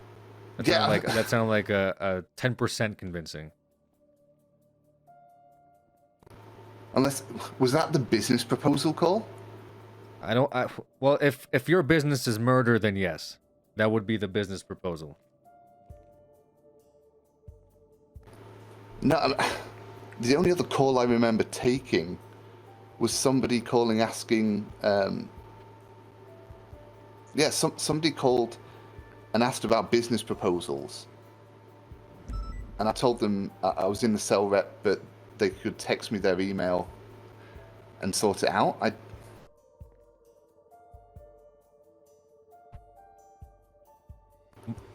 Monty, what? I don't even know how I'm supposed to react to what you just said. Welcome to the There was no text between you guys. It was purely phone calls. Laura admitted to this. And again, how do you not remember this happening minutes before Enzo died? This information right here, right now, I am telling you, and I'm not blowing smoke up your ass, is 100% the difference between you going into custody right now and being held until trial for murder and not. Two calls from Laura to you didn't respond to, one from you to her. What was the time of the calls? It would have been between an hour and I'd have to look again, but it was. Yeah. 2 of them were while you were here in interrogation, and 1 was after you had left. Where you called her. You called her back. Yeah, because if I've got missed calls while I'm in interrogation, I do return them. Sure, and you returned her call. All right, guys. I'm sorry. I pushed. I have to leave. I Okay. understand. So Monty, my advice still. I don't even care if he's standing here. Cooperate with this gentleman. It's very serious charges, and I hope to God you were not involved in any of this. I'm gonna sleep in the corner here, so you guys don't have to do anything. See you guys later. Sure. Yeah, I mean, you want me to get you another lawyer? See if I can pull somebody up. Either. Good luck. We're gonna run through the whole fucking city at this point. And normally I'd ask for Alan Crane. Well, I'm fucking wary of that now. You know. Not that it's a sore subject, but if you end up dying after leaving here, maybe we can round up some more lawyers. That was a joke in poor taste. I got Gonberto Griswoldstein, James Hayes, and Adam Nielsen. Hayes or Nielsen. But do you know the duration of the call with Laura? Because how long it was might give me an idea. I don't think I would have that information. I only have approximations of when you called to or when you received calls to when you put calls out. Yeah, because Laura has a fairly distinctive voice, and I would remember if I spoke with her. Okay. Before we continue, do you want me to find another lawyer to represent you now that Titus is gone? At this point, don't worry about it. I'm trying to cooperate fully. I mean, my biggest concern, I had no part in this, and I don't want to lose my bar license. I mean, that is, I've worked so hard for it, and less than 2 weeks I've had the damn thing, you know? Yeah, that would be a pretty remarkable land speed record for becoming a lawyer and then getting your bar license revoked. Yeah, I mean, I got DOJ Medal of Honor in the first week. I'm not trying to speed run this shit, but it seems to keep fucking happening. And from these call logs, it would have been she called twice, and then you called either a little bit before the storm or right afterwards. Called them back. Again, this is Laura Gapes we're talking about.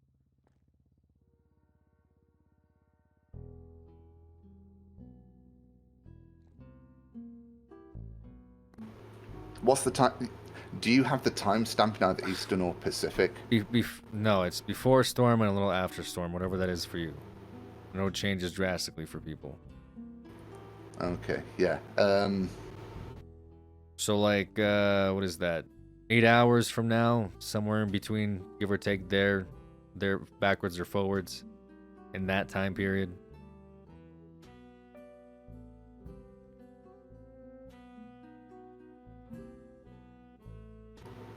Look, this was Yeah, a very important conversation that you would have had with her, because that conversation directly leads to Enzo dying in Polito. Okay? I'm gonna cut to the chase. Yeah. That phone again, call would lead to Enzo's death.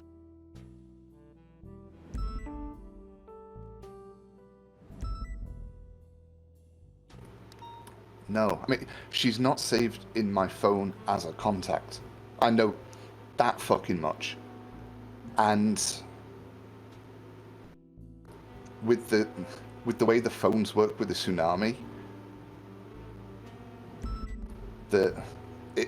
straddling either side of the tsunami is baffling me. I don't even know how.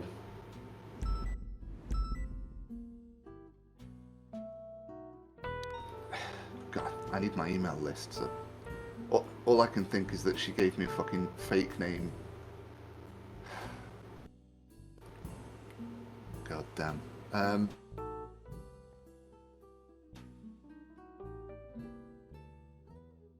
But you're okay.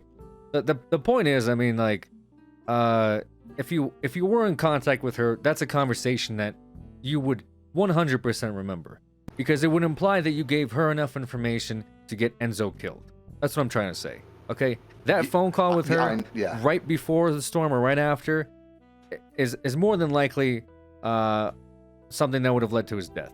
Okay, without just, you know, again, me blowing any smoke up your ass, due to the nature of this, okay? Because, believe it or not, Laura's also involved, okay? Laura's currently sitting in Bolingbrook right now, waiting for her sentence. And, ironically enough, the last phone calls that she's had were with you. Guy who knew all the information down here, guy who talked to Nino. So, in a series of timeline, you talk to Nino right before the storm. You then somehow end up talking to this Laura person. We got phone records of that, whether she called you and hung up, or you talked to her and all of a sudden all of this information came out and told her, hey, Enzo's going to be in Polito, blah, blah, blah, blah. She goes down here, Enzo's dead. That's what we have.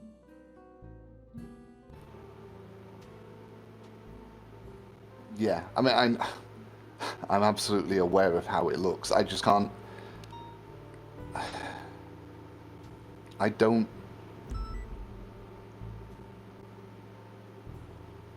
have an explanation for it because I don't even remember talking to her.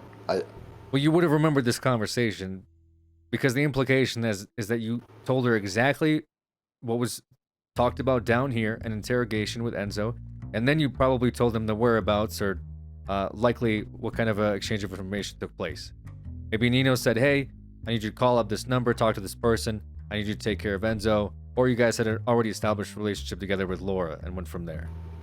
No, that's definitely not what happened. That's definitely not what happened? No, I'm trying to work out why she would even be in my call log unless she tried calling me with missed calls. I called her back and it didn't connect, because if I would remember speaking with her just because she has a very distinctive voice, and I don't. I'm really trying to. I'm trying my damn best, Monty, to work with you here. I believe me. If this is I was at the wrong place at the wrong time situation. If I don't have anything, you know, I don't know what to tell you other than you're going to be eating a pretty fat bullet for this case, given the implications, especially if you're saying you don't remember, you know, the whole not going to the police department. I mean, you're telling me you're still processing this stuff. I now have somebody dead, and you're over here talking to the suspected murderer by phone, and then you're in a car with a guy who had information exchanged about him concerning an important penthouse investigation. Like, you're as tied in the middle of this as humanly fucking possible, and I just keep getting like, I don't know, I just you know, it sucks if I lost my bar license. I've been here for 2 weeks, and I don't remember that phone call, and you know, I don't remember that person. Yeah, he told me he was in Polito, now he's dead there, but you know, I just went back to work the next day. That's what I have right now, man. That's literally what I have. What am I supposed to do with that? Other than to just to outright book you at this point. What can I possibly do? I got Alan Crane. You know, he might be the leak. That's what I have. it might be Alan Crane and not you. Why? Because he, might represent somebody that was up there too, and they might have tipped Nino off. But that at least gives him a line of separation. You were in the fucking car with the man. You know what I mean? Oh, believe me, I'm aware of how it looks. I'm regretting not just fucking going straight to sleep after that cell rep. I mean, yeah. Well, I'm sure there's a lot of people that regret a lot of things from this entire shit show. So I'm gonna need some information on Alan Crane. If you truly believe that it was not you, and you're telling me it's not you, and you believe it's either Alan Crane or one of my detectives, which that would be a entirely separate bizarre issue on its own. But at least we now have a history of, well, looks like lawyers talking to clients after they get done with interrogation. But you're saying that it would be hard for you to believe that Alan would do something like this, but it looks like all roads are leading to Alan? Is that kind of what you're telling me? Yeah, I mean, like I say, how well do you know of Alan Crane, if not know him? Okay, I gotta step out real quick. Are you good on food and water? Sure. Yeah, I think I've got enough for now. Can happen quite often that we have to excuse ourselves from a case. Fine lawyer attorney. Okay, so just to update you on what's going on in the other room, Odessa is kind of defending this guy, but the interesting thing she did say may not help with this, or maybe you could press him on it. Odessa was working a booth at Dean's World with Crane, and Crane said verbatim that it was a client in the cells, and this is the direct quote. I had a client in the cell that was going to sing like a canary, and it was going to affect my other client. But he did not specify like who was in the cells or who this other client was. Okay, so what if we don't implicate Odessa? Because he's asking me about Crane right now. Maybe I say we've heard him use the term "sing like a canary" before. Maybe go with that. Crane specifically used that with Odessa though, so if that gets back to him. But this guy asked for Odessa, you know. That's true. Yeah. And he's asking me what I know about Crane. It's however you want to play it, but yeah, Odessa is defending this guy, but she is like heavily sussing Crane based off of that comment at Dean's World. So she's pointing at Crane. I mean, honestly, it's whatever. Like, they're both pointing at Crane. It's just Crane has a line of separation if that Sophia chick was his client, you know? This guy was in the fucking car with Nino. you know what I'm saying? Yeah. That's kind of what we have. So he needs to start giving me shit. Otherwise, I think we're going to have to book him for HUD charges. That's fine. Well. You know what I mean? Odessa is not giving anything to help us with the Laura Gapes phone call. It doesn't sound like she knows anything about that. I don't think even this guy knows about it. I wonder what I think she might have been maybe speed dialing lawyers to figure out like what was going on, possibly. And go from there. Maybe that was the case. Yeah, the testimony or the information she's giving is not exactly great either. It's that she works a booth down at Dean World with Mr. Crane. And he left and came back and was like, oh yeah, I had this guy down in the cells who was about to sing like a canary, but I recused myself because he started saying the list of names. He didn't give any list of any client names though. So, I mean, still the situation specific. Gold, what are you doing? Hey. I just took Odessa's statement. Is there anything anyone else wants to talk to her about? It's up to Luca, but no, I asked my questions I needed to ask. I think we're all good. Yeah, Luca, you want to ask? I mean, I basically got everything that you got. Joey wants to talk to you, Luca. It's just basically. I can talk to him in a second. We also you want me just to give you the TLDR of her statement, or you want it later? I probably want it later. It just sounds like she, is protecting this guy, and she doesn't have a whole lot of information anyway regarding this whole thing. Yeah, for the most part, she just said that Crane said something to her after representing the suspect. Or the issue here with Crane is that it's one of the three lawyers. Hey, Joey, what's up? But it could be it's one of the three lawyers that leaked. Obviously, the issue here is that this guy in this room was in a car with Nino right after the interrogation, and Nino is kind of having him do some work, I guess. So there's definitely some confidentiality breaching there, but also Crane, even if he is involved, he has a line of separation. Apparently, he doesn't work with Nino. He works with Sophia. So Right. maybe he called up Nino, but why doesn't represent him? He could have called Sophia, who may have tipped off Nino because they're kind of implicated in the same crime. So that could have taken place. But again, represents Miles Landon too. Sure. Yeah. But again, Crane wasn't in a fucking goddamn car with Nino before this guy died. So Right. that's why Crane might have a bigger alibi than this guy. It could still be True. Crane. I'm not saying that he's out of the question. We got his subpoena, by the way, Malton, for his text messages, okay? Luca, you want to just go ask her anything else you have? Yeah, I'm I'm gonna looking have at to this move now. Kyle, and I'll send you my notes after. But you basically Give me have a moment. everything. You got the text message. as long as we got the recording so. too. Yeah, I don't really got have it. anything else to ask her, so I'm just gonna get her. All right. Thanks, Luca. Hey, Sheriff, is Joey still upstairs or? Yeah, he's in the. If you need me for anything else, All right, hey, if you want to, I mean, I'm me. just. As soon as I'm done sure with him, thing. I Thank can you for talk your to him help. a little I bit. I appreciate know it. what it's about. It's Yep. nothing urgent, I don't think. So. All right. Sorry about that. Okay. So, you were asking me about Crane. Yeah. How well do you know him or know of him? I personally, I've talked to the man a few times. With having people down here, I know he's very combative. He seems to know his work, and what I thought was honestly by the book. But exactly, yeah, right. But I do hear millings here and there. I know that he's working with some.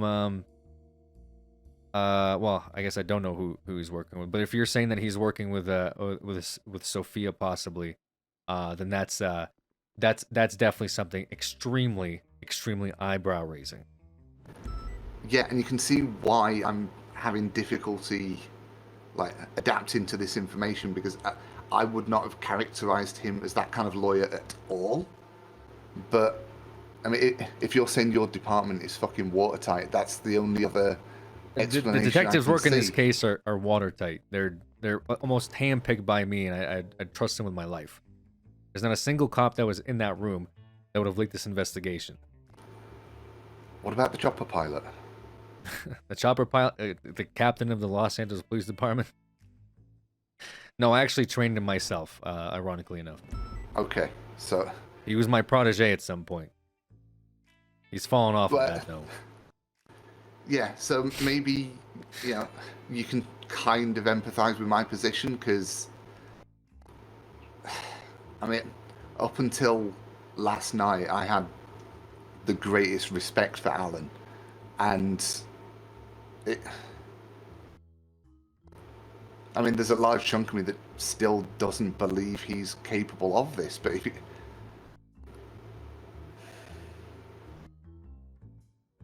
I mean, you get that, right? Sure. I mean, the name you've given me, I mean, that's probably something I would have come across eventually. But if that's who he's working with, then I mean, I'm definitely going to be still suspicious of Crane, and we're still going to be looking into him and information regarding him. That's just said without the fact, just because he was here as well. I can't clear him without clearing you, vice versa. So if for some reason I talk to him and he gives up information regarding this case and says, you know what, actually, yeah, I told Nino everything, then sure, that would probably recuse you. But for now, given your situation, it looks pretty fucking bad. Everything tied to this case is right now sitting in your lap. You're one accusation away from either Nino or the murderer from ending up in jail. You know what I'm saying? For a very long time. It would take only one of them saying, this guy was not involved or involved. And we already have Laura, calling you and saying that she was calling you. So at this point, I don't know what else to say. Yeah, I mean, I for some reason I believe you just because, and again, I already expressed to you why. The reason I believe you is because that information that we both heard in the interrogation room last night, for me, if I was a criminal, I don't think I'd kill somebody over that. In fact, it would make me look more suspicious if I did. So if you did tell Nino all this information, he probably wouldn't have killed the guy, because he would see that, hey, you know what? Yeah, I was in the room. So who cares? What are the cops going to do with that? I was in the room. You know what I'm saying? Yeah, I mean, so my whatever he initial thought was concern- probably his own paranoia. Maybe Alan calls him or calls somebody, and he's like, "Hey, someone out there is snitching on you," and the man gets paranoid. Gets you in the car, sees what you know since you were the main contact, and then once he finds out that you're not really giving up a whole lot, like you say, and I'll believe you. Let's say you didn't give up a whole lot.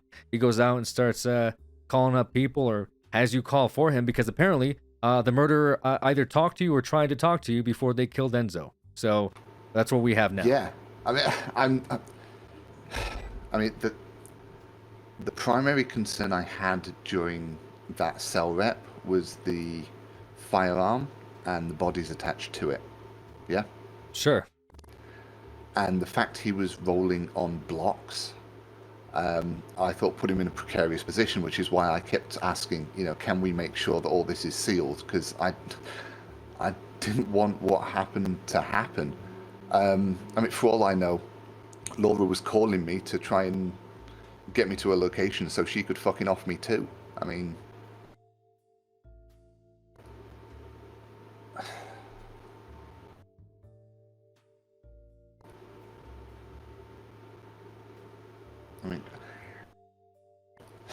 And the thing is, that night I was worried about the fucking serial killers that are after me, Well, there's a lot more serial killers in prison than there are on the street. Yeah, and I would very much like to not go there. You're saying Laura's in Bolingbroke now, and she's on hot, right? Well, either way, you're gonna figure that information out at some point, whether you go to jail tonight or whether you go and ask who's representing her. So yes, she's currently in jail on HUD. Which means that she can't make... I was going to say, what if you could set something up on my phone, and if she tries to call me and make threats, that would help prove my innocence, right? That if you did what? I can't really tap your phone. I don't think we have the ability to do that. Yeah, and I also have the idea of what if you came along undercover and I try and question it, that assert you're my paralegal, but that's breaking privilege, and that's gonna fucking... There's my license gone there too. Yeah, it's looking pretty bad, Monty. Yeah, the way things have landed, it's going to be very hard for me to prove my innocence on this, which is...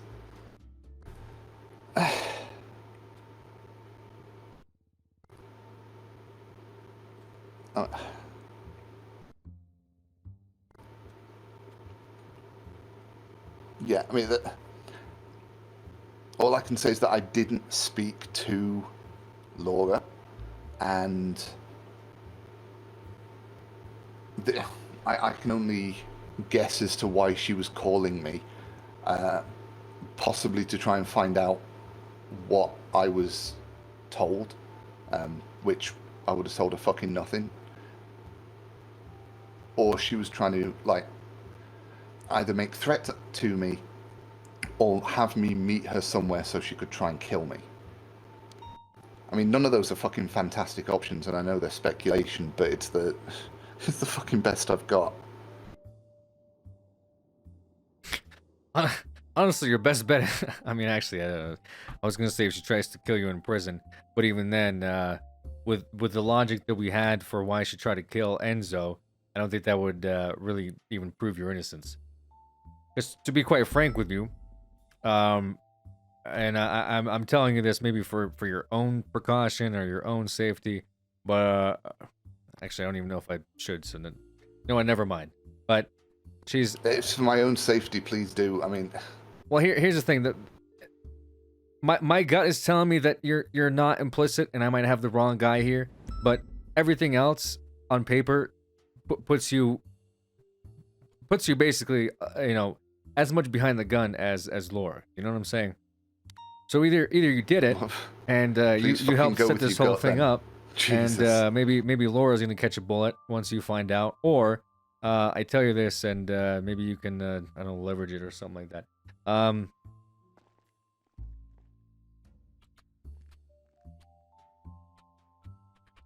Well, I honestly. Basically, the amount of information that Enzo gave to the police department was not even like a real quarter of the information that Laura gave to the police department. So her killing the guy over what he knew would be the dumbest motive that I would have personally ever seen in the city of Los Santos. However, I personally know that Laura is not motivated by money or even spending time in jail. She's more than happy to go there. I believe she's motivated by connections with drugs and some type of like status socio quo at the apartments. I was going to suggest, is it possible she just killed him because of him turning on the blocks and they're trying to protect the reputation? It's possible. It would be possible. But then the question begs, why was she trying to call you? And then also, who would have told her to do that? Who would have given her enough information that occurred? You know what I'm saying? Yeah. Unless you work for Laura, unless Crane also works for Laura to some capacity, maybe he made more than one phone call. Yeah. I'm as curious as to why she's calling me as you are. Not so much that I want to go to fucking prison and find out, you know? Well, it's clear that if she's calling you, and you're not representing her as you say, then you could argue the fact that she doesn't have a lawyer that represents her. In fact, I think their main guy might be Gil, if I'm correct. I think Gil actually represents him. I may have overheard that at some point. Yeah, I don't think I've actually met So I don't Gil. see Crane calling them. And if she calls you and you, as you say, as I have to believe you, that you don't represent her, then maybe she was just calling to prod for information. Which then implicates that somebody else must have tipped her off. Somebody else gave her the information regarding Enzo. Yes. How did she find out that Enzo was down here and talking? If you didn't talk to her. If it's the fucking DOJ app, I'm gonna really... Like, I thought the DOJ app was a good thing, but if that's... Do you happen to know who else was in the list that night? In the penthouse list? No, the DOJ app. Oh, I mean... is there a way to check who was signed on as public defender? Well, yeah, it was you and it was Crane. Pretty fucking short list, yeah. And the thing is, the guy got fucking picked up for stabbing some locals at the casino. That's why he got arrested. There wasn't some people saw him talk to a detective and they got into a car. He got scooped up by marked cars for stabbing people. That was it. For somebody to draw the conclusion that this guy is talking. Yeah, I think, we had multiple people watching, I guess. We actually know everyone that was involved in front of the parking lot. We have pictures of everybody. Nobody there was even tied to him besides a fucking clown. And even that guy is so unimportant down the list of people that we would consider even talking to that it's not even worth bringing up. Laura is who we're talking about right now and how she figured out this information. So she called you, okay, twice, and then you called her, allegedly, and you're saying that this didn't take place, but you're one of the guys that knew everything that happened down here. Talking to you would give her more than enough motive to go down and take care of Enzo for saying his piece. You know what I mean? Yeah, absolutely. No, I'm well aware of how it looks. That's why I'm trying to cooperate and tell you what I know. But again, she's not in my contacts, so it would have just shown up as a random number. And if I have missed calls during a rep, I call them back after the rep. I mean, that's standard. But I did not speak with Laura. Certainly, if there was any conversation, it did not sound like her. That's why a call duration would be fantastic, because if it just shows I called and it didn't connect, then there you go. I'm telling the truth. It's brilliant. And if Fair enough.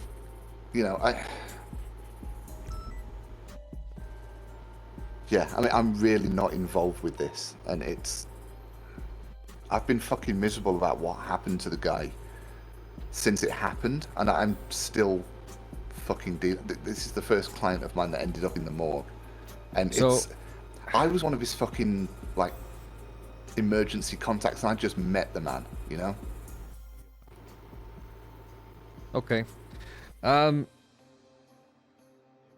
if not you, Alan Crane may have tipped somebody off, and then maybe through that tip, Laura figures that out. Maybe she I don't know, talk to somebody. There was a meeting that occurred after the conversation, and blah blah blah blah. All those things obviously very much possible.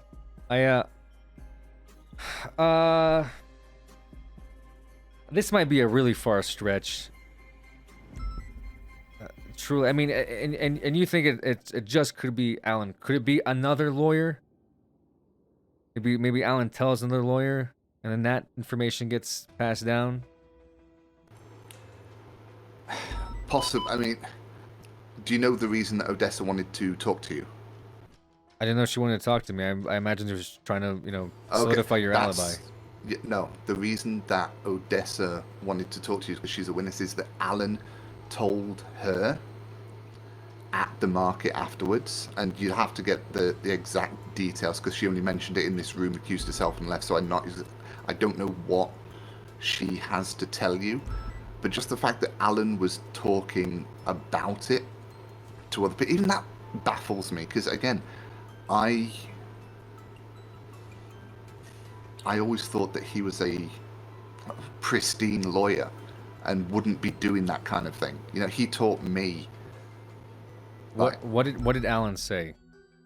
What did Odessa hear Alan say? She was see, now we're getting into hearsay, and it's. All of this is fucking hearsay at this point, Monty. Yeah. She just said that Alan, I think at Dean World, and Alan had mentioned something about this cell rep to her. I don't know the contents, I don't know the details, but again, that's why she said she had to recuse herself from this. But with that, the possibility that Alan has let something slip inadvertently, maybe that's how But again, I don't see him as that kind. He's not the absent-minded professor, you know? I mean, he's getting up there in years, if he's working with the people that you think sharp. he's working with, then this Alan's on my fucking radar, okay? If these are the type of people he's representing, these are not your cut-of-the-mill, clean, straight people that we're talking about. All right, that's all I can tell you about that. All right, but if these are the type of people he chooses to represent, you best fucking believe that Alan could be just as much involved. Which again is why I keep prodding information out of you to help me build a case if Alan is involved, and if it's truly not you. Okay, if it's truly not you and it's Alan, then I need to start building a case. And if all I have is, I think he's a good guy, that's not enough, I know, and believe me, I mean, I've been in the city 4 months, maybe. The number of people that I could have said that I trusted 40 hours ago would have been 3, maybe 4 if you include Judge Temple. That number is now down by 1. The only people I believe I can trust now are Odessa and Siobhan. And what about? I might be reaching here really far, but what would you say about Adam Prince? Don't know him enough to really give you an opinion. I think we may have been on one cell rep together that I had to leave halfway through because I had the court case. I don't have much knowledge about Adam. You don't have much knowledge about him? No. We appear to work different shifts, so I know he's sometimes around, but again, he's also rarely. I tend to stay at City Hall and, help out there and do stuff, so I couldn't say. I mean, I was invited into Omega Law by Alfred Newman. Myself and Siobhan joined primarily to kind of get more solid information on the serial killers that slit Siobhan's throat while I was there. Oh, And, Jesus. You know, that was our reason for joining them, is because Alfred believes he knows who it is. But we've been in that law firm a day or two. We've not even seen the client list yet.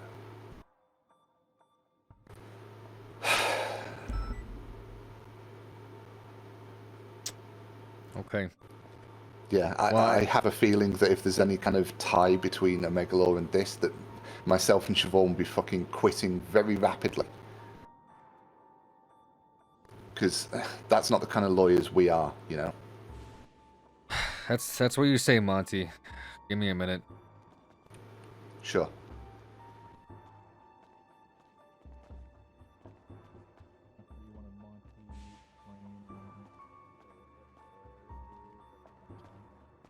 Who's the other one? Who's the third? Monty, Crane, Adam, Prince. So this guy's he's pointing the finger pretty heavily at Crane here. I don't think he even brought up his law. That partner really until surprises he did. me. I didn't know about the Sophia, but then why would he recuse himself? Oh, because maybe Sophia's name was brought up. Maybe, that makes sense. but he could be covering for his law partner, but it sounds like they don't really know each other that well. Yeah, I mean, from what Pearson said about Crane, because she works that booth at Dean World, the legal advice booth or whatever for people.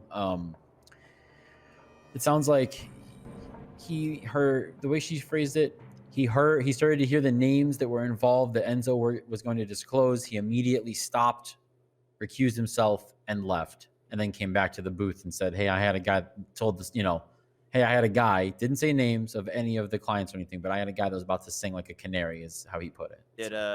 Do you know if Odessa saw Crane like step away to make any phone calls, text messages, anything like that?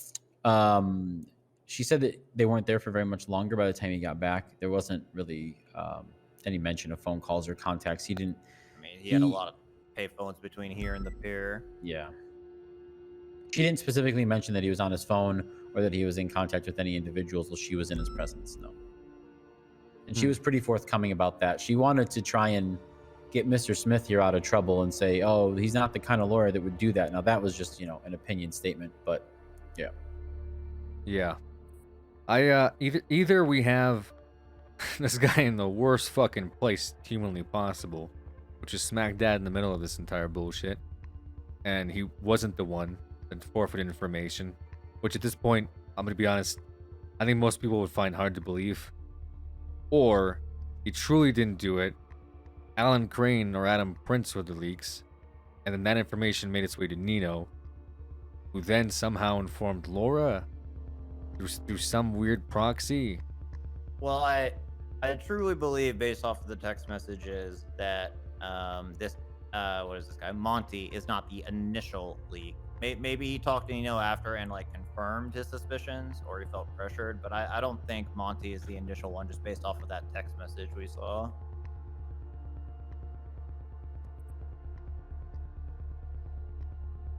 Kind of sucks. We need to get Laura's statement about why they talked, because that's another like up in the air. She could have just as well called him and try to get a hold of a lawyer or something during that time frame and just disconnect. Question. Yeah. On all these the contact list from Gapes' phone, his number is the one that ends in 8625. Yes. Well, there's calls that are incoming and outgoing. It's not just outgoing. So the theory of her just spam calling lawyers isn't going to be sound. He called her back. Oh wait, you're right. You can see on the phone. The phone is either turned out or turned in. He returned her phone call at some point. Multiple, actually. They called each other back and forth. Can you give me like a thing that I can show him? Because he seems to. Yeah, look at the report from last night. It's 18/7/48, and then this was after you had gone to sleep. I got her to give us screenshots straight from her phone.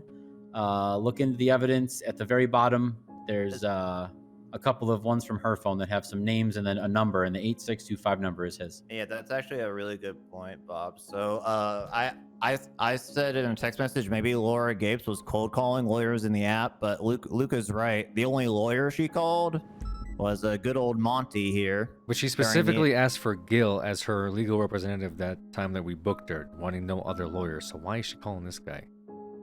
Well, this was all That's a good before, point. right? She It said could she hold on. She said in the interrogation she doesn't trust any lawyer but Gil. You're right about that, Bob.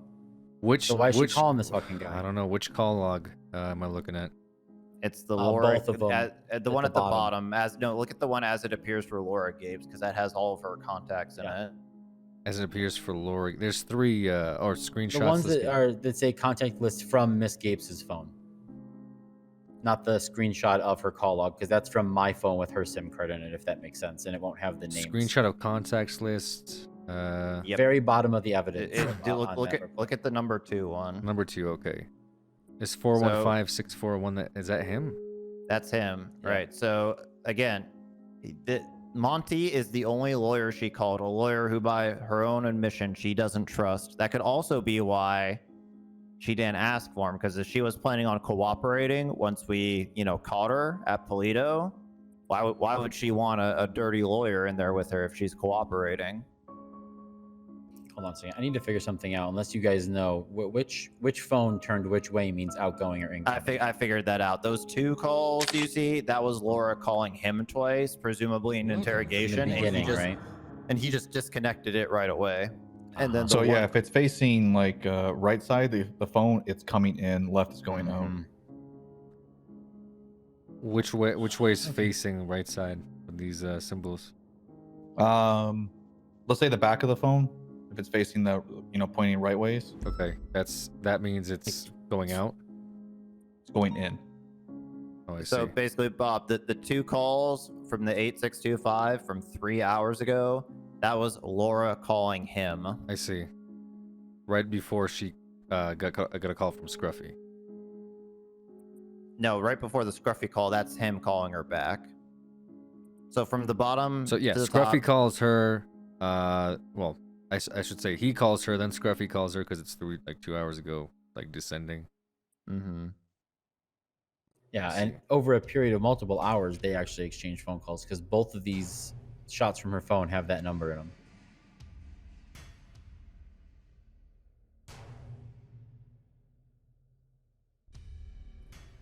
Okay. I feel like this guy's lying to your face, Bob. I'm not gonna lie. After finding this and remembering this, I feel like he's just lying to you. Oh my lord. Possibly. I mean, I'm still gonna hold Prince and Crane in the same spot. I'm not giving up on that, but yeah. I mean, this guy might as well be eating a murder charge tonight. So I'm speechless about Crane. I can't believe he said anything at all outside of this building. But I guess I can't trust anyone.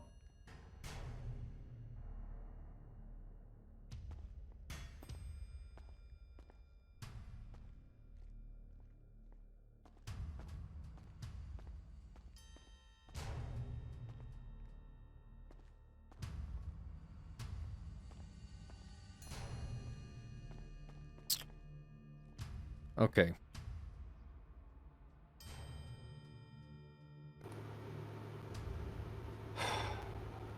Okay, so have you spoke with Odessa?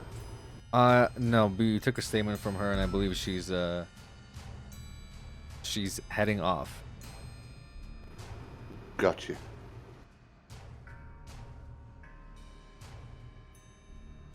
I'm gonna show you one final piece of evidence here. Okay.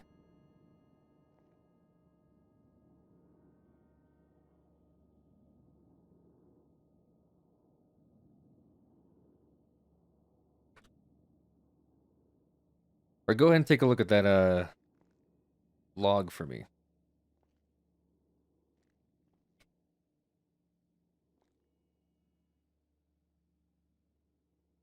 You see what you're looking at? Yeah, that's my number in there. That is your number in there. Yeah. Why did Laura call you twice and then you called her but an hour afterwards? My initial theory was that she was calling random lawyers to try to find some legal representation. But as it turns out, she only called you.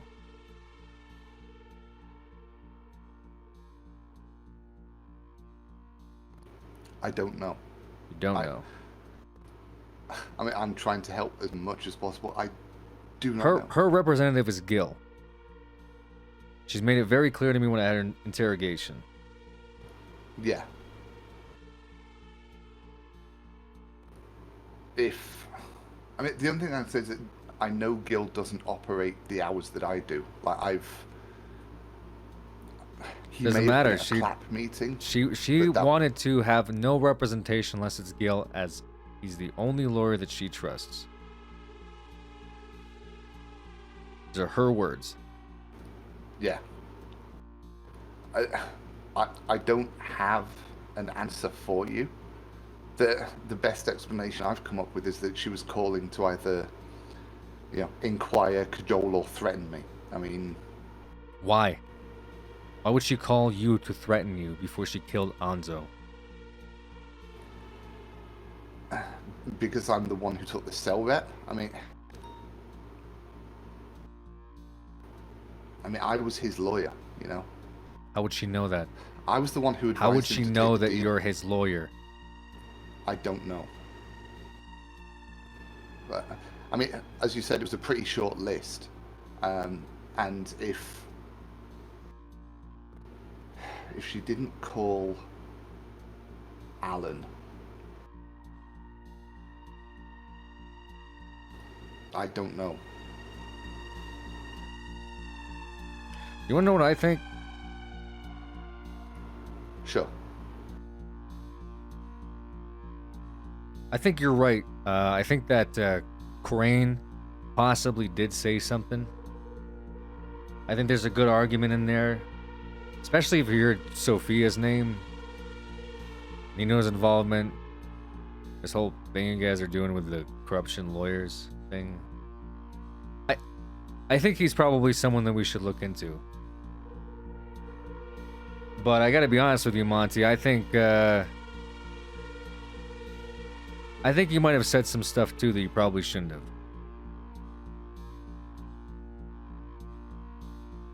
Would you say that I'm that's not fair? relishing that idea either. I mean, Maybe Nino had you in a car. Maybe you were going for a drive. Let's face it. If Nino really thought you were a loose end, he wouldn't have this crazy chick running around calling you. Nah, he'd probably just take care of you himself. But here you are sitting down, and Anzo's dead. And you both knew the same exact information. Which is crazy. Because realistically, the only people that knew it were you and Anzo. I mean, shit, Crane was down here, but he just heard a fucking name. You knew just as much as Anzo did, but Anzo's dead.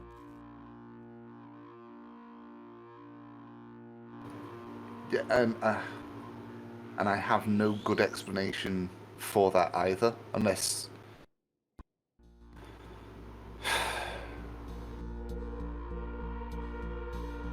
No, we don't. unless the reason that he ended up dead has nothing to do with that information, and he just The reason he's dead has reputation everything preservation to by the do blocks. with the information. Everything to do with the information. There is no other motive than what he told us last night. He died because of what he knew and what he told us. He had to die because Sure. some other people were involved. But was it the entirety that got him killed? Was it the penthouse thing? Was it the weapon? Because he said he got that from another block. No one here gives a fuck about the weapon, Monty. The only reason we came up with the weapon is because we had someone in LSPD that was able to fucking read a serial code. You think Nino gives a fuck about the weapon? I have no idea. Like I said, Nino picks you I up in am a not car, involved you in go this. for a drive. He starts asking you questions. He starts saying, do you really want to make yourself a name as a lawyer in this city? Tell me what you know. What information was exchanged last night in this No, cell? that- And you told that him did not every fucking detail. Every single detail. And you want to know why? Because, well... because why wouldn't you? You're being driven off in some stranger's car, allegedly a very powerful guy, that you're scared for your life. So you tell him everything. You tell him everything you know. He says, okay, I'm not going to kill this guy. He seems to be on my side. He goes off.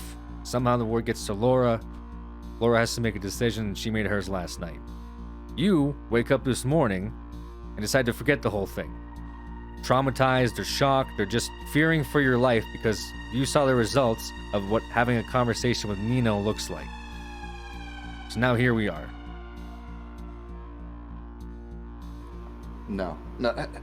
No? At the point I missed got the into mark. the car... Yeah, I mean, the point I got into the car with Nino, I mean, I was wary because his name came up, but the entire time he sounded like he was a bystander at a party gone wrong, you know? What concerned me was the fact that he knew information he shouldn't have had access to, and so I made I think you weren't the only one that told him stuff. That's what I've already alluded to. You weren't the only one that spoke up. The fact he knew everything before I even had an opportunity to say anything. Like I didn't tell him anything, and I didn't have to tell him anything because he somehow already knew, and that made me very fucking wary. So I made my excuses of I need to get my car back from City Hall before Tsunami, otherwise I'm going to be on foot, and I left. And I didn't even want to drive the car he'd given me any further than enough to like get it out of sight of him, park it up, and get a ride. I mean, you knew as much information as Anzo did, and yet you are sitting in this chair still alive. That's my point, Monty. Yeah. You wouldn't be alive unless you told him something. Something worth keeping you alive for. I'm not buying that, actually, because if Laura was calling me and it was to set me up and kill me, then She didn't my have death time to simply set you up hasn't and fucking occurred kill yet. you. She was busy setting up Anzo and killing him. Sure, but if she had intended to lure me to Polito with him and get us both at the same time, then it's only fucking the luck of catching another fucking cell rep with Pablo that stopped that happening. Or, even easier, you probably would have been dropped off in Polito instead of near your fucking car. Because why the fuck would they let you walk out and possibly talk to the police? That would sort of be counterproductive to what they were trying to do.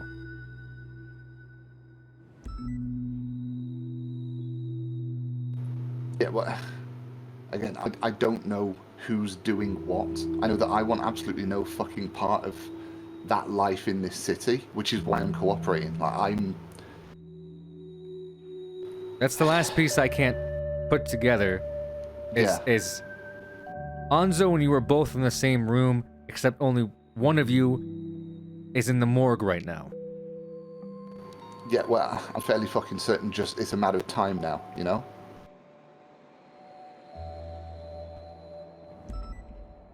I'll believe it or not, in this city, Laura's not the only one that puts bullets in people. As you may have overheard from the penthouse incident. There's other people that can do that too. Yeah, and I'm already being In fact, stalked by they at probably least could have two drove you to the serial penthouse killers. instead. Yeah, and I mean, again, from what I gleaned from this, the conversation, this penthouse thing had happened like a while ago.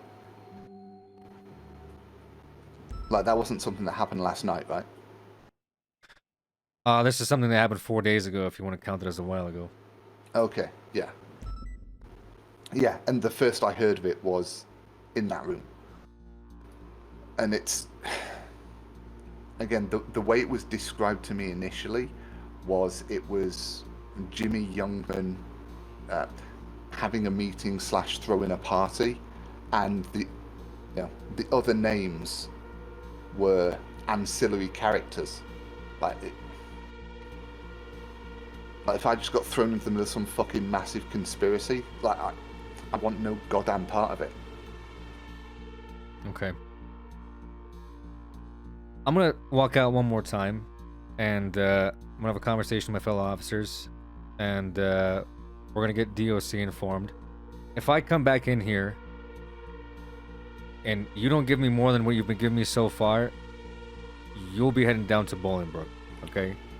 I swear I'm giving you everything I have, and I'm willing to cooperate in any way. I said what I said, just... okay? Just listen. No. If you don't give me exactly what that conversation was and give Nino up as coordinating this entire thing, you will be going down to Bolingbrook. And you will be held there until trial for first-degree accessory murder. And then maybe, I don't know, you can figure out why Laura was calling you. Yeah, I barely remember anything from the car. I'm not colluding or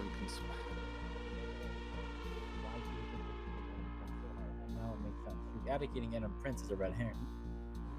Sorry, Bob, I didn't see you. You think he's being a good actor, Bob, or you think he's telling the truth as to I think Luca's right. I think he'd be dead otherwise. So if he was another loose end, he'd just be dead.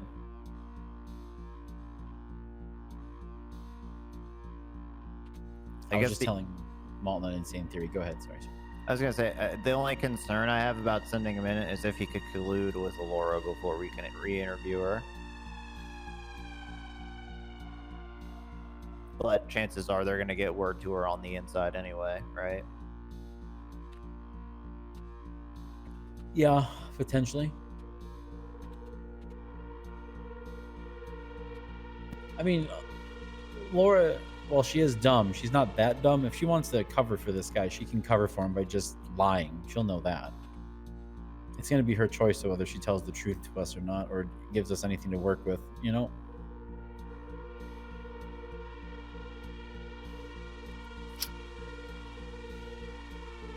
I guess. I mean, it's your call, Bob. Even if we have nothing else, if everyone starts to shut up here, I think you got a pretty good case for the accessory and witness tampering. I think it's more than a good case. Yeah. Yes, we got phone calls. We got him not coming in. We got under Miranda stating he was with Chavez. The only thing is we need to link Chavez to Laura still.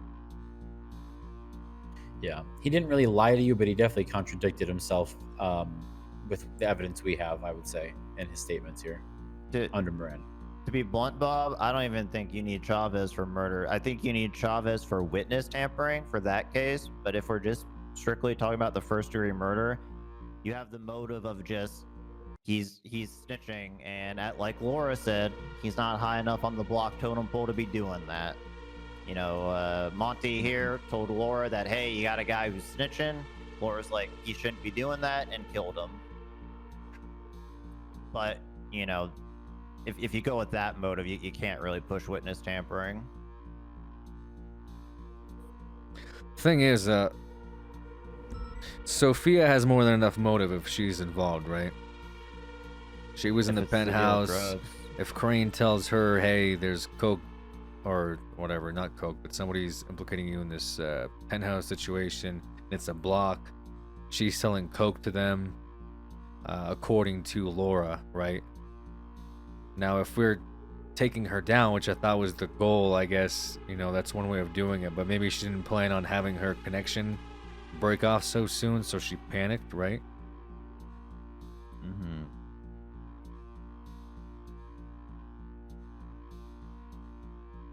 Oh, what do you want to do, Bob? You give him, I guess, one more shot to come clean, and yeah, I need the Nino to Laura connection, or Otto to Laura, or something. I think Bob and I are coming to the same conclusion, Malton. What I was just telling you in the room here. Yeah. I think that I honestly think, Sarge, that she fucking killed this guy because either Nino or Otto or one of those people who's probably her coke connect. I mean, she's implicating him in all kinds of weird shit, and she's talking about him, but she won't directly. The two things she wouldn't.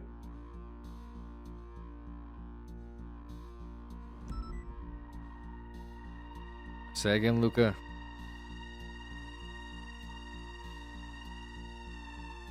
Can you hear Malton? Oh, there we go. Can you hear me? Yeah, I'm here. All right. I was just talking to Malton about it. The conclusion we're kind of coming to, I was coming to, is All right. So why would she shoot him? Well, Laura's a hooker. She'll literally get on her knees. She literally tells people, "I'll do anything for money." All right. Well, to her, cocaine is money. She sells it. She makes money. Easy. It's cash. Okay. Yeah. Yeah. She doesn't want to lose that connection. And if Otto or Nino, right, found out from any of these people, Crane, I mean, now we know the whole fucking bucket's leaky. So who knows where it came from right the second. Those guys find out. And this guy's, that Enzo guy, he's walking in a fucking field of landmines. Not only was he around this cocaine business or whatever, right? He was also around, who knows what, teaching this clown how to cook meth, you said. And then on top of it, he may have witnessed an attempted murder in the fucking penthouse, right? We don't know for sure. So he's got all kinds of, he's got too much information on him to these people who are important. They probably told Laura, like, if he's talking, you either get rid of him or you're cut off from the coke and we're coming to kill all of you. You know what I mean? Yeah. I don't know. That's kind of the conclusion I was coming to. And I'm not saying that there's a whole lot of hard evidence for that right now, but it's the direction it's pulling me. I think the orders came from the high up, the people in the casino or people in charge of coke or something. Yeah. I mean, the motive here is that Nino off that guy since he was implicated in the penthouse shooting, right? So whatever happened after that, I mean, it's just a matter of Laura getting involved, but Laura's just as implicated herself with her connections, right? Yeah. So through some bridge somewhere, you know, she tells, you know, they tell her, take care of this problem or you're going to have problems, and didn't leave her a choice. Yeah. How that was communicated, whether it was this guy and truly no phone call happened, or through some other method, you know? Somebody calls her up. Maybe even Sophia, right? Since Crane is directly her lawyer. Oh, yeah, that's right. Yeah, there's another, like, I was just trying to, essentially, I have the direction, I just don't have, like, the straight path to it, right? But yeah, there's a couple of paths I think that could happen there. Is Crane to Sophia, Sophia maybe to Nino or Otto to Nino, or Sophia to Laura directly after finding out information from Nino, and then they just kind of go from there. It's like some weird murder triangle. Step out for a moment. Oh, so I thought you were saying all of it. Anyway, the only real person we have any hopes of getting any of this from, or any information to connect those dots, is Laura, because no one else is going to talk to us. They're going to tell us to fuck ourselves, for sure. Right. And we can't really trust what a fucking methed out, coked out hooker says. Like, what? How are we gonna?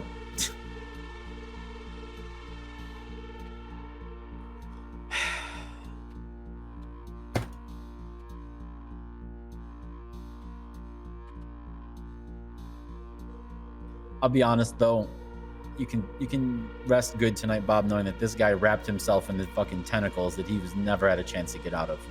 I mean, Hooker may have thrown him to the Kraken a little bit because, you know, he was under her wing, but this guy, he had no chance. I mean, if he was around that shooting and around the coke business and around just, he was fucked. I mean, he had so many things that the second he was seen with the police, they were gonna fuck him up. He could have been valuable to our investigations.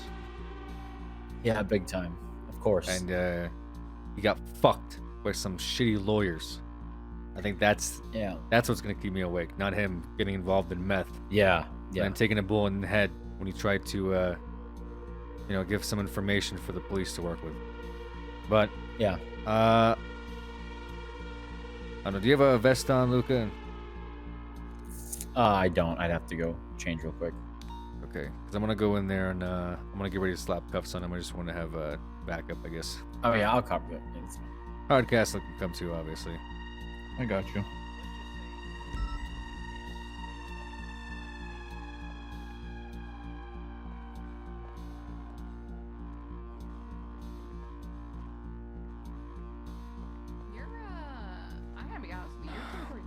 Okay, Smith. What do we have? I've been racking my brain trying to think if I let something slip in, even inadvertently. I can't. The only thing I might have said was that I'm going to be avoiding the casino for a while because, you know, it's kind of a joke. I've been at the casino one time with Odessa. Yeah, I mean, we drove to Nino's place on Great Ocean, and he took a call from one of his kids at the time, Timmy. He uses a very different voice when he talks to Timmy. I don't know how old Timmy is, but I would have to guess young. It's the kind of, you know, how you doing, buddy? You all right? You good? The kind of thing you would use with a small child, you know? I mean, that took up a portion of the... When I say that, like, I couldn't have told him... There was not even really any time. Like, as soon as I realised that he knows things he really shouldn't, I just fucking left, you know?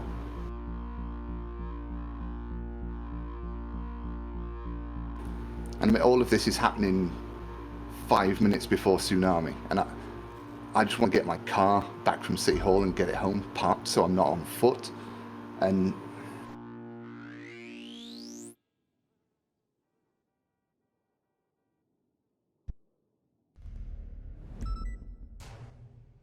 I mean, I swear, if I had something I could give you, I would. I'm definitely not wanting to go to prison. I'm definitely not wanting to lose my license, and I'm appalled that Enzo was killed. And like I say, my circle of trust for people in this city is getting a lot fucking smaller. Sarge, but, can I say something? Yeah, go ahead. Mr. Smith, I don't mean to cut you off, but before you continue, I want to talk to you about one thing you just said. Sure. You're talking about the consequences here of, you know, these actions or non-action, whatever it is that you were talking here about the sergeant with. But more importantly, if there is any sort of implication of any of this, and whatever it is that was said in this room is believed to be true, wouldn't you be worried about the people that thought you just talked to us? I mean, look what happened to Enzo. You know what happened to him. Well, yeah. I mean, fuck. I've been told that Laura is in prison, and if she was calling me possibly to set me up so she could kill me too, then yeah, I'm really fucking concerned. But I mean, is that hardcast? Let me know if the music's annoying. It is. Yeah, that's... Yeah, so he'll tell you that I've got goddamn serial killers after me as well, so... My life seems to be perpetually under threat, and I don't fucking like it, you know? You know, I truly do know. I've been in that situation since I've put on the badge, but... Okay, I just wanted to ask you how you feel about that, because if I were in your position... Great. I mean, you know, you said you were worried about getting your car back, parking it up. I mean, that's probably how Enzo felt right before he got shot, is he wished he could just gotten his dune buggy and driven away, but he didn't, and he never will. I don't want you to be in that situation, all right? It wasn't easy to see it. Were you the one that found him? No, I mean, one of. That's not the point. The point is, no, just think deeply here, because you need to put your mind to work, and you need to try and help find this before, you know, there is no helping you, all right? Believe me, I'm trying, and if there was anything else I could think of,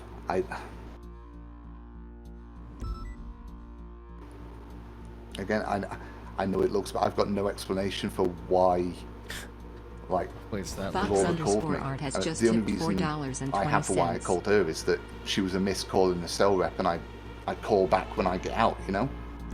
Mm-hmm. Yeah, she has a very distinctive voice. I would have remembered if we'd spoken. I mean, the problem is that night is so rushed that it's all very fucking blurry. I mean, I went from Enzo's cell rep almost immediately into another, and then the morgue, and then another cell rep at Vespucci, and then I went to bed, just trying to.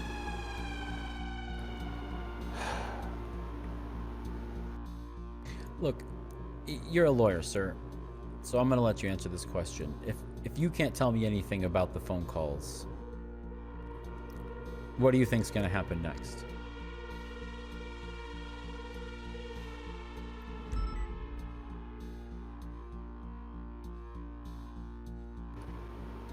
Yeah, I mean, I know you're looking to charge someone for this. I'll just implore you to not have it be me, because We're was not looking to involved charge in this. everyone for this, Monty. Yeah. Everybody, not one person. There's not a fall person for this.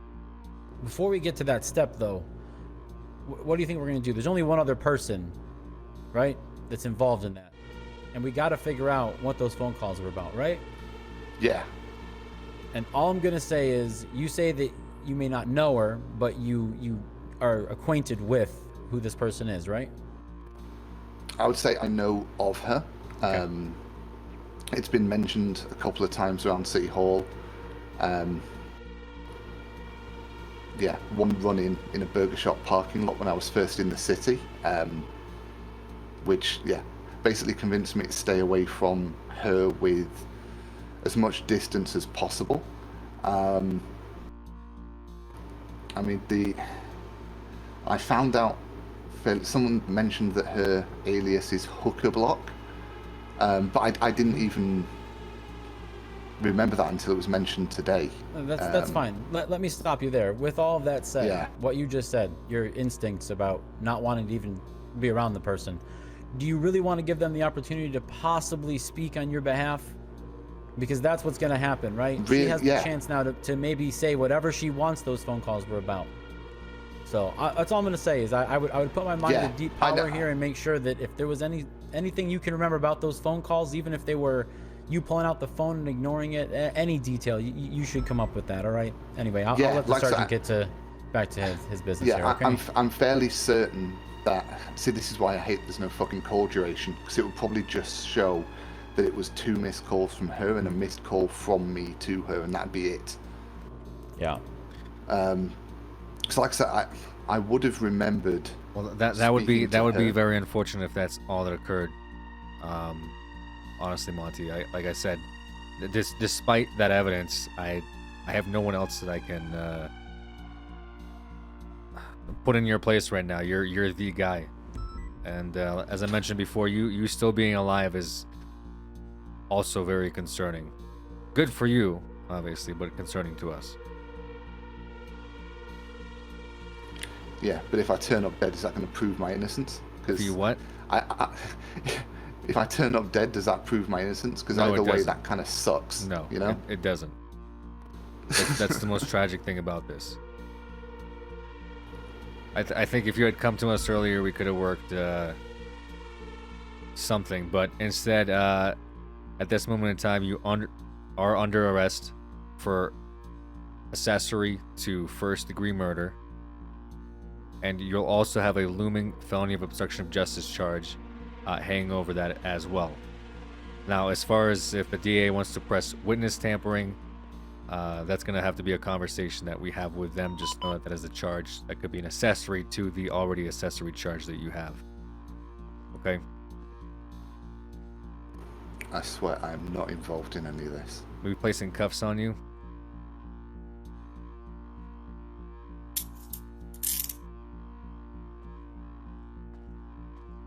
Mal, can you go ahead and inform DOC that I am. We have a lawyer Yep. that's Yep. getting processed down here. DOC. Numbers are working on that paperwork for the form. I filled out the hut, or I got the hut incident report. Just put anything in there that I think is relevant. If you want to do that. Okay. All right. Did you do the DOJ form for the judges? Oh, negative. I didn't know. Oh, that's what you're working on. Okay. Yeah, I'll you take can care do of that, that. and I'll put the stuff in the report. Appreciate it's only local DOC up there. They've been made aware. Okay. Local DOC. You understand how all this stuff works. I'm sure that I don't need to explain to you what to do from here. We're gonna be forwarding your information down to the Department of Corrections. We're gonna be letting the judges know that you're being held until trial, as well as the District of Attorney's Office. And hopefully we can come to some sort of arrangement doesn't put you in jail, assuming that you can give us some information or we discover something that somehow doesn't implicate you in the middle of all this like it already has. You understand what I'm saying, Monty? This is not how I expected any of this.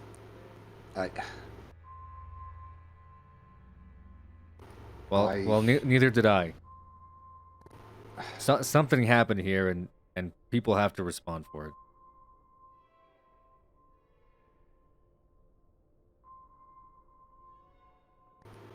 I was just trying to do right by Enzo when I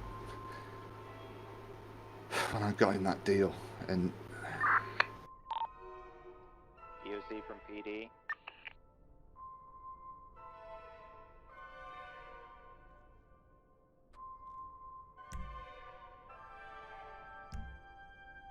Okay, Monty, at this moment in time, you are being sentenced for the 9s up at the Bolingbrook State Penitentiary. Any questions, comments, or concerns about your processing here today at Mission Road Police Department?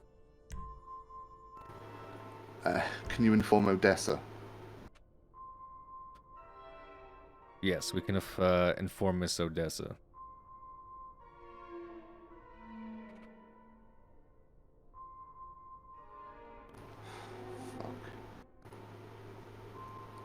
Jesus, how the fuck am I...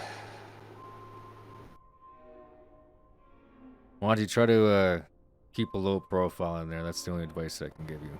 Don't tell anyone about your situation. Especially the lifers. Oh, fuck. Godspeed.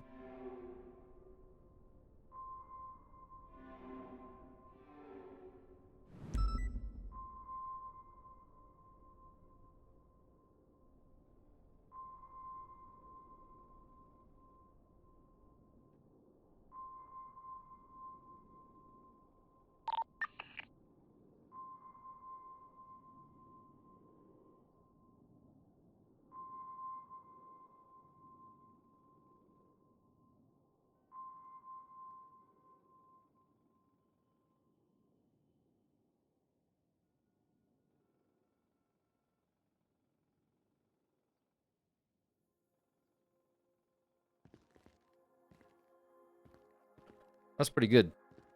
Some good roleplay there.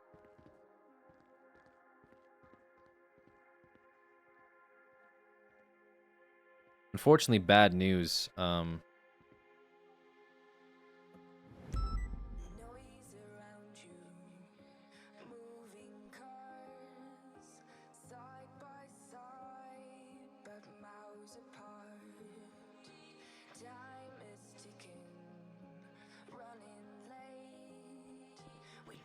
Okay. Welcome to the Immortal Army.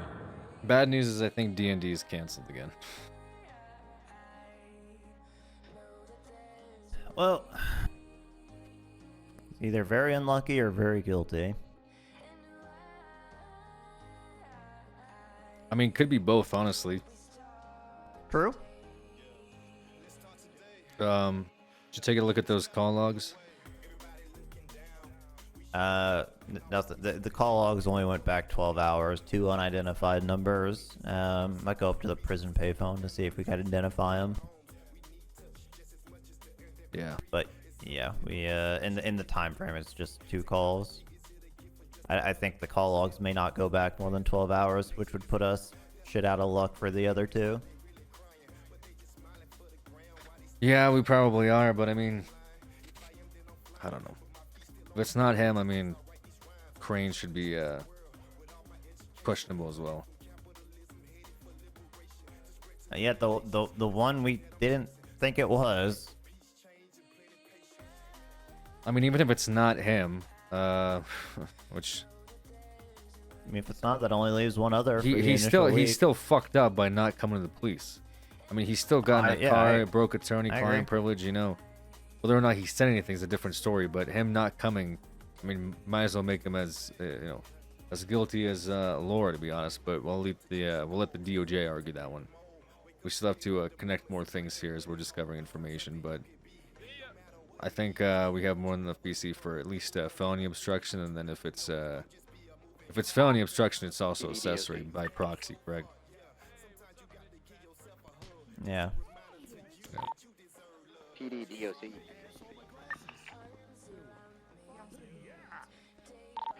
I transferred to the police department. You guys just don't show up. Yeah.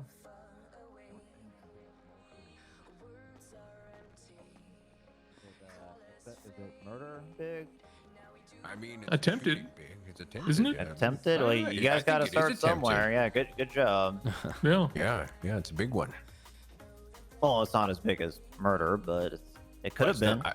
I mean, still big, sir. Right? I mean, He could it's still not a die. little- Yeah. Well, could he still die? Is he in the Well, ICU? no, he's walking around just. Oh, fine, he's actually. okay? Okay. Yeah. Well, just I talked mean, to him actually outside. He could Yeah, get he's hit fine. by a bus, and we Yeah. could claim that that was related. It's true. If you could articulate that. Yeah, I'm sure some way to, Okay, let piece me. the straws I together. think even with Here the we go. lawyer here, Riggs, I think I've got this.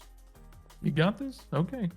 I think You so. two got this? He left the room, and he was like, "Nope, I'm noping out of this fucking interrogation because the two options for lawyers suck so bad, and I think just dealing with lawyers in general." Yeah, the sheriff's going 42. Shit. Yeah. Who do you have to deal with? Pred What lawyers- left? Huh? Like Pred left or the Sheriff. lawyer? Sheriff left Because the lawyers are so shitty? Who are the because lawyers? she asked for a lawyer. She asked for Nielsen. And she asked for Nielsen, Nielsen. but the other Nielsen. option is Griswoldstein, which I kind of can't deal with. So. Are they both that bad? I've never. Oh my dealt God, with them. Malton! You know what? I'm gonna call haven't dealt with Grizz, Nielsen. and you can deal with him, right? No, because I don't know. How's what this Nielsen? I haven't is. dealt with him. Is he just He's the worst. Nielsen and I have an ongoing sucks. feud. He doesn't know how to lawyer, so the only thing that he does is just tell everyone to plead the fifth because it's the only thing that he knows how to do. Oh, Because he that doesn't is- know when to interject and like tell people like, hey, you should probably stop talking now, like a lawyer should. He just says, plead the fifth, plead the fifth, plead the fifth. Hey, Gold, So. can I ask you a personal question? Yeah, what's up? Are you ever worried that a suspect's gonna grab your nose ring and just tear it out? Nah, because I don't do patrol with this outfit. Oh, that's fair. Yeah. That's smart. That's unfortunate for the choice of the lawyers, but they're all killers deep down anyway. We just arrested one for accessory to first degree. Accessory to first degree? Yeah, one of the lawyers. Wait, menacing. wait, Monty? Yeah, Oh shit! You guys officially proved it? Did he confess or something? didn't confess, but I think we got a strong case. He called the person who actually pulled the trigger just before. Oh shit! Who actually pulled the trigger, Malton? Hooker block. Welcome Oh, to the Gapes? Immortal Army. Yeah. She's in love with Oh. me. I Kidnapped closed the me case once. today too, Malton. Which one? The shooting of Dre Johnson, the deputy mayor. Oh, good shit. Yeah, thanks. Good job. Are you on Channel 5? Yeah, so I don't know. We can call Grizz or we can wait for Adam. listening back to this recording. PD to DOC. Send it. I can't get Monty. Malton, Or check your DOC PD. crossnet I got a I got a DOJ hold PD. until trial. Suspect up there. He's a lawyer that just sent up. Trying to make sure he doesn't get like stabbed because he's a You lawyer. wanna? So Malton, this one's basically a tow worker requested an impound on a DeLorean that was illegally parked in a handicap spot in front of Maze Bank Arena. And Nancy called him, asked him to come down to the impound lot. And while he was talking to her, apparently Buddha and a Vagos member in a gold 4x4 pulled up on him with guns out, took him hostage, and shot him down at the canal area. So And we're then blew up interrogating his car back in the impound lot. Yeah, and then went back and then apparently shot. Yeah. Interesting. So wait, what's her role in all this? She was one of the shooters? Well, I believe she informed the shooters of who towed the vehicle. I don't know how she got the information, but she did call Oxlong here at dispatch and asked how one would go about doing that, and specifically mentioned a DeLorean.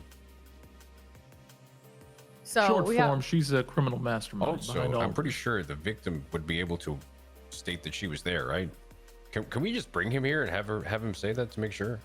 I mean, You can just look at her right now, right? And just say, yeah, that's her. Yeah, but she was ID'd by the other guy too. But we could, yeah, technically. I mean, just as, extra mile.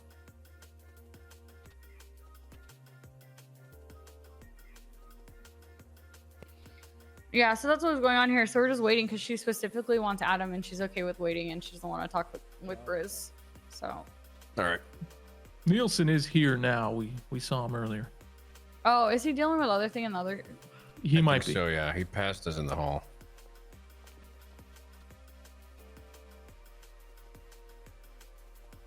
Man, detective shit's cool. Yeah, it is.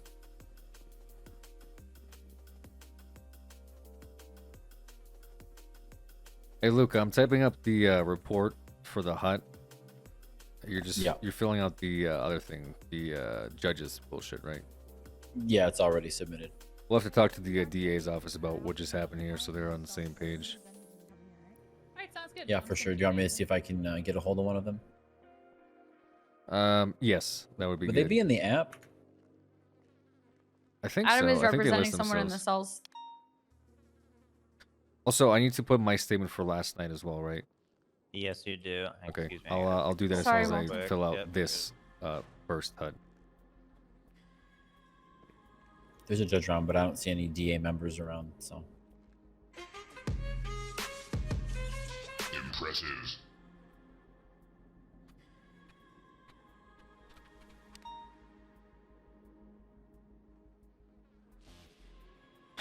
Okay, 1 second. Hello? You better stop digging. You better stop poking around. Who is this? You better stop what you're doing, boy. I don't know who's calling me right now. I'm in the middle of writing And you're not gonna know. Yeah, I literally won't know. Boy. 462 DOC. Okay, who am I talking to? Stop digging. I don't know who this is. I'm digging into multiple things. Okay. Thank you. Guy fucking hung up on me.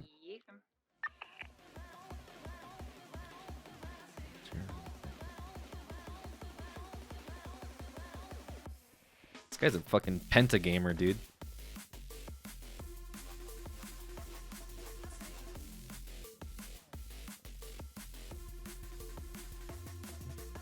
About the duration of the... Another one. Hello. Adam. How are you? All right, how are you? Hey. Hello, Amber. Alright. Gonna go in So there. I guess I'll give you a that rundown. guy. That's Nielsen? No, we I have already dealt started with the him. He has a recording. Yep. Fred was I know here, why I'm here. but Fred also just left. We didn't ask any questions. So she's under arrest? No. I've been Nothing. Mirandized, but I don't know why I'm here. I So haven't were been you? told anything. Did you willingly Yeah. come down here? I was asked to, and I came down here just making because Fred said we were gonna have a chat, and now I've been Mirandized and I'm in an interrogation room.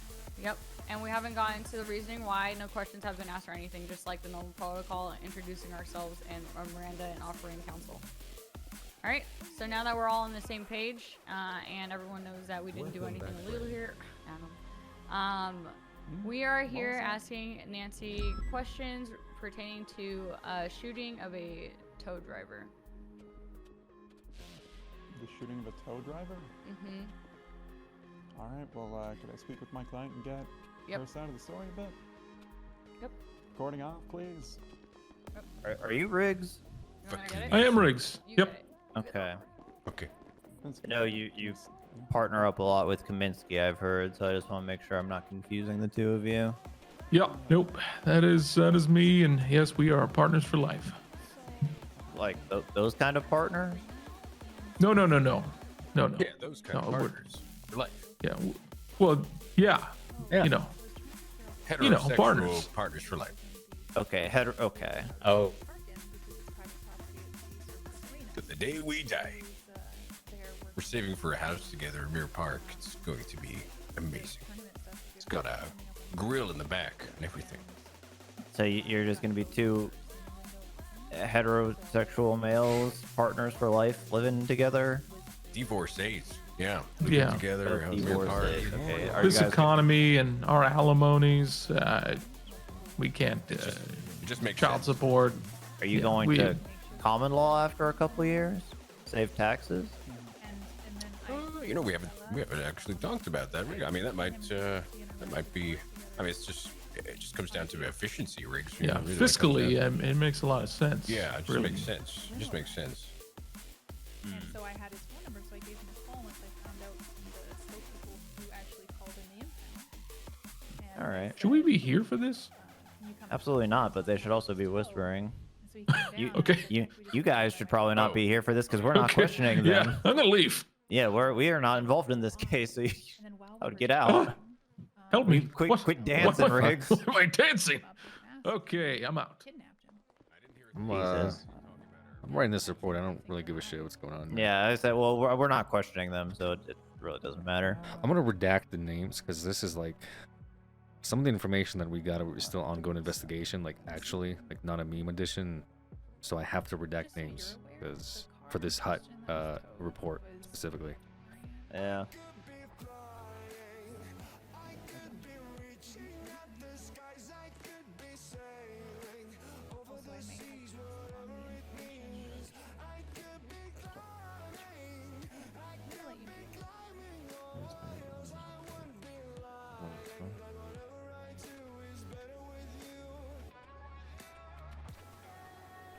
Also because I'm doing all of the work at the NPA, I've had issues with my vehicle down there at the arena before. I want to make sure that my car doesn't get impounded because it's pretty brand new. Yeah, people illegally impounding vehicles. Just to get the money and stuff. And, No, you know, I know how have- to be done. Yeah, I just bought a Corvette. So I want to make sure that that doesn't end up happening. So, what is the reason that I can not you down here? I have no idea. You know, after the kidnapping, I'm assuming it was a kidnapping and then they held him up to something. Cadet Kaminsky phoned me and said, "What do you know about what's happening?" And I said, "I don't know anything. What are you talking So about?" No, no, liberal. Fella, I think you're talking about. Alright, the tech. Who I talked to. Yeah. Or the guy who called it, please. Yeah, Kaminsky was like, "I want you to come down RPD and talk to me." I was like, "I have what are you talking about? I have no idea." And he's like, I have no idea. Like, what are you talking about? And then I was like, "I'm really busy. I gotta go." And so I hung up. And then several hours later, Fred's calling me to come and have a little chat. Alright, do you know if the car got impounded? Fully impounded? It did not. Did you see, how did you find out that it called the impound? Someone found out. So it wasn't just through the car getting impounded checking the lot, basically. It wasn't, but then it was confirmed by the owner. It was confirmed, not by the owner, by the impound. Wait, so when you say it was confirmed by the impound worker, you mean it did end up getting towed, or the No, impound it was worker found out through confirmed, another channel? I don't know. He used the foreman, I guess. He was like, yeah, FFA is the one. Is this in regards to what I'm put out there, Your Honors? Yes, it is. Oh, lovely. All right. Well, Bob is doing his report, so maybe I could assist and I can drag him if need be. I mean, that's what we do. Sure, you can drag me. Well, all right. That's Okay. Well, there. I guess I could take you too. Luca, I don't want you. He's getting so handsy with people. Well, he's got a lot of writing to do. We'll talk in the other observation. What's on right now? Oh my god, look at the cop stack. Look at MRPD. Yeah, I'll just have your taser out, flashlight, whatever. Just monitor the situation. All right, Your Honors. In case you have never been in here before, you As soon can as talk this guy gets normally, dragged all and over there the is edge, soundproofing in here, your so force. outside shouldn't hear. Fair enough. Yep. So, do you want like a TLDR? A little bit. How much are you guys gonna be? So you guys are gonna be conflicted out of the case, then, right? I mean, I'm fine with I that. mean, I hold signed on. the warrants and took care of the. Here's what I'm here to do, right? Okay. If this is pending anything, I just want to have the conversation with whoever the hell it is, Mr. Smith, apparently, and that's it. If y'all want to talk further about it, that's fine. we've I don't already- want to conflict we've al- myself we've out of already- this. Yeah. I'm just gonna tell them what it I'm is. already conflicted because I, We've you know, already sent Smith up. He's been formally charged. It's just pending us putting it on the docket with the DA's office. Correct. okay, so we gotta go find him at Bolingbrook then. Yes. Yeah. Apologies. Yeah. He Yes, is. He it is would not have here. been nice to know if you're doing that beforehand. That's the reason we're here. You have to be here for us to send him up for holding to trial. No, but I have. No, there's other because things we have to speak about because Yeah. he's a member of the Department of Justice beforehand. If you Copy. don't know this or not, Mr. Smith, I handle a lot of the bar reviews and removal of bar licenses. I see. That, Well, yeah, you that is might be my removing fault, a yeah. few this week. So Yeah, I hope- I said I we hope were that arresting ability him. I is probably ready. should have clarified that he was already sent up. He was sent up as that email was being sent out. All right, we gotta go to the Bolingbrook then. All right, well, I'm gonna go deal with this other thing then. If you want to take my car, go ahead. What other thing? There's some other subpoena All right, thing. give me the keys.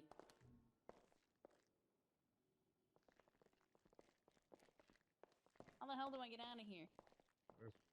Excuse me for like a minute. I'll be right back. All right.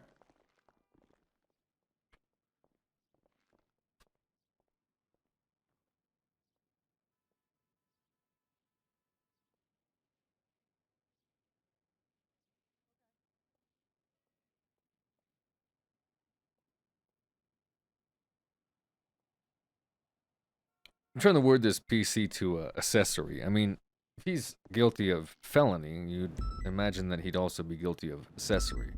But then felony is its own independent crime, is it not? You're talking about felony obstruction? Yes. I marked him for felony as well. And so okay, here's my 2 cents on it, and this is just my thoughts on it. This isn't like a legal argument, right? I don't think someone could obstruct their own justice because it's only natural for a human to not want to be put in He jail. obstructed justice by not providing information to the police department. But wasn't it ultimately an investigation into him at the end?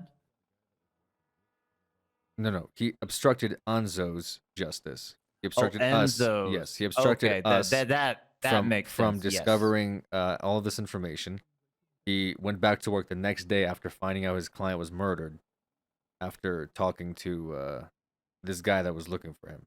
You know what I'm, Yes, you understand what I'm saying? yes, that part makes sense. I thought you were talking that about to me is felony. As far as accessory goes, it's all a stack of circumstantial evidence, right? A lot of it, but yes. Because I mean, we didn't have a guilty plea in there. Obviously, he didn't say that he did do it. In fact, he's obviously contesting against it. But between the leak, then between the what do you call it? Information passed to I guess Nino that he's not giving up, and then on top of the Laura phone calls, who Laura ended up being the murderer, after which is what makes it I believe accessory. Yes, because obviously he wasn't present for the actual crime, Right. but he wasn't present. He wasn't an accomplice, but he was the last one to know Anzo's location, at least, right? We've very clearly, I think we have shown, or we at least have enough to go to court, that he aided or embedded. Not this would be the aided part. He aided Laura Gapes in murdering by, the phone call, basically, as well as the Nino stuff, if we want to push that angle.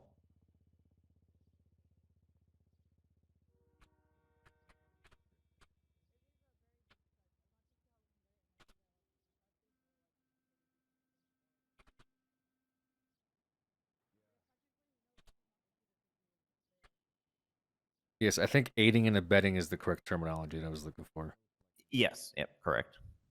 By facilitating information regarding what he knew, locations, and by also conversing with the killer. We assume conversing with the killer. None of which he's had a good amount of evidence for. Now, should it turn up that somehow was Crane involved, I don't know if this necessarily drops his charge. To be fair. It might just make the chain longer than we think it is. I do see a reality with they might drop the first degree charge though, due to us not getting a guilty omission of crime out of him. You know, True. just a bunch of circumstantial evidence, which I think is still worth bringing to court unless the DA I agree. argues it.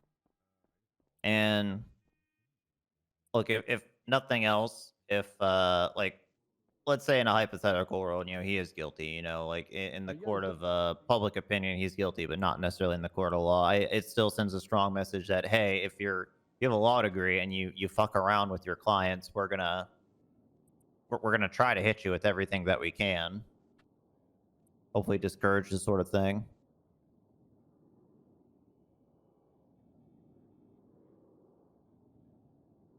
If not, I might get some good RP out of it.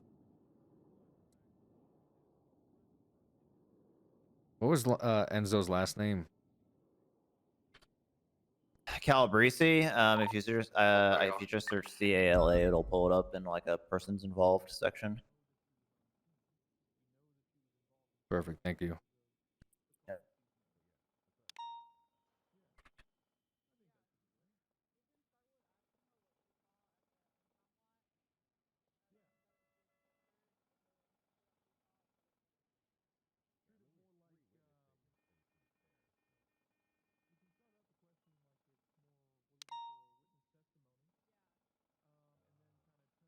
It is reasonable to assume. Circumstantial evidence is still Vehicles evidence. have already been repossessed by the state. So like, they work quick. Oh no, there they are.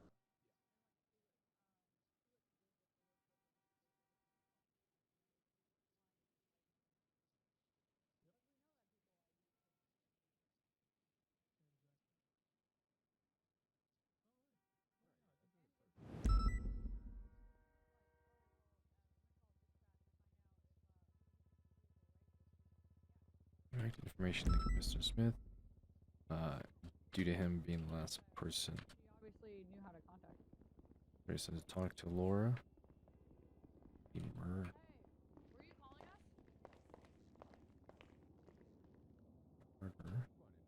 And being the last person to know his whereabouts. He died. It is reasonable to believe Mr. I mean, he eats the felony obstruction charge, right? It's just like him not reporting it also led to the murder, so that's kind of how I'm kind of like. Even if it's determined he's not involved in the murder in any way, I think at the bare minimum it's felony obstruction.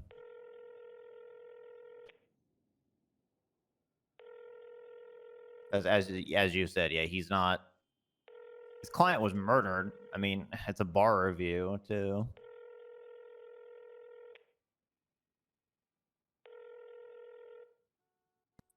What a big golf.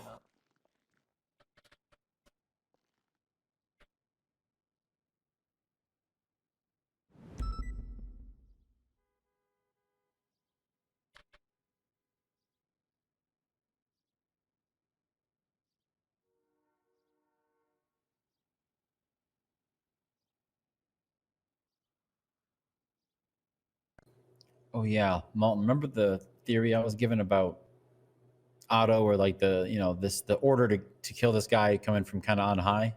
Sure.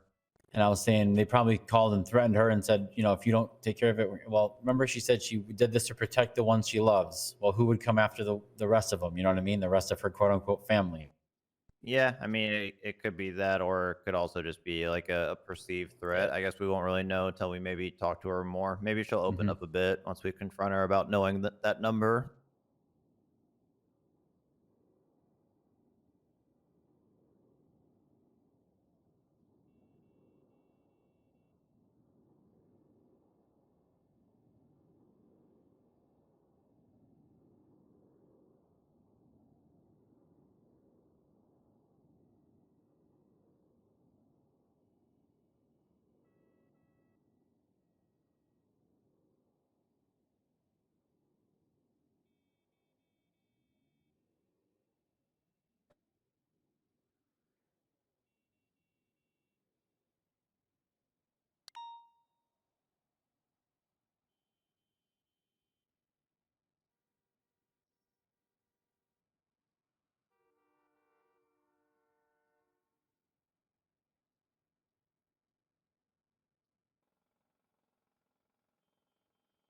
Yeah, I mean it'd be an interesting case, I guess. I could see accessory being dropped, as he kind of see like if he was a middleman, you know. But if we get the original suspect at this point, it could be either Otto or Nino who more than likely put the hit out, or even Sophia. Then that could incriminate him as well. Yep. We'd like to see what Crane says, and still need to pull Adam Prince in here as well. Yeah, I'm fine with sending a message on this one, even if it doesn't turn out quite like we hope at a trial. I mean, if felony sticks, then he loses his license anyway. For being completely honest. Oh, And no. I think the fact that he knew all of this information and shared none of it with the police department, and his client died, I think is more than a good enough reason to revoke his license to practice law.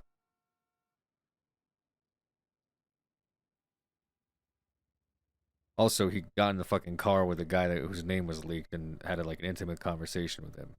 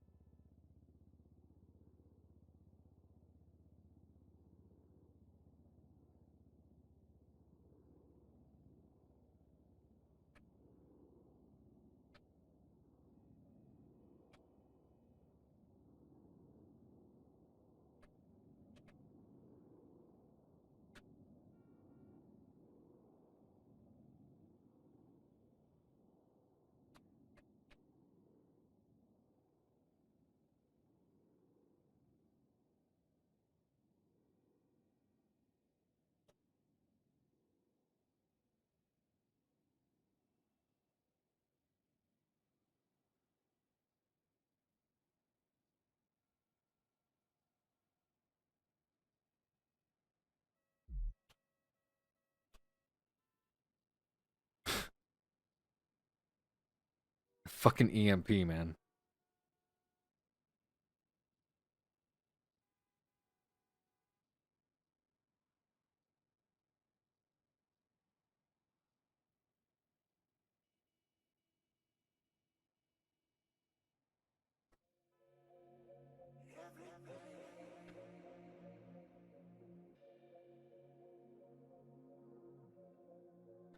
We should probably make a report for the penthouse incident, as that now should be an active investigation, since I think we've received more than enough statements to open it up. You think you could close it? Because, I mean, if you don't think you could close it, then... If I can get River and... who else? Like, what's her Gabe. face? Not, well, Laura already gave us that, as did Enzo.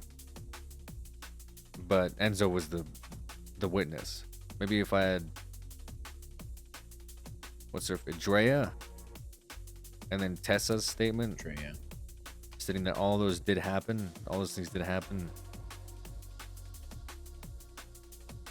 Look, I Bob, need the medical report that she was in fact shot and thrown off of a building.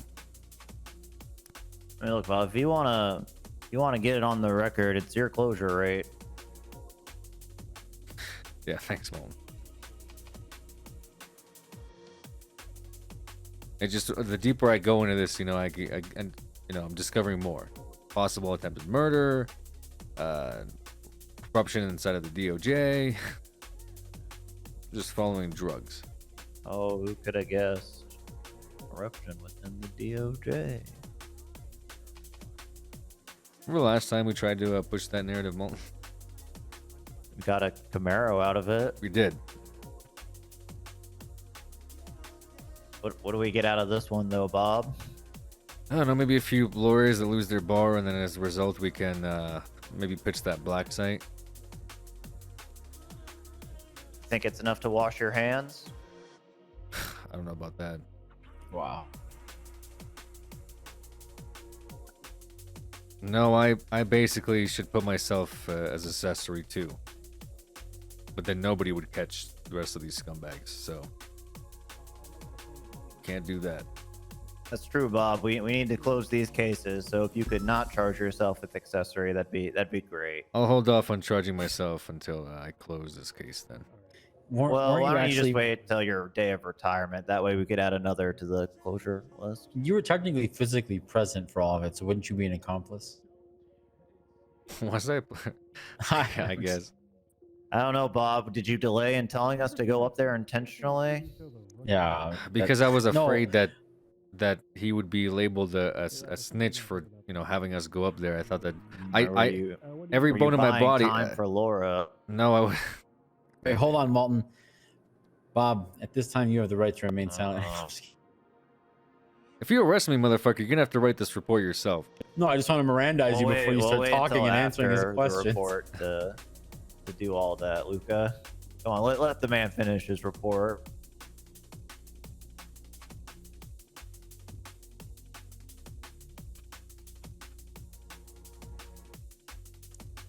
Before we get on that path, then I got to go arrest those judges too for hiring lawyers that will fucking get people killed.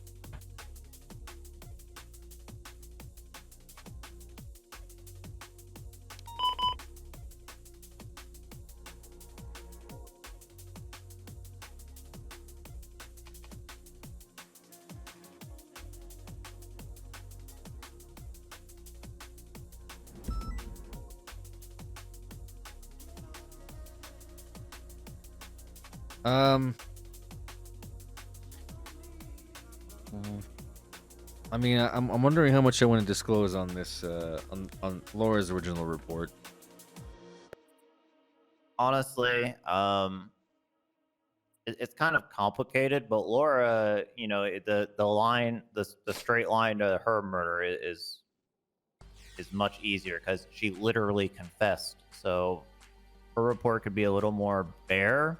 And then if this does go to a full trial, less details get released about the lawyers.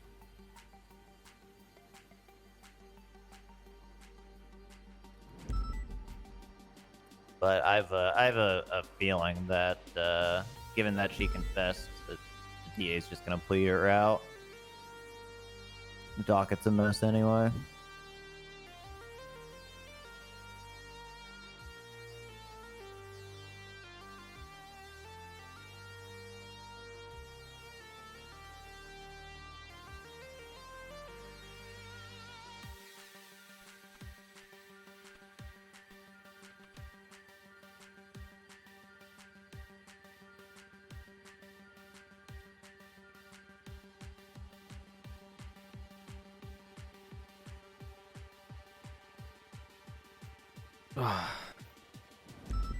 Okay, I'll just fill out his original booking then.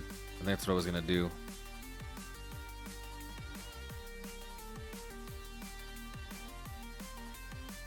All right.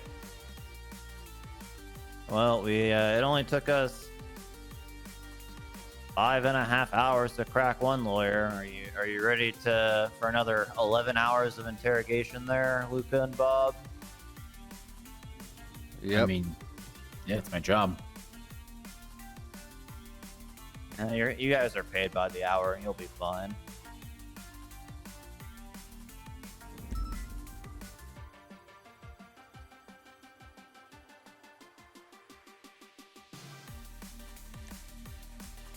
All right.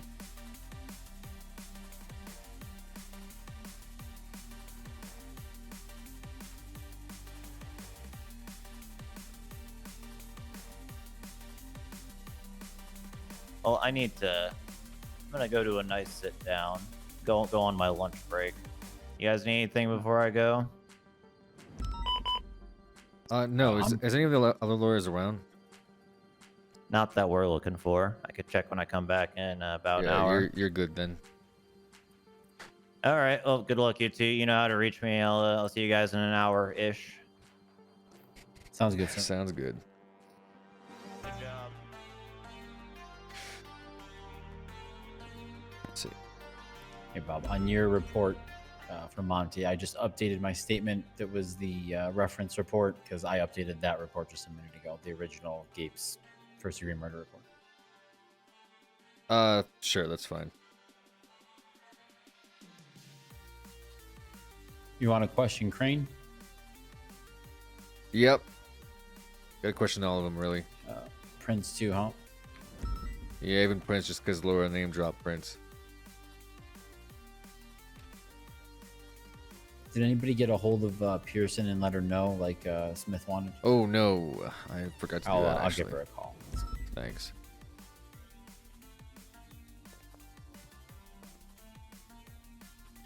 Hello, Miss Pearson. It's Senior Officer Kovacic with the LSPD, the officer you spoke with earlier. Hi, I just wanted to inform you by Mr. Smith's request that he was booked into Bolingbroke State Penitentiary on some hold until trial charges that he's facing. So if you choose to visit him up there, you'll have to contact the DOC and everything. He will be there until his trial, all right?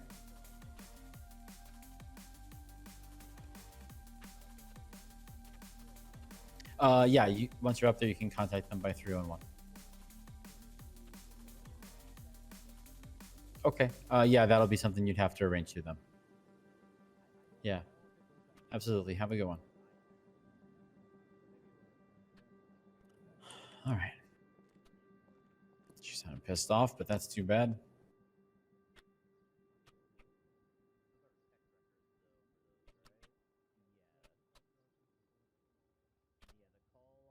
Wait a minute. She wasn't one of the people that saw that Molotov thing, was she? I'm not sure. I gotta go back and look. Because if she was, then she's just fucking lying to me, too. They're all just lying.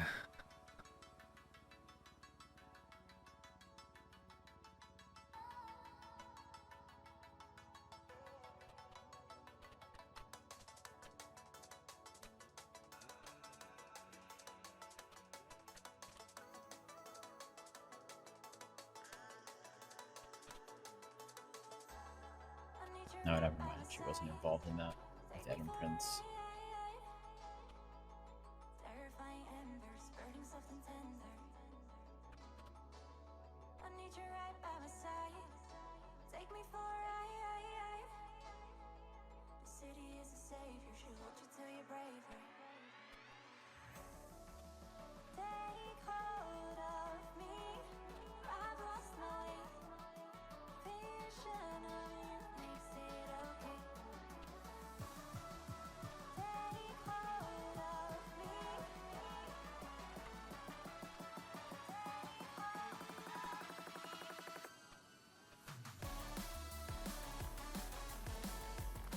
So, the sheriff ordered some pizza and wings from that Joey guy that was trying to talk to me before.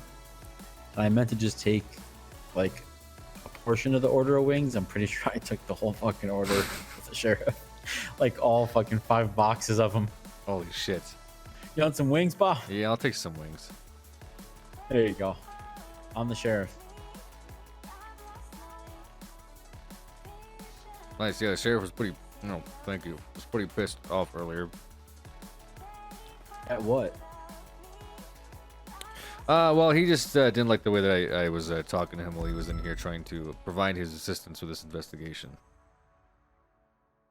Yeah. I mean, I'll be honest, I don't know Pred that well before he was the sheriff. I just saw him around here or there, that kind of thing. But I mean, I respect him for being the sheriff and everything. It's kind of one of those things, though, like, we don't really need help. We're kind of balls deep in this. At this point, it's if you weren't here from the beginning, you can't really just jump in, you know? Right. Yeah, I mean, I'm fine. It's just you know, I was on a time limit, and he was not really offering valuable advice. It was more like, why aren't you getting aggressive with them right now, Bob? I've been in here for 30 seconds, and I haven't heard you be aggressive in pressing him. So Yeah.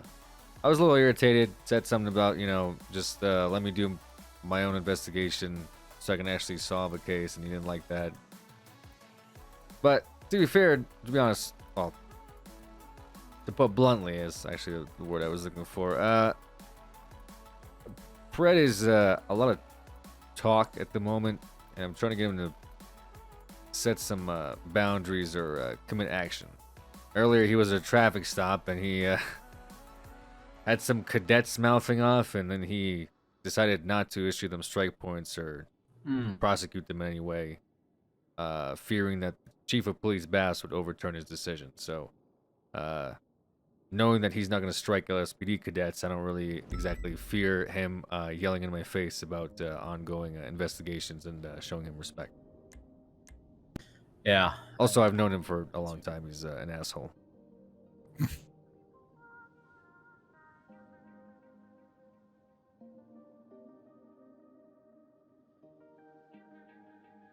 How's Tinker?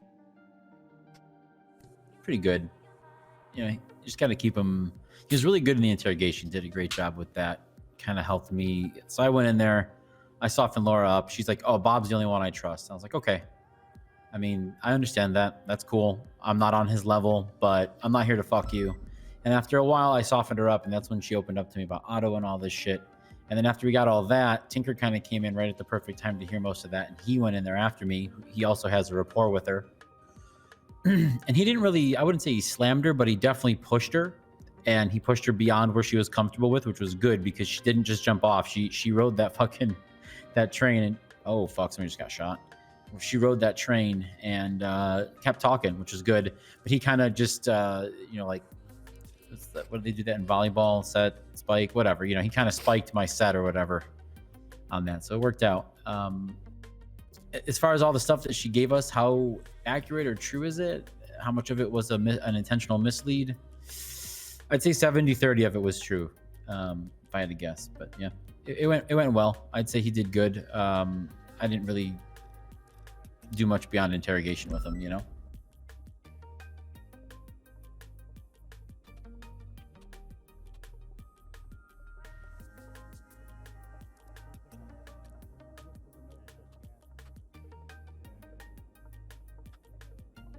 Yeah. My concern with her is that we played ball.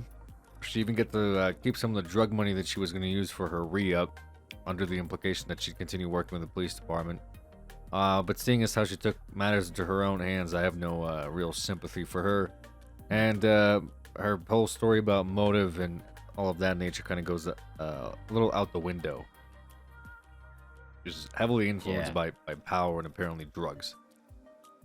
Yeah, I don't buy her story that it was, oh, he disrespected the block, yo. I had to cap him on a moment's notice. Nah, because again, she levied more information than he did. That's why I was hoping that they would talk and he would discuss what he said, and then she'd realize that he said even less than she did. That was assuming that she was smarter than I think you assume. But I'm not trying to be a dick. You would hope that somebody, at least just a layperson, could understand that they're getting a lifeline and not to just instantly use it to fucking hang themselves with it. I indicated to her that she had a lifeline and what all that entailed, and seemingly she kind of tossed it out the window by murdering a witness. But unironically, it might have actually tied some people further into this than I had originally suspected. So there is that. Silver lining is that by Nino getting involved and Otto getting involved, it means there's more to they were just hanging out. You know, now they're potentially witness tampering. But we'd have to get her to essentially turn on them, and we'd have to place them again at the casino. And we have a lawyer saying that he was with Nino.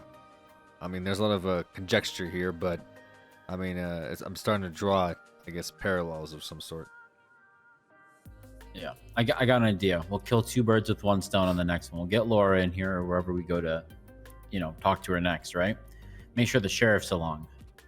So that way he can see that you're aggressive. And what we'll do is we'll turn the lights out, sit her in a chair. You can walk in here, like flip the lights on and slam her head off the table, Like, holy! Just scream at her as loud as you can until she tells you and cries and stuff. Maybe step on her hand, throw her out of the chair, And Fred will be really happy. It'll be great. True. It'll be great. It'll just be like that scene in The Dark Knight, Anyway.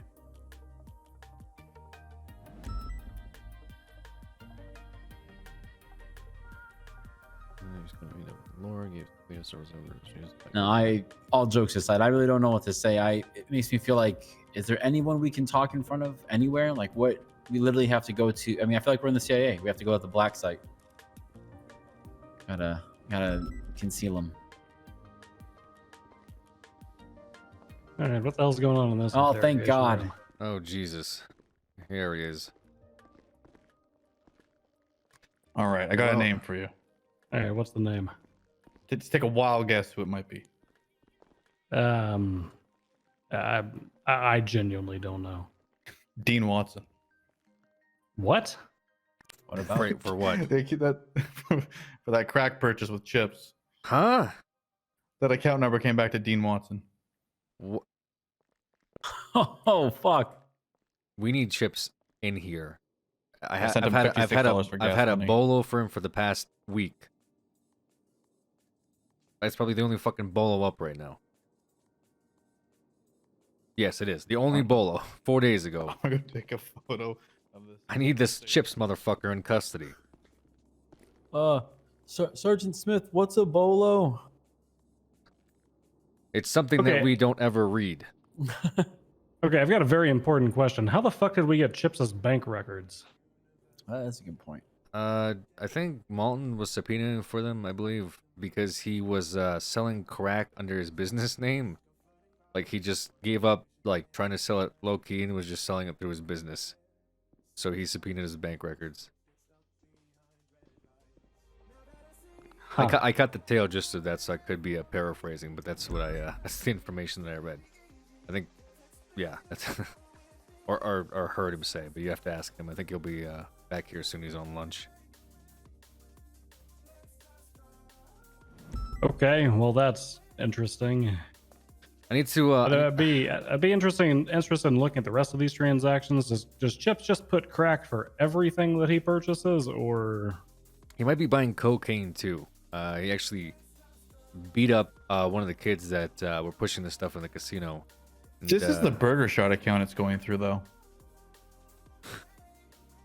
Oh God, that's even What was more this fucked up. transaction? Is this Burger Yeah, Shot? Chips is Yes, a it's part-time Dean Burger Watson. Shop employee. What the fuck? He's selling drugs through the business of Burger Shot. Okay, well they're gonna get raided probably if we come up with more evidence. Yeah, I might need to open up another investigation, Bundy. No, leave it. yeah? Well, besides this murder that took place last night, we believe it was incentivized by a incident that took place at the casino that has gone largely unreported or undocumented. Believe that somebody was shot up there, and then their body was thrown off of the roof. And we have some witnesses that were involved in it, some eyewitnesses, and we're finding out that that incident occurred, but it's sort of tying into my current investigation of the drugs as well as into the murder investigation. They're all tied in with each other in some capacity. That is the way that these investigations tend to go, unfortunately. Right. Okay. So there's a murder thing. Like I helped rewrite the warrant based on the conversations that were had. Thank you for that. I assume you got the 2 logs of messages that I sent over to you that were produced to us by the DOJ. Yeah, Malton has been looking at it. I'm gonna take a look at it once I'm done with this report for these HUT charges. We don't have the other 2 lawyers in town yet, so we're kind of waiting out till they get in, and Gotcha. we'll bring Okay. them in. But yeah, it turns out that it may not just have been one guy. It actually could have been 2 guys, 2 lawyers. And ironically enough, the murderer that we had in here thinks it could also have been the 3rd guy as well. So the cherry on top could be all 3 lawyers might have leaked.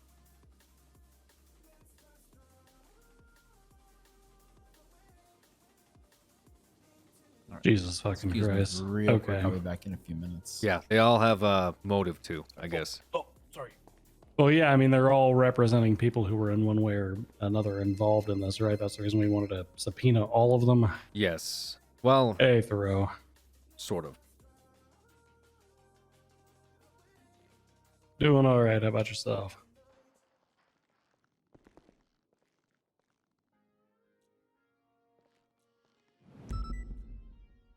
Meetings seem to be all that I'm doing today. I'm at MRPD. Trying to get caught up on another What's up, case Mantis? that's going on. If you guys want to swing by Spin this way, I'll drifts. chat with you whenever you're available. You get some spin drifts, bro.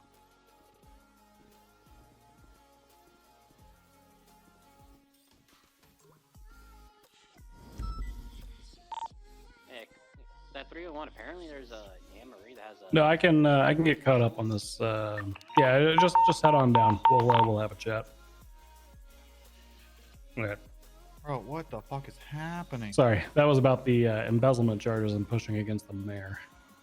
Oh, good. Yeah. Yeah. Well,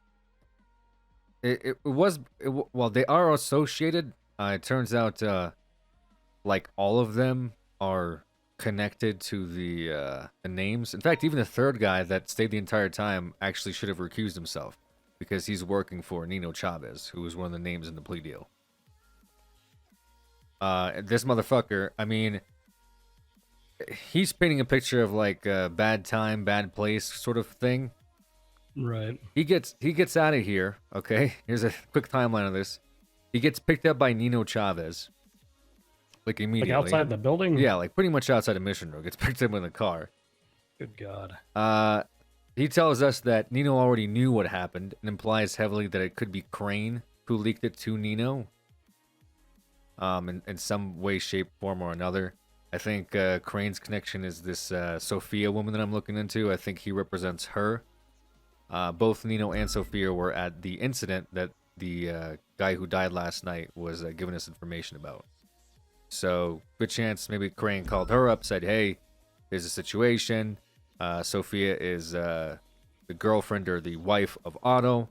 Otto and Nino were both looking for Anzo last night. So, he could have, Crane could have called Otto. He could have called Sophia. What is Sophia's last name? It starts with a C.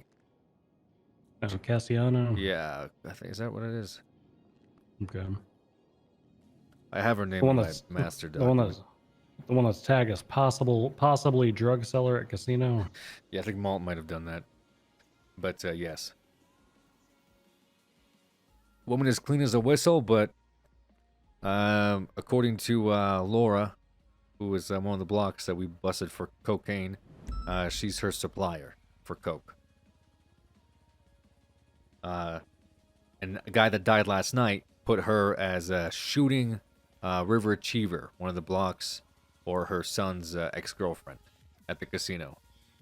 Interesting. Yeah, I actually know River. She's one of the newer blocks. Right. So this lawyer gets out, gets picked up by Nino. He claims that Nino already knew about this interrogation taking place. This lawyer says that he knew this information before he even talked to him about anything. Yeah, the previous one before that. Somehow this guy doesn't fucking end up being thrown into the ocean. Gets out, I guess hooks up with his clerk, and then we got call logs showing that he actually called the murderer and talked to them directly. And Anzo also called him and told him where he was. So we have like a bunch of circumstantial evidence that paints a narrative where this guy talked to Nino. Nino says, hey, put a hit out on this person. He calls up the person, Laura in this instant, tells her, hey, go meet him up in Polito or something, And guy ends up dead in Polito. So he was trying really hard to give us another alibi, and I kind of believed him that maybe Crane said something, and Laura believes that the other lawyer also said something, but this guy was like smack jam in the middle of it. And after finding out that his client died, despite knowing all this information about people looking for him, Chavez picking him up, talking to Laura possibly, Anzo scared for his life, he sees him at the morgue, and then the next day, instead of coming to the police department, he just goes back to work and starts seeing clients. There's two individuals in visitation looking to I meet guess we all someone. cope in These two different are done. ways. We're gonna bring them Okay. in. One of them. Or he's just a goddamn liar who didn't person want had a to, dream about waking up in their reveal apartments that he was, part of this grand scheme of actually killing this fucking guy. Well, that's partially why I hit him with the charges I did today. The felony obstruction for obvious reasons. Motherfucker never contacted the police after finding out his client died. We've given him, give us any information to work with, and then the accessory I feel like is fair in this regard. But I can see the DOJ making an argument against it and dropping it. Either way, he'll be losing his a lot of practice, I assume, if the felony sticks. Right. Especially if he's openly admitting to talking to this Nino person inside of the vehicle about the ongoing interrogation. Do we know if there was anybody else inside the vehicle or if it was just the two of them? It sounds like it was just the two of them. Okay. But I guess I could have brought it for more info. We need to crack, what's the name of the other lawyer? It's Alan Crane, Monty Smith. Who was the third one again? Adam Prince. Prince. We need to crack Prince first. Because Alan, Alan's going to be an impenetrable fucking wall. And I don't know if you've ever had a conversation with Chavez, but he'll talk, but he'll just talk in circles for 2 hours. So. Yeah, no, I've had the pleasure of talking to Mr. Creed. I'm sure he'll know his ends and butts. But I did get some interesting info from this guy's alibi. Miss Odessa, she's the clerk down at the courthouse.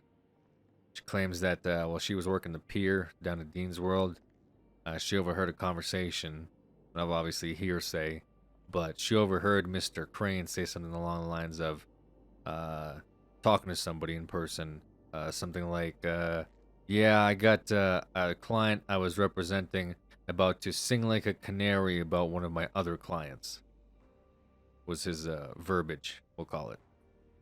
Interesting. Also, as I mentioned before, allegedly he's representing this Sophia person, who I've been holding as the main, I guess, pusher of coke in this investigation, as well as now attempted killer based on this penthouse revelation. So this guy's now representing the cleanest of folks possible in this great state, put it that way. We need to talk to a judge to see what we can do about, because the first thing that's going to come out of Crane's mouth is attorney-client privilege. Like, if we start pushing into, what was your did you have a conversation with, let's say, Nino? He's immediately going to say, oh, well, that's a matter of attorney-client privilege. We need to figure out how to possibly break that wall down. I don't know if we do that by getting a DA like Cross or Thoreau in the room, or if we visit with a judge first. For what? Sorry. For Crane. Yeah, but for what purpose, I guess? For the attorney-client privilege stuff. Because if we start asking him about these, conversations that he's having with other people, he's just going to throw that attorney-client privilege card all over the table. That's the problem with questioning attorneys, right? Well, what conversations, I guess, could I be asking him about? Well, like, if we ask him, did you have... Because the suspicion is that somebody talked to Nino first, right? Before Yes. Monty? Yes. Either somebody in his proximity. I don't want to name drop Sophia, because she could be involved, and I've had to redact these reports due to that ongoing investigation I'm doing. So the only reason I know about all these connections is because of my current investigation into the coke trade. So as soon as Sophia's name is brought up, unfortunately, it will kind of, I don't know, play my card, I guess. Because I don't think he directly called Nino, you know what I mean? I think there's a good chance he might have called somebody else associated with him, either Otto or Sophia. Which individual was it that he had conflict with? Was it Nino or was it Otto? He didn't say, but Sophia was one of the names that was brought up in the plea deal.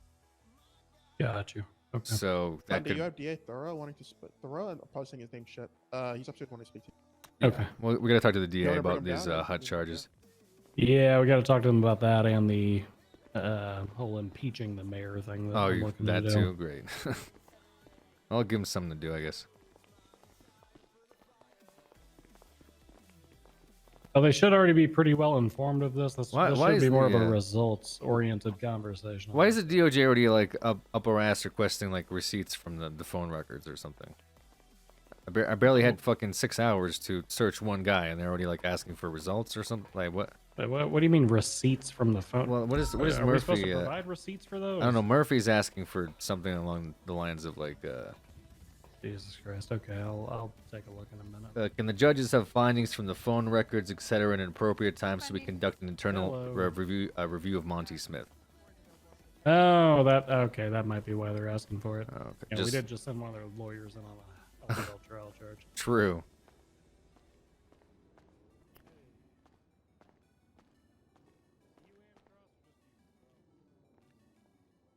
Cross is outside talking to. They want to see if they need to like remove his bar, but like I don't know. It's there's evidence that he broke attorney-client privilege, and there's evidence that he obstructed justice. He's wearing his protective clothing right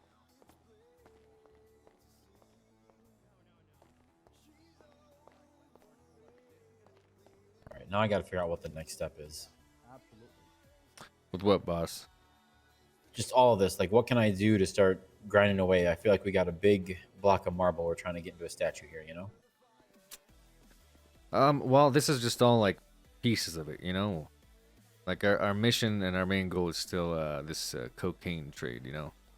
And I guess tying Nino to it now, which is new information for the most part that we hadn't had before.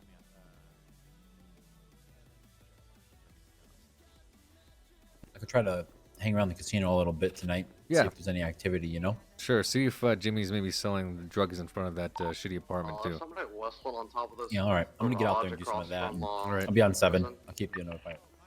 All right. Thanks.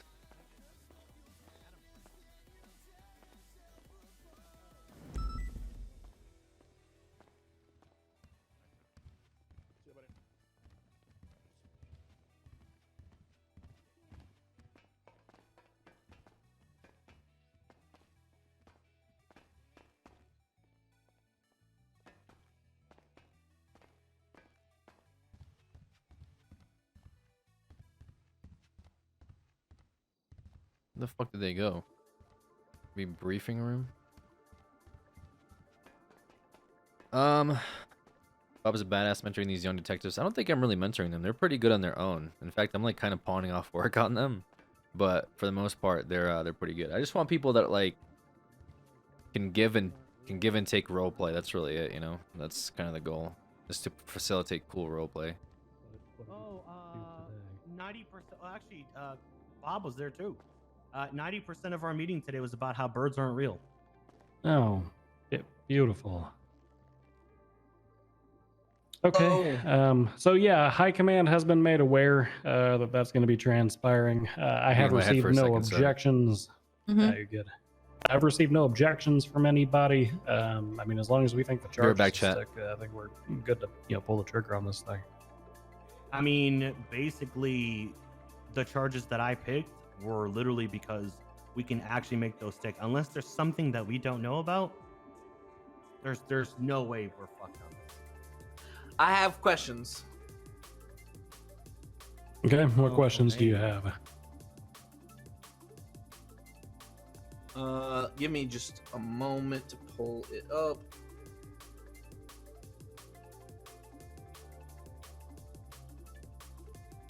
Oh my god. Okay, so the first question I had, the bank records, right? Like where it's the whole list with each line item, right? Mm-hmm. On the line items, like the full bank records or the partial ones? yeah. Which account is that of? That's the mayor account. The Yeah, government account. that is the state account. Now, I can't help but notice it says incoming transfer. So doesn't that mean money's coming in and not out? For which one?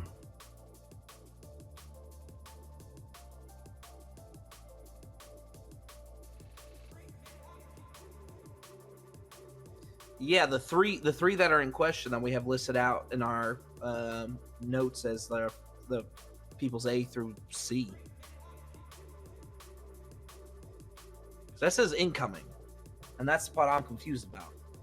Because I thought the theory is that he was using the state funds to pay for his vehicle asset taxes, but that says incoming.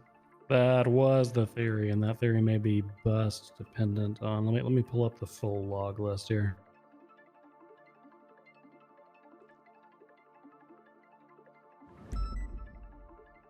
I think I gave you the full log says something completely different. That's why. Oh, really now? Okay. What does the full log say?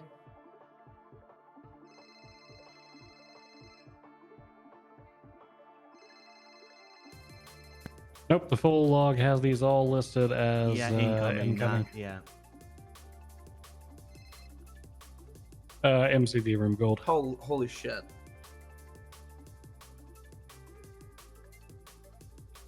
So Okay. was that just money of somebody paying their vehicle taxes? Okay, And give the me money goes to the state? give me 10 minutes and we'll talk about that. I gotta wrap this meeting up. Yeah, that would more than likely be the case. That would explain the oddity of those. Are there any Yeah. other? Those are the only incoming ones though. Well, It's so weird. well, the problem with the other stuff is gonna be a bitch to prove in court. Yeah, specifically the Chavez one's going to be. I mean, the problem with a lot of these transactions is that we don't have any rules or regulations or laws stating how you can spend any of this. Any of this money, right? Okay, I see it. So since the requesta is listed as Denzel, does that mean it's just from him paying his own taxes?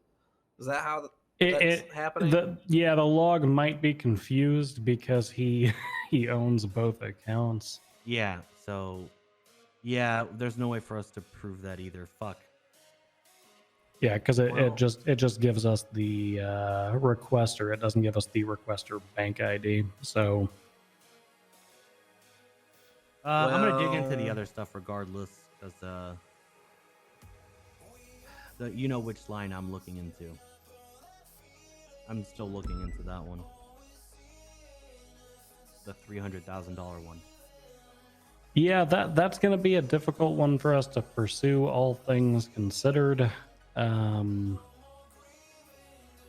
Yeah, I mean, we can pursue that one when we can. Kind of is where we're at with it. Yeah, not anytime. Okay. Okay, so what's this other stuff? The other stuff is Bob, but I think Bob is kind of staring intently. Yeah, he's at staring his into his phone. I'm good. Hello. Hey, Mr. Smith, just to let you know, Adam Prince is around. He just tweeted about 5 minutes ago. Gotcha. Hey, Luke, are you still on this radio? Wicked sick. Sorry, give me 1 second. Yeah, what's going on?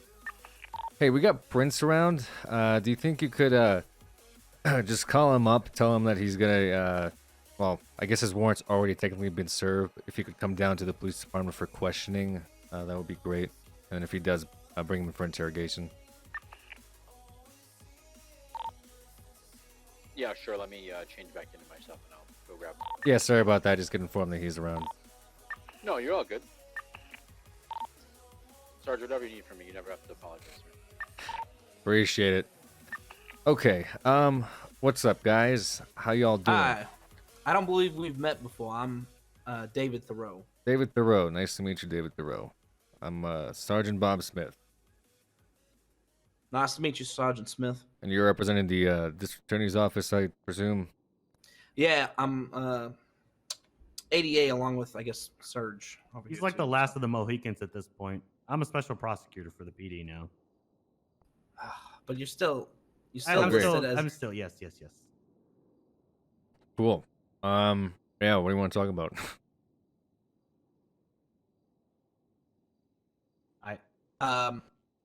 Bundy told us that you have something to speak to us about. Oh yeah, did you not want to talk to them about all the held until trial? Yeah. I stuff mean, that we gotta pushing? chick that murdered one of our gang members yesterday. Yeah. Let's get that to the docket.